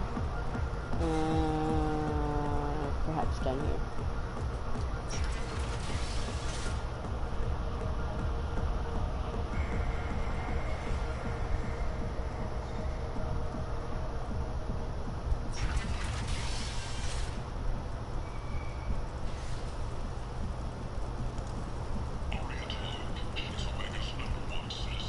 Walking around in this place makes me sick. People still dying. The strong still exploiting the weak. Nothing I did here even made a dent in this. What the hell?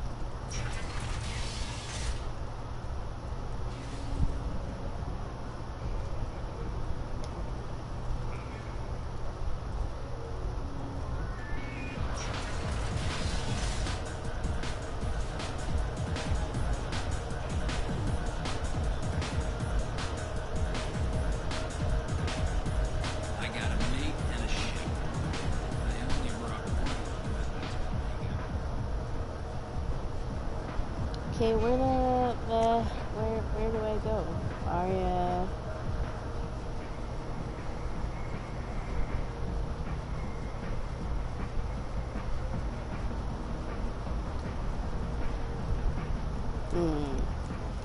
I am lost and I don't remember where to go. You wouldn't believe me if I told you. Harrods.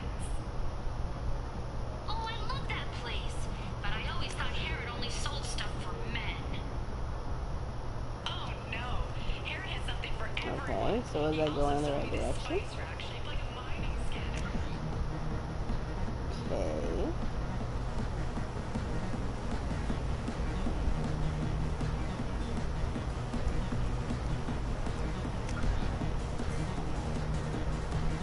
Okay.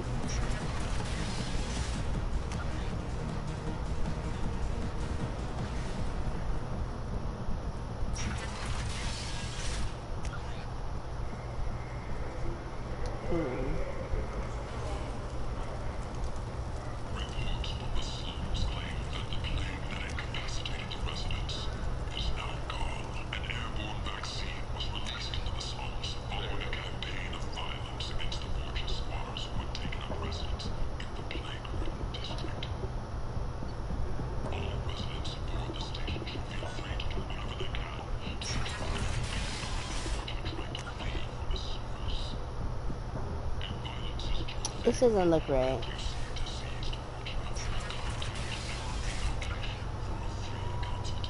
No, it was not right. The fuck is a VIP room?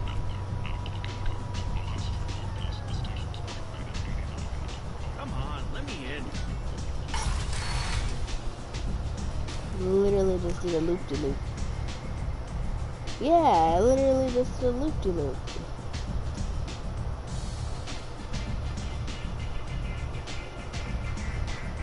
Is something not loading right for me? Or am I just stupid?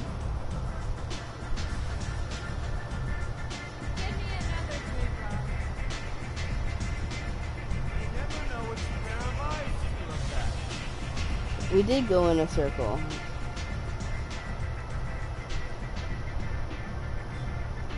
What do you need? Thanks.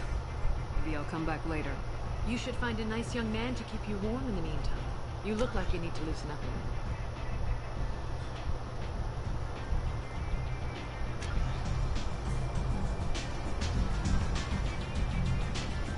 little. We did indeed go in a circle. Good. Okay.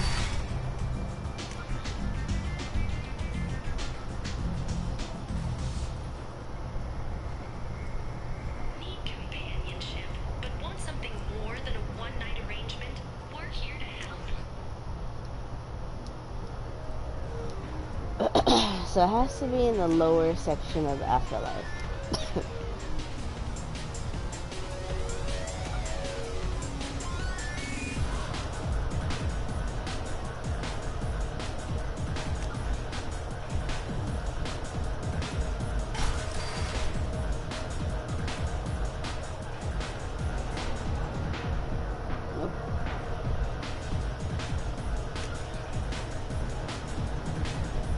That's right. I feel like it's one of these doors, but something's not loading.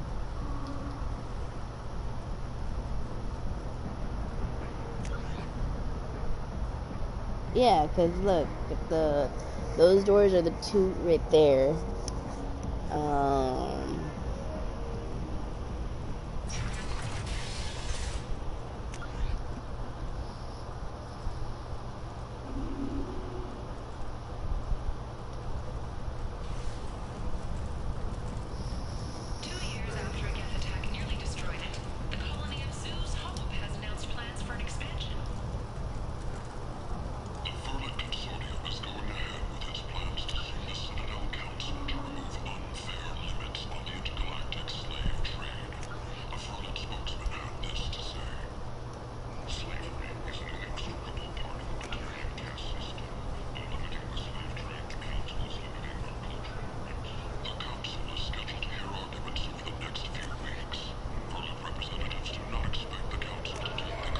Oh, we found it. I found it. Finally. Okay. Sorry about that. What do you want? What's behind this door? VIP section of the club. For those with the right name. Do you want something? I'd like to join the party. This really isn't your kind of place. Afterlife's main floor has lots of drinks and great music. What do you want? Someone told me the rest of Afterlife's nothing compared to this place. Sounds like a smart person. Who was it? Jarut. Go on in. Word to the wise. Start a fight, we'll hurt you. Someone attacks you, it's okay to defend yourself.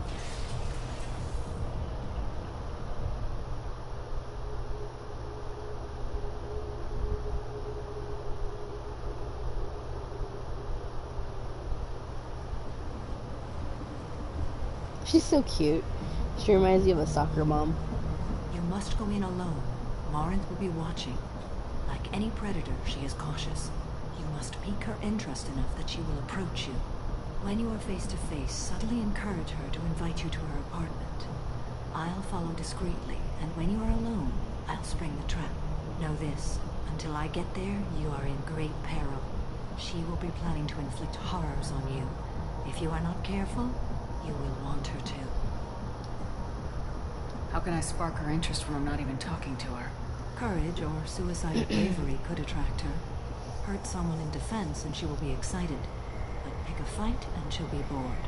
Show skill at working smoothly through a nightclub crowd. She will be intrigued. She'll want you the moment she sees you. The rest is just a matter of overpowering her caution. How do I convince her to take me home? She admires strength, directness, and vigor. Modesty, chivalry, or meekness frustrate and bore her. Violence excites her. You've killed Shepard. She'll like that. Sounds like Lolly. Lolly, sorry. I don't know what. I mean, Lolly is right too, but Lolly. We all know that Lolly is a little bit lowly coded. Getting her alone and falling under her sway. That'll require careful timing. I will be near, and I will come for you, Shepard. Trust me, as I trust and honor you. Okay. What other things have we learned about Morinth that can help us here? According to Neff's journal, Morinth likes dancing while on a drug called Halax. Neff's journal mentioned a vid called Vayenya. It seemed to have something to do with glamorous women. Morinth sent Neff a note saying she likes the Elcor artist Forta. Well, Shepard, that's everything we know. Let's get started. Shepard, we only get one chance at this. Any mistake and Morinth will disappear. If you're the least bit unsure, come talk to me. I will wait here. And Shepard, thank you. I do not share this burden easily, and you are the only soul I can imagine sharing it with. Oh, that sounds great. Will you still have roommates? Honestly, yeah. Ain't nobody can survive without AC. Not now.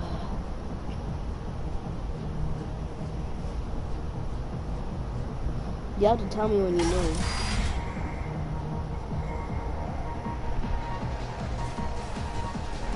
Hey, do you know where to get tickets for Expel 10? I heard this amazing Asari say they were her favorite band. I just want whatever she wants. I gotta find tickets. Expel 10 is playing tomorrow. Approved by mom because they're an introvert. That's so funny. Oh, but that's cool. What kind of music do they play? They're a sensory band. Like, they crawl into you and make you feel things. And this Asari digs them like you wouldn't believe. I could score way out of my league, you know? You gotta help me. She sounds amazing. Is she here? She was here a couple of days ago talking about the band. She's here a lot. When she comes back, I'm gonna have tickets. I don't have any tickets. If you score some, I got some creds for you.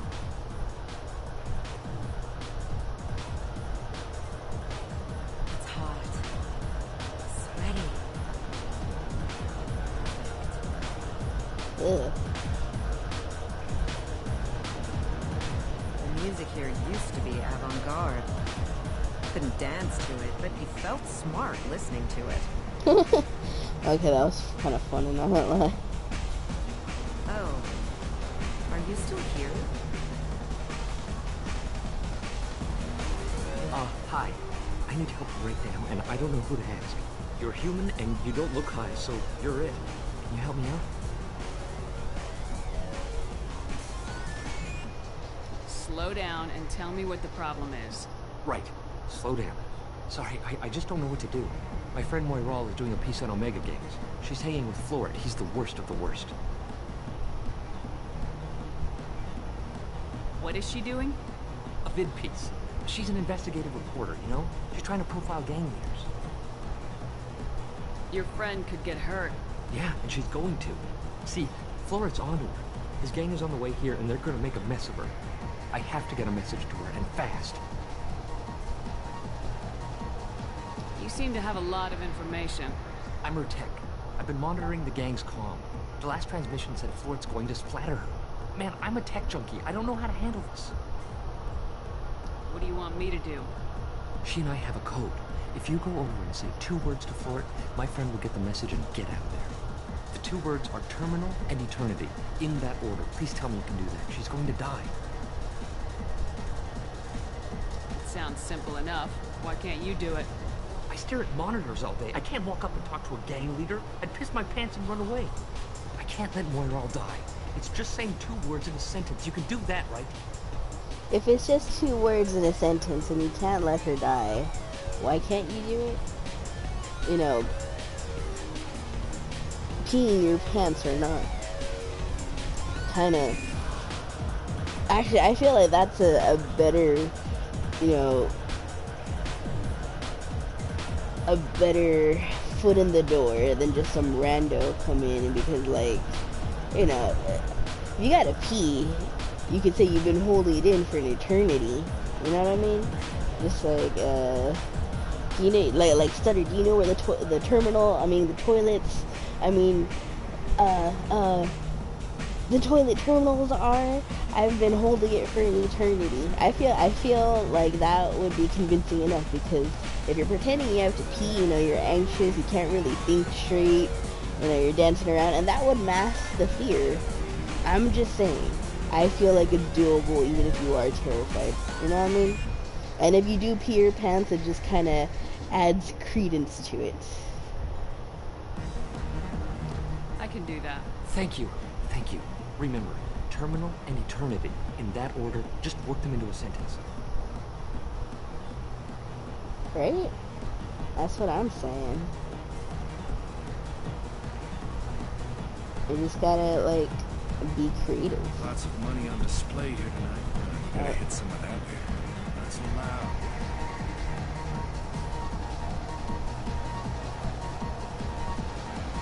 Come on, baby. I can pay. I'm a good tipper, too. You're an interesting one. Playing hard to get? Give it up, baby. I'm sold. Leave me alone. Something I can do for you, lady?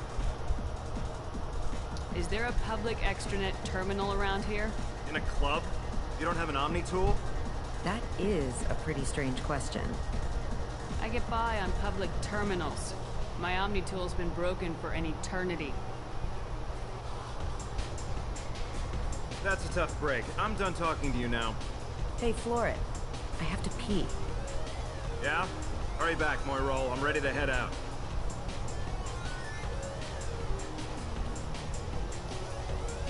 Alright.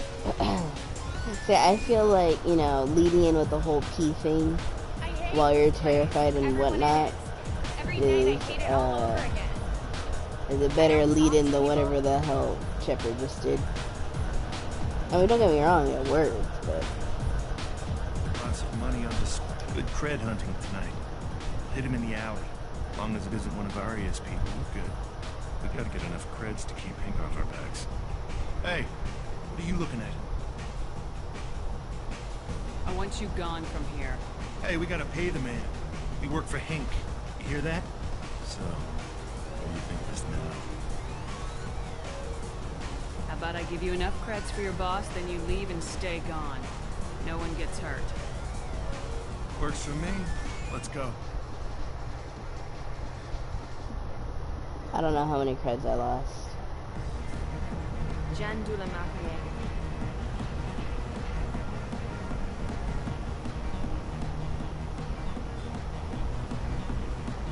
Hey. Hey! I'll dance next to you. If you want to think we're dancing together, go ahead. I do want to think that.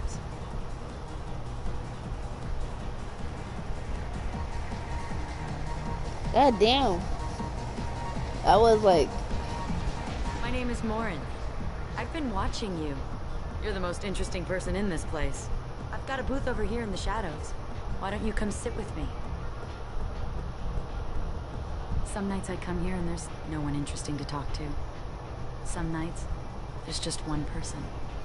Tonight it's you. Why is that? Pikachu, don't make me choose the wrong option.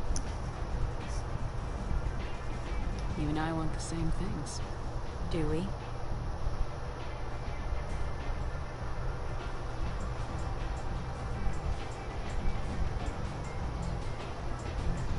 Do you know anything about art? It speaks to the darkest places in me. What about you? God, okay. Do you know the artist Forta? I didn't think anyone around here knew him. He's sublime.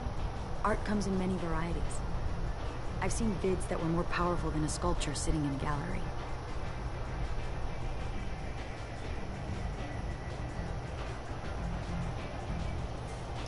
Do you know Vaenya? My favorite.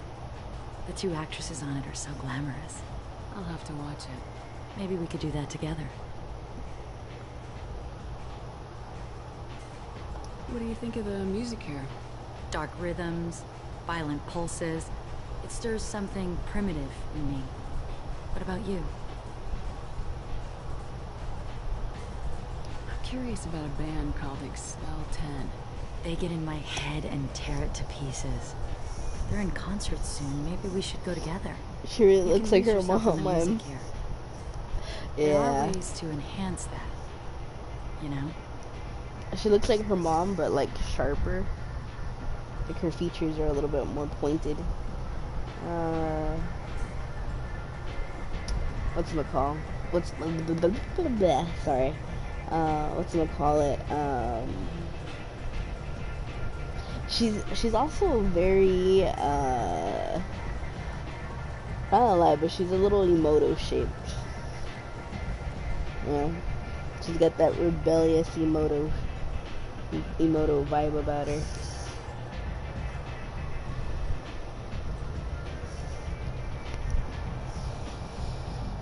What do you think of Hallex? It slithers through my soul. Seems like we share some interests. I've traveled all over the galaxy. It changes you, doesn't it?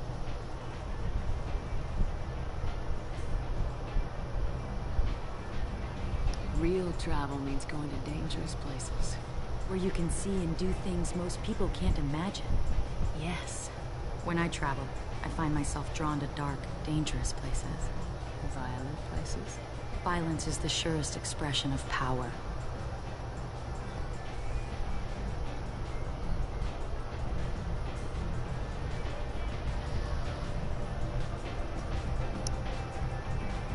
Violence is a means to an end. Power is that end. Do you want to get out of here? My apartment is nearby and I want you alone.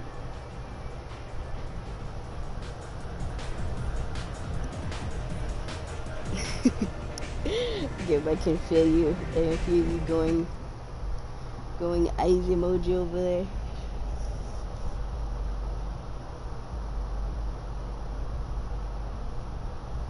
Have a Hallex if you want.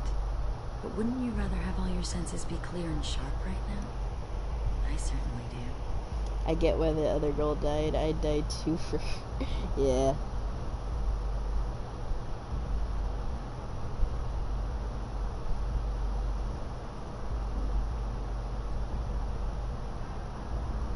A gift from a suitor. The statue's got more personality than he did. Still, he impressed me enough that he finally got what he wanted. It didn't end the way he hoped. That is such a funny way to say that you killed somebody while banging them. It didn't end the way that he hoped. I love any game where your opponent can believe he is about to win, just before you kill him. That is so funny.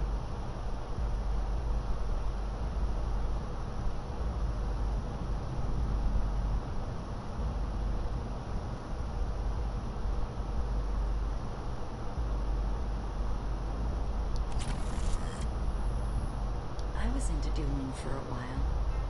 I love the moment you see it in your opponent's eyes. He knows you're better, and he's going to die. But it's so funny how like obviously horny she gets when she talks about death. I'd like to play. I mean, what?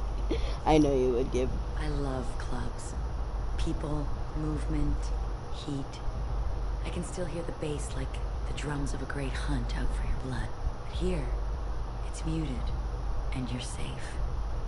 Is that what you want, Shepard?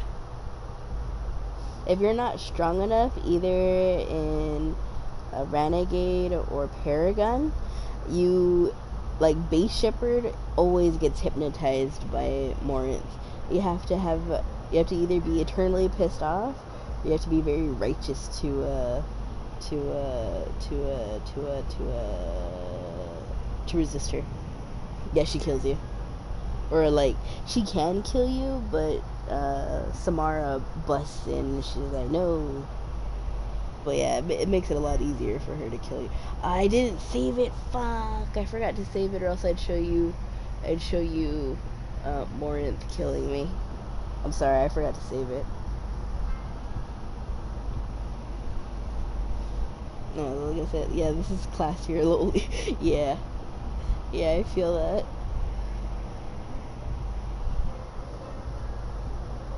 People feel safest right before they die. It's true. We're never safe. I've never understood the fascination with safety. Some of us choose differently. Independence over submission. I think we share that, you and I. We've both killed many times, but that's where the similarities end. Why do you say that I've killed? What do you know? Let's stop playing games.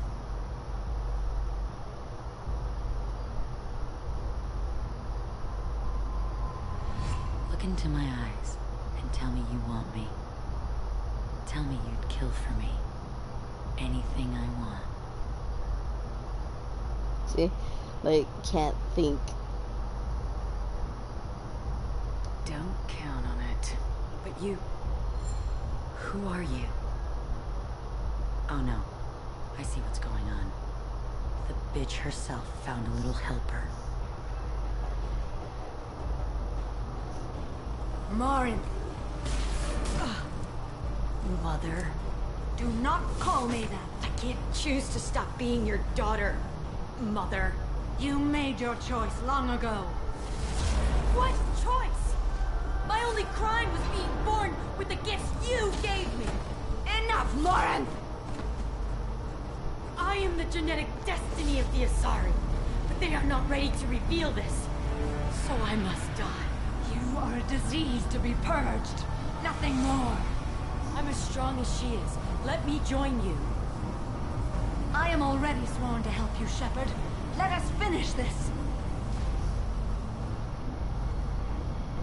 Which line? Don't get me wrong. That's like all. It's a very good scene. It's very good. Like it hurts my heart.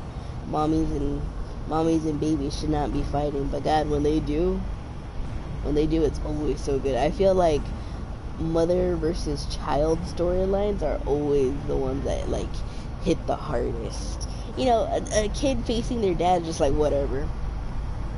You know, you got to get that child support somehow. But like a kid facing off against their mom, you know, rejecting the care that your mom has given you over the entirety of your life, because as much as they've cared for you, in the end, you know, what they want for you isn't what's best. Also, yeah, you can kill Samara and have Morinth, I think. No, not really. I think Morinth still kills you. I don't really remember. No, I think you can have her on your team, but like it's better to keep Samara. Anyways, kill Morinth. End of the line, Morinth. And they call me a monster.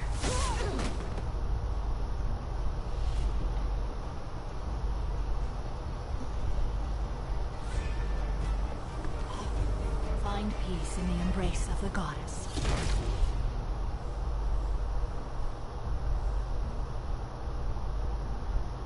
I am ready to leave this place and get on with my life. Are you ready to go as well? Yeah, you can kill her, but you shouldn't. It's just better to keep Samara. Do you want to talk about what happened? Shepard, what do you think I will say? What can I say?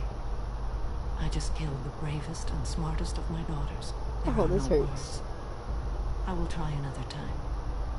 For now, show mercy on a broken old warrior and let us leave.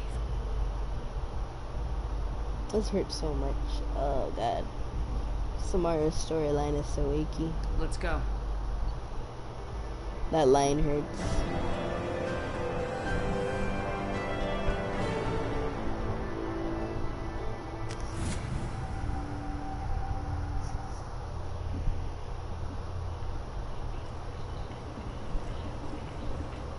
I'm Hoyt too. I'm very Hoyt.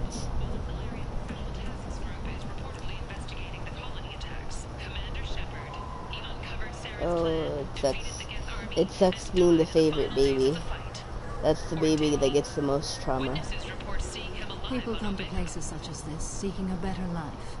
And when they get here, they find this. Vibrant people forced into destitution on a world filled with criminals. They deserve protection. If I survive your mission, I may return here.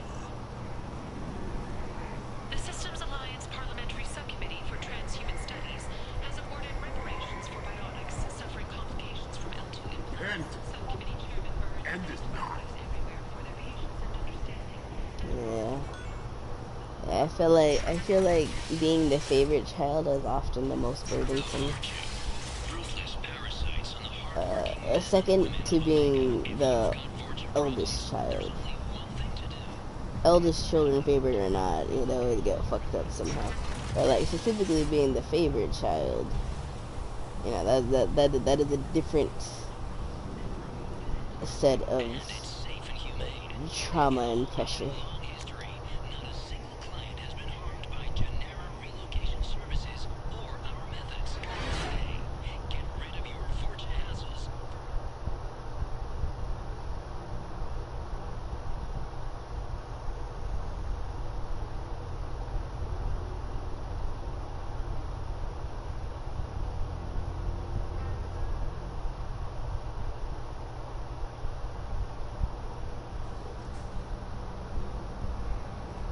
Commander, you've received a new message at your private terminal. We will feed our fish and then talk to Samara and then go to sleep because I believe it's about to be 6 for me.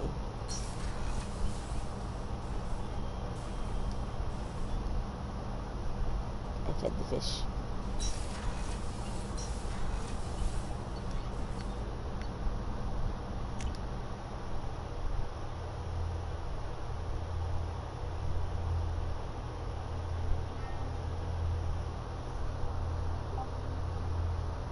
Honestly, this mission wouldn't have taken so long if I didn't get lost for such a long time. I got lost for a very long time.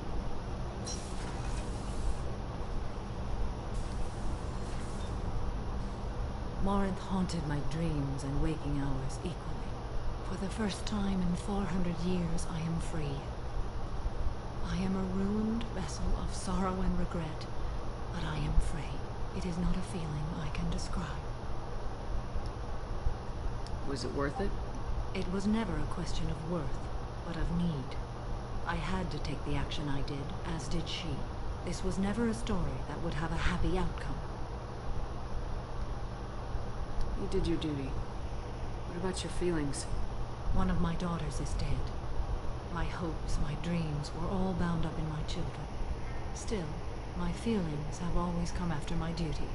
The same is true of you. That sounds good. We'll probably also be hanging out around the same time as today. Yeah, just because...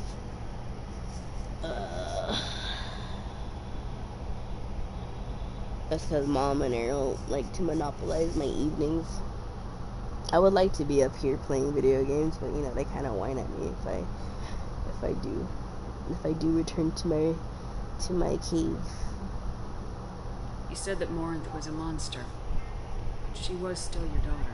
She was the strongest and smartest. She would not accept the injustice thrust upon her. She fought to the end. I am so proud of her, Shepard. Oh, that actually kind of hurts. I'm so proud of her. She sounds like she's ready to cry. I forgot how much this hurt. Oh no. I'm so hard-eyed, but also so achy. God damn.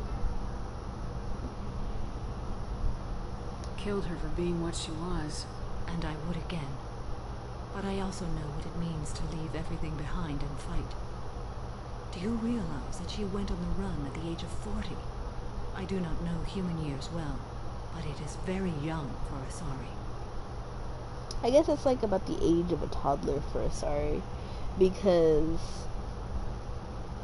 Liara was 100 when we met her, and she was still considered more or less a baby. She was still considered like maybe just I want to say either she just turned into a teenager, or like I want to say either she just turned into a teenager or she was just barely leaving her teenagerhood.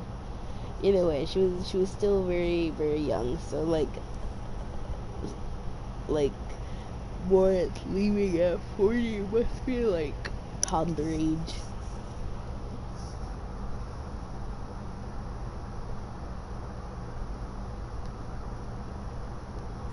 What will you do now that Morinth is gone? Assuming I survive your mission, I am a Justicar. Injustice still exists, and perhaps even other Ardat Yakshi. There's no way to correct the condition Morinth had?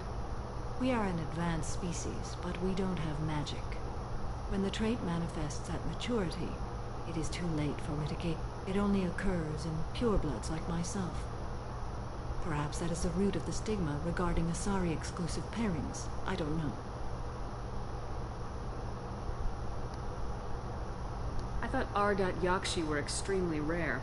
Asari have spread to many worlds. There are remote regions with no government oversight. If I travel to those worlds and they do exist, I will find them. Were you gonna say it's a result of inbreeding? I knew you were gonna say inbreeding. It's not technically inbreeding, because, I mean, she's not doing it with a relative. It's just, well, I guess so. There is the whole issue with no genetic diversity. But it's not the same kind of genetic diversity. It's not Habsburg genetic diversity.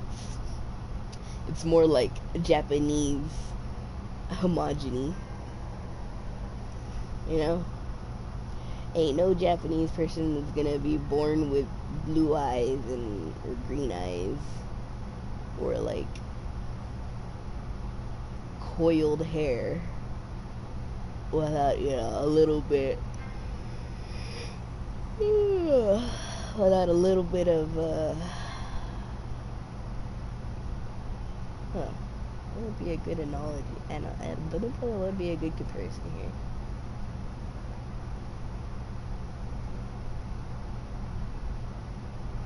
Can't really think of a good comparison here. I was gonna say without, like adding mayo to their soy sauce, but they do add mayo to their soy sauce.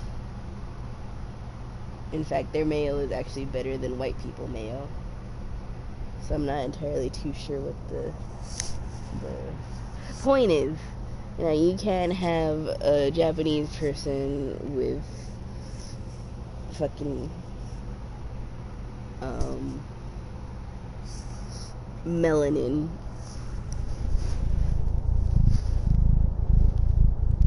Yeah, no, actually, yeah, you can. Let's go back to the eye color thing. You can't have a Japanese person with different colored eyes without having, freaking, I'm losing it. You get what I'm trying to say here.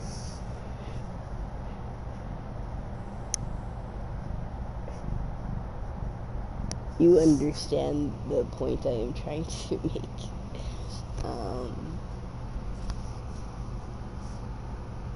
But that's another reason that makes me laugh, because, because Japan is so homogenous,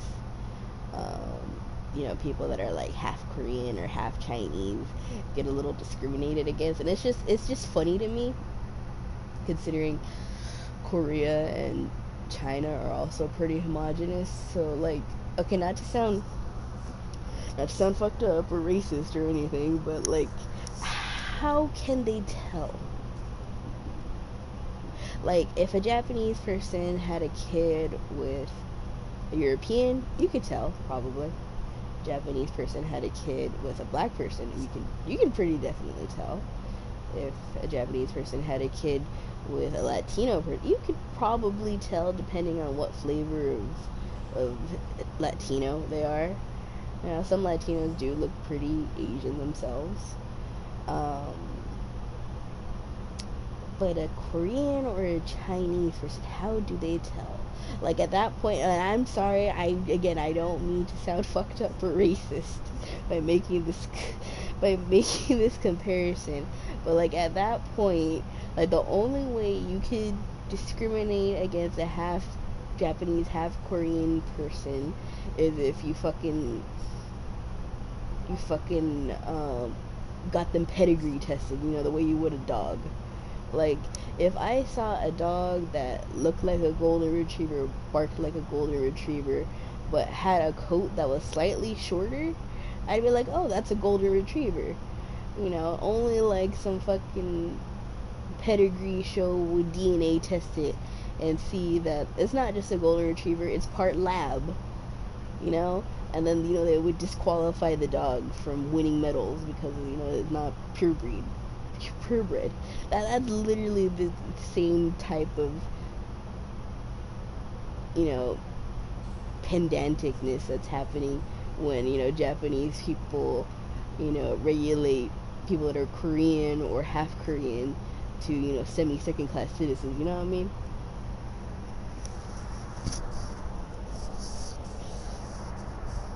Yeah, I don't get it. It's just wild because like at that point you are putting more work in to be racist, you know, you're putting more work in to be racist than, you know, was given to this person during their entire like fucking conception. Like, you know, this person's mother just had them and they came out like that, but no, you're actually putting in science to be racist towards them, you know what I mean? And, you know, you can't even, can you call it racism? Because they're all Asians in the end, they're all, you know, Eastern Asians. So, like, it's kind of like the pot calling the kettle black at that point.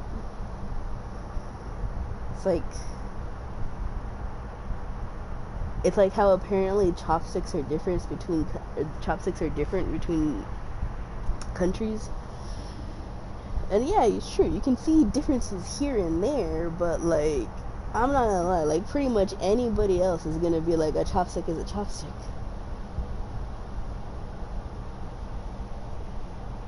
You know? That's a lie, sorry. Yeah. Anyways, but yeah. So Asaris, blue blood Asaris aren't inbreeding as in, you know, the Valerians and the Tigerians. It's inbreeding as in, you know, Japanese people. that went off in a entirely different tangent than I meant it to. But I'm glad you understand what I was thinking. You don't want to settle down? I did. I returned to my homeworld and tried to start a family. I will fight and struggle all my life.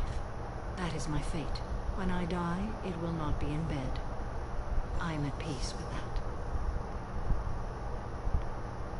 You still control the direction of your life. I have chosen this path. I truly am at peace, due in no small part to you.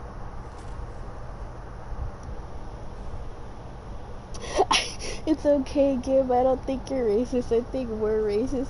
But, okay, you know what? Fair. However, I would like to raise the point is, am I being racist if I'm talking about racism in other countries? You know, at that point, it's like, it cancels each other out. You know what I mean? It cancels each other.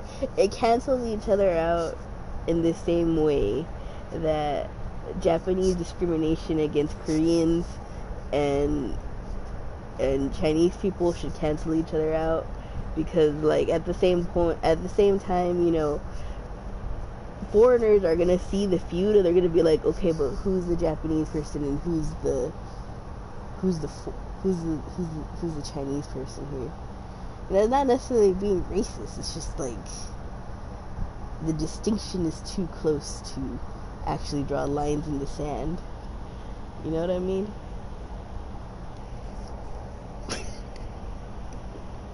I'm sorry. It probably is racist because I'm not like you. I can't say I'm Asian too. I can only say I'm brown.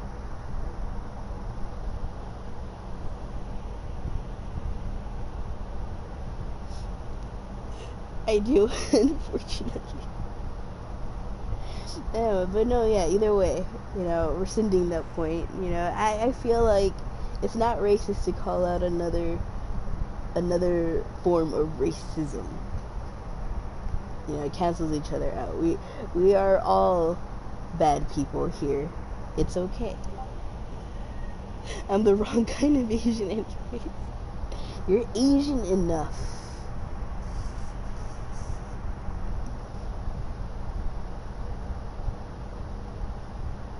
You're Asian enough.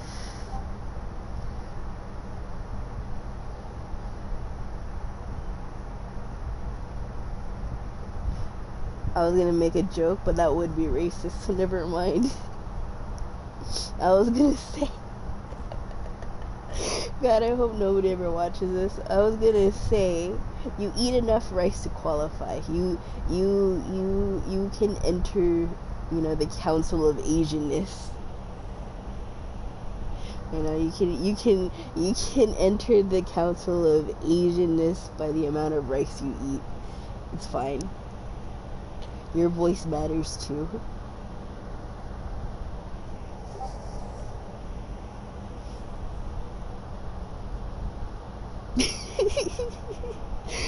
Make it. Thank you. You're welcome. I am glad as a Westerner I can validate you as an Asian person. No, wait, that actually makes so much sense. Kim, no, don't validate me. It's not supposed to make sense. But how does it make sense? Now I am intrigued. Now I am curious.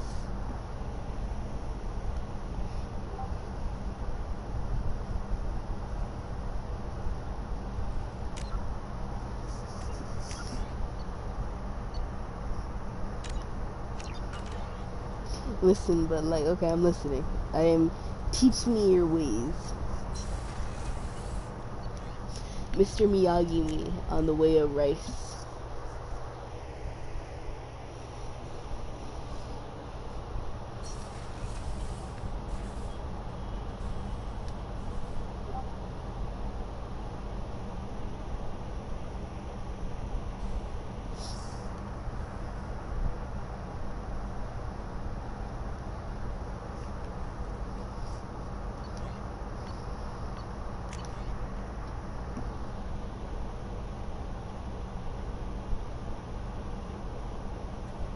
The one thing that we have in common is that's true.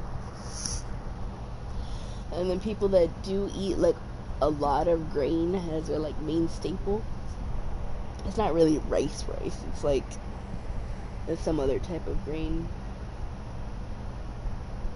or it's like a cousin of rice. It's not exactly rice that like we would know.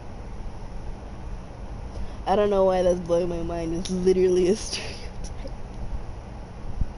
You hadn't realized why it was a stereotype. You hadn't realized the reason for its stereotypiness. You have made a cultural revelation by unlocking the secret origin of the stereotype.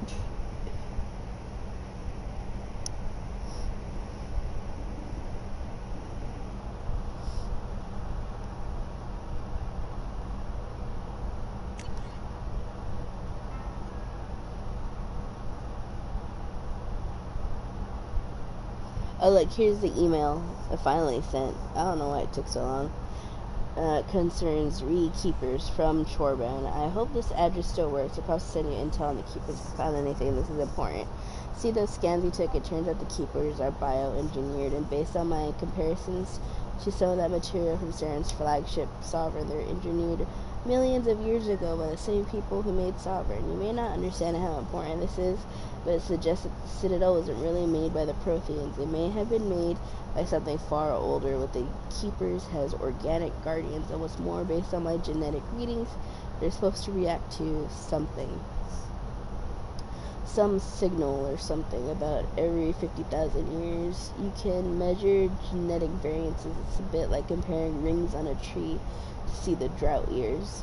Whoever did this, around the last time the signal went off would be around the time that the Protheans disappeared, and it's scheduled to go off sometime around now. If any of the old tech still works, they could have some nasty surprises waiting for us. Just thought you'd want to know. Nobody here on this Citadel will listen to me. Yeah, the trigger. Remember I told you about this, like, when I first started telling you about Mass Effect? Like, when I first convinced you to start watching Mass Effect? Yeah. This is what I was talking about. Isn't that crazy? I just love, like, the world building and the foreshadowing and yada yada yada. Anyways, but yeah, so it is now definitely 6 o'clock. It's actually a little bit after 6 o'clock. So I should go to sleep. And I will. But yeah, tomorrow we can definitely start playing like around 11-ish, 11:30-ish, maybe 12, my time.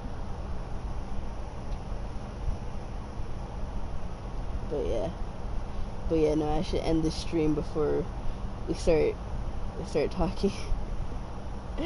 We start talking about racist semantics and race privileges, even more so. Anyway,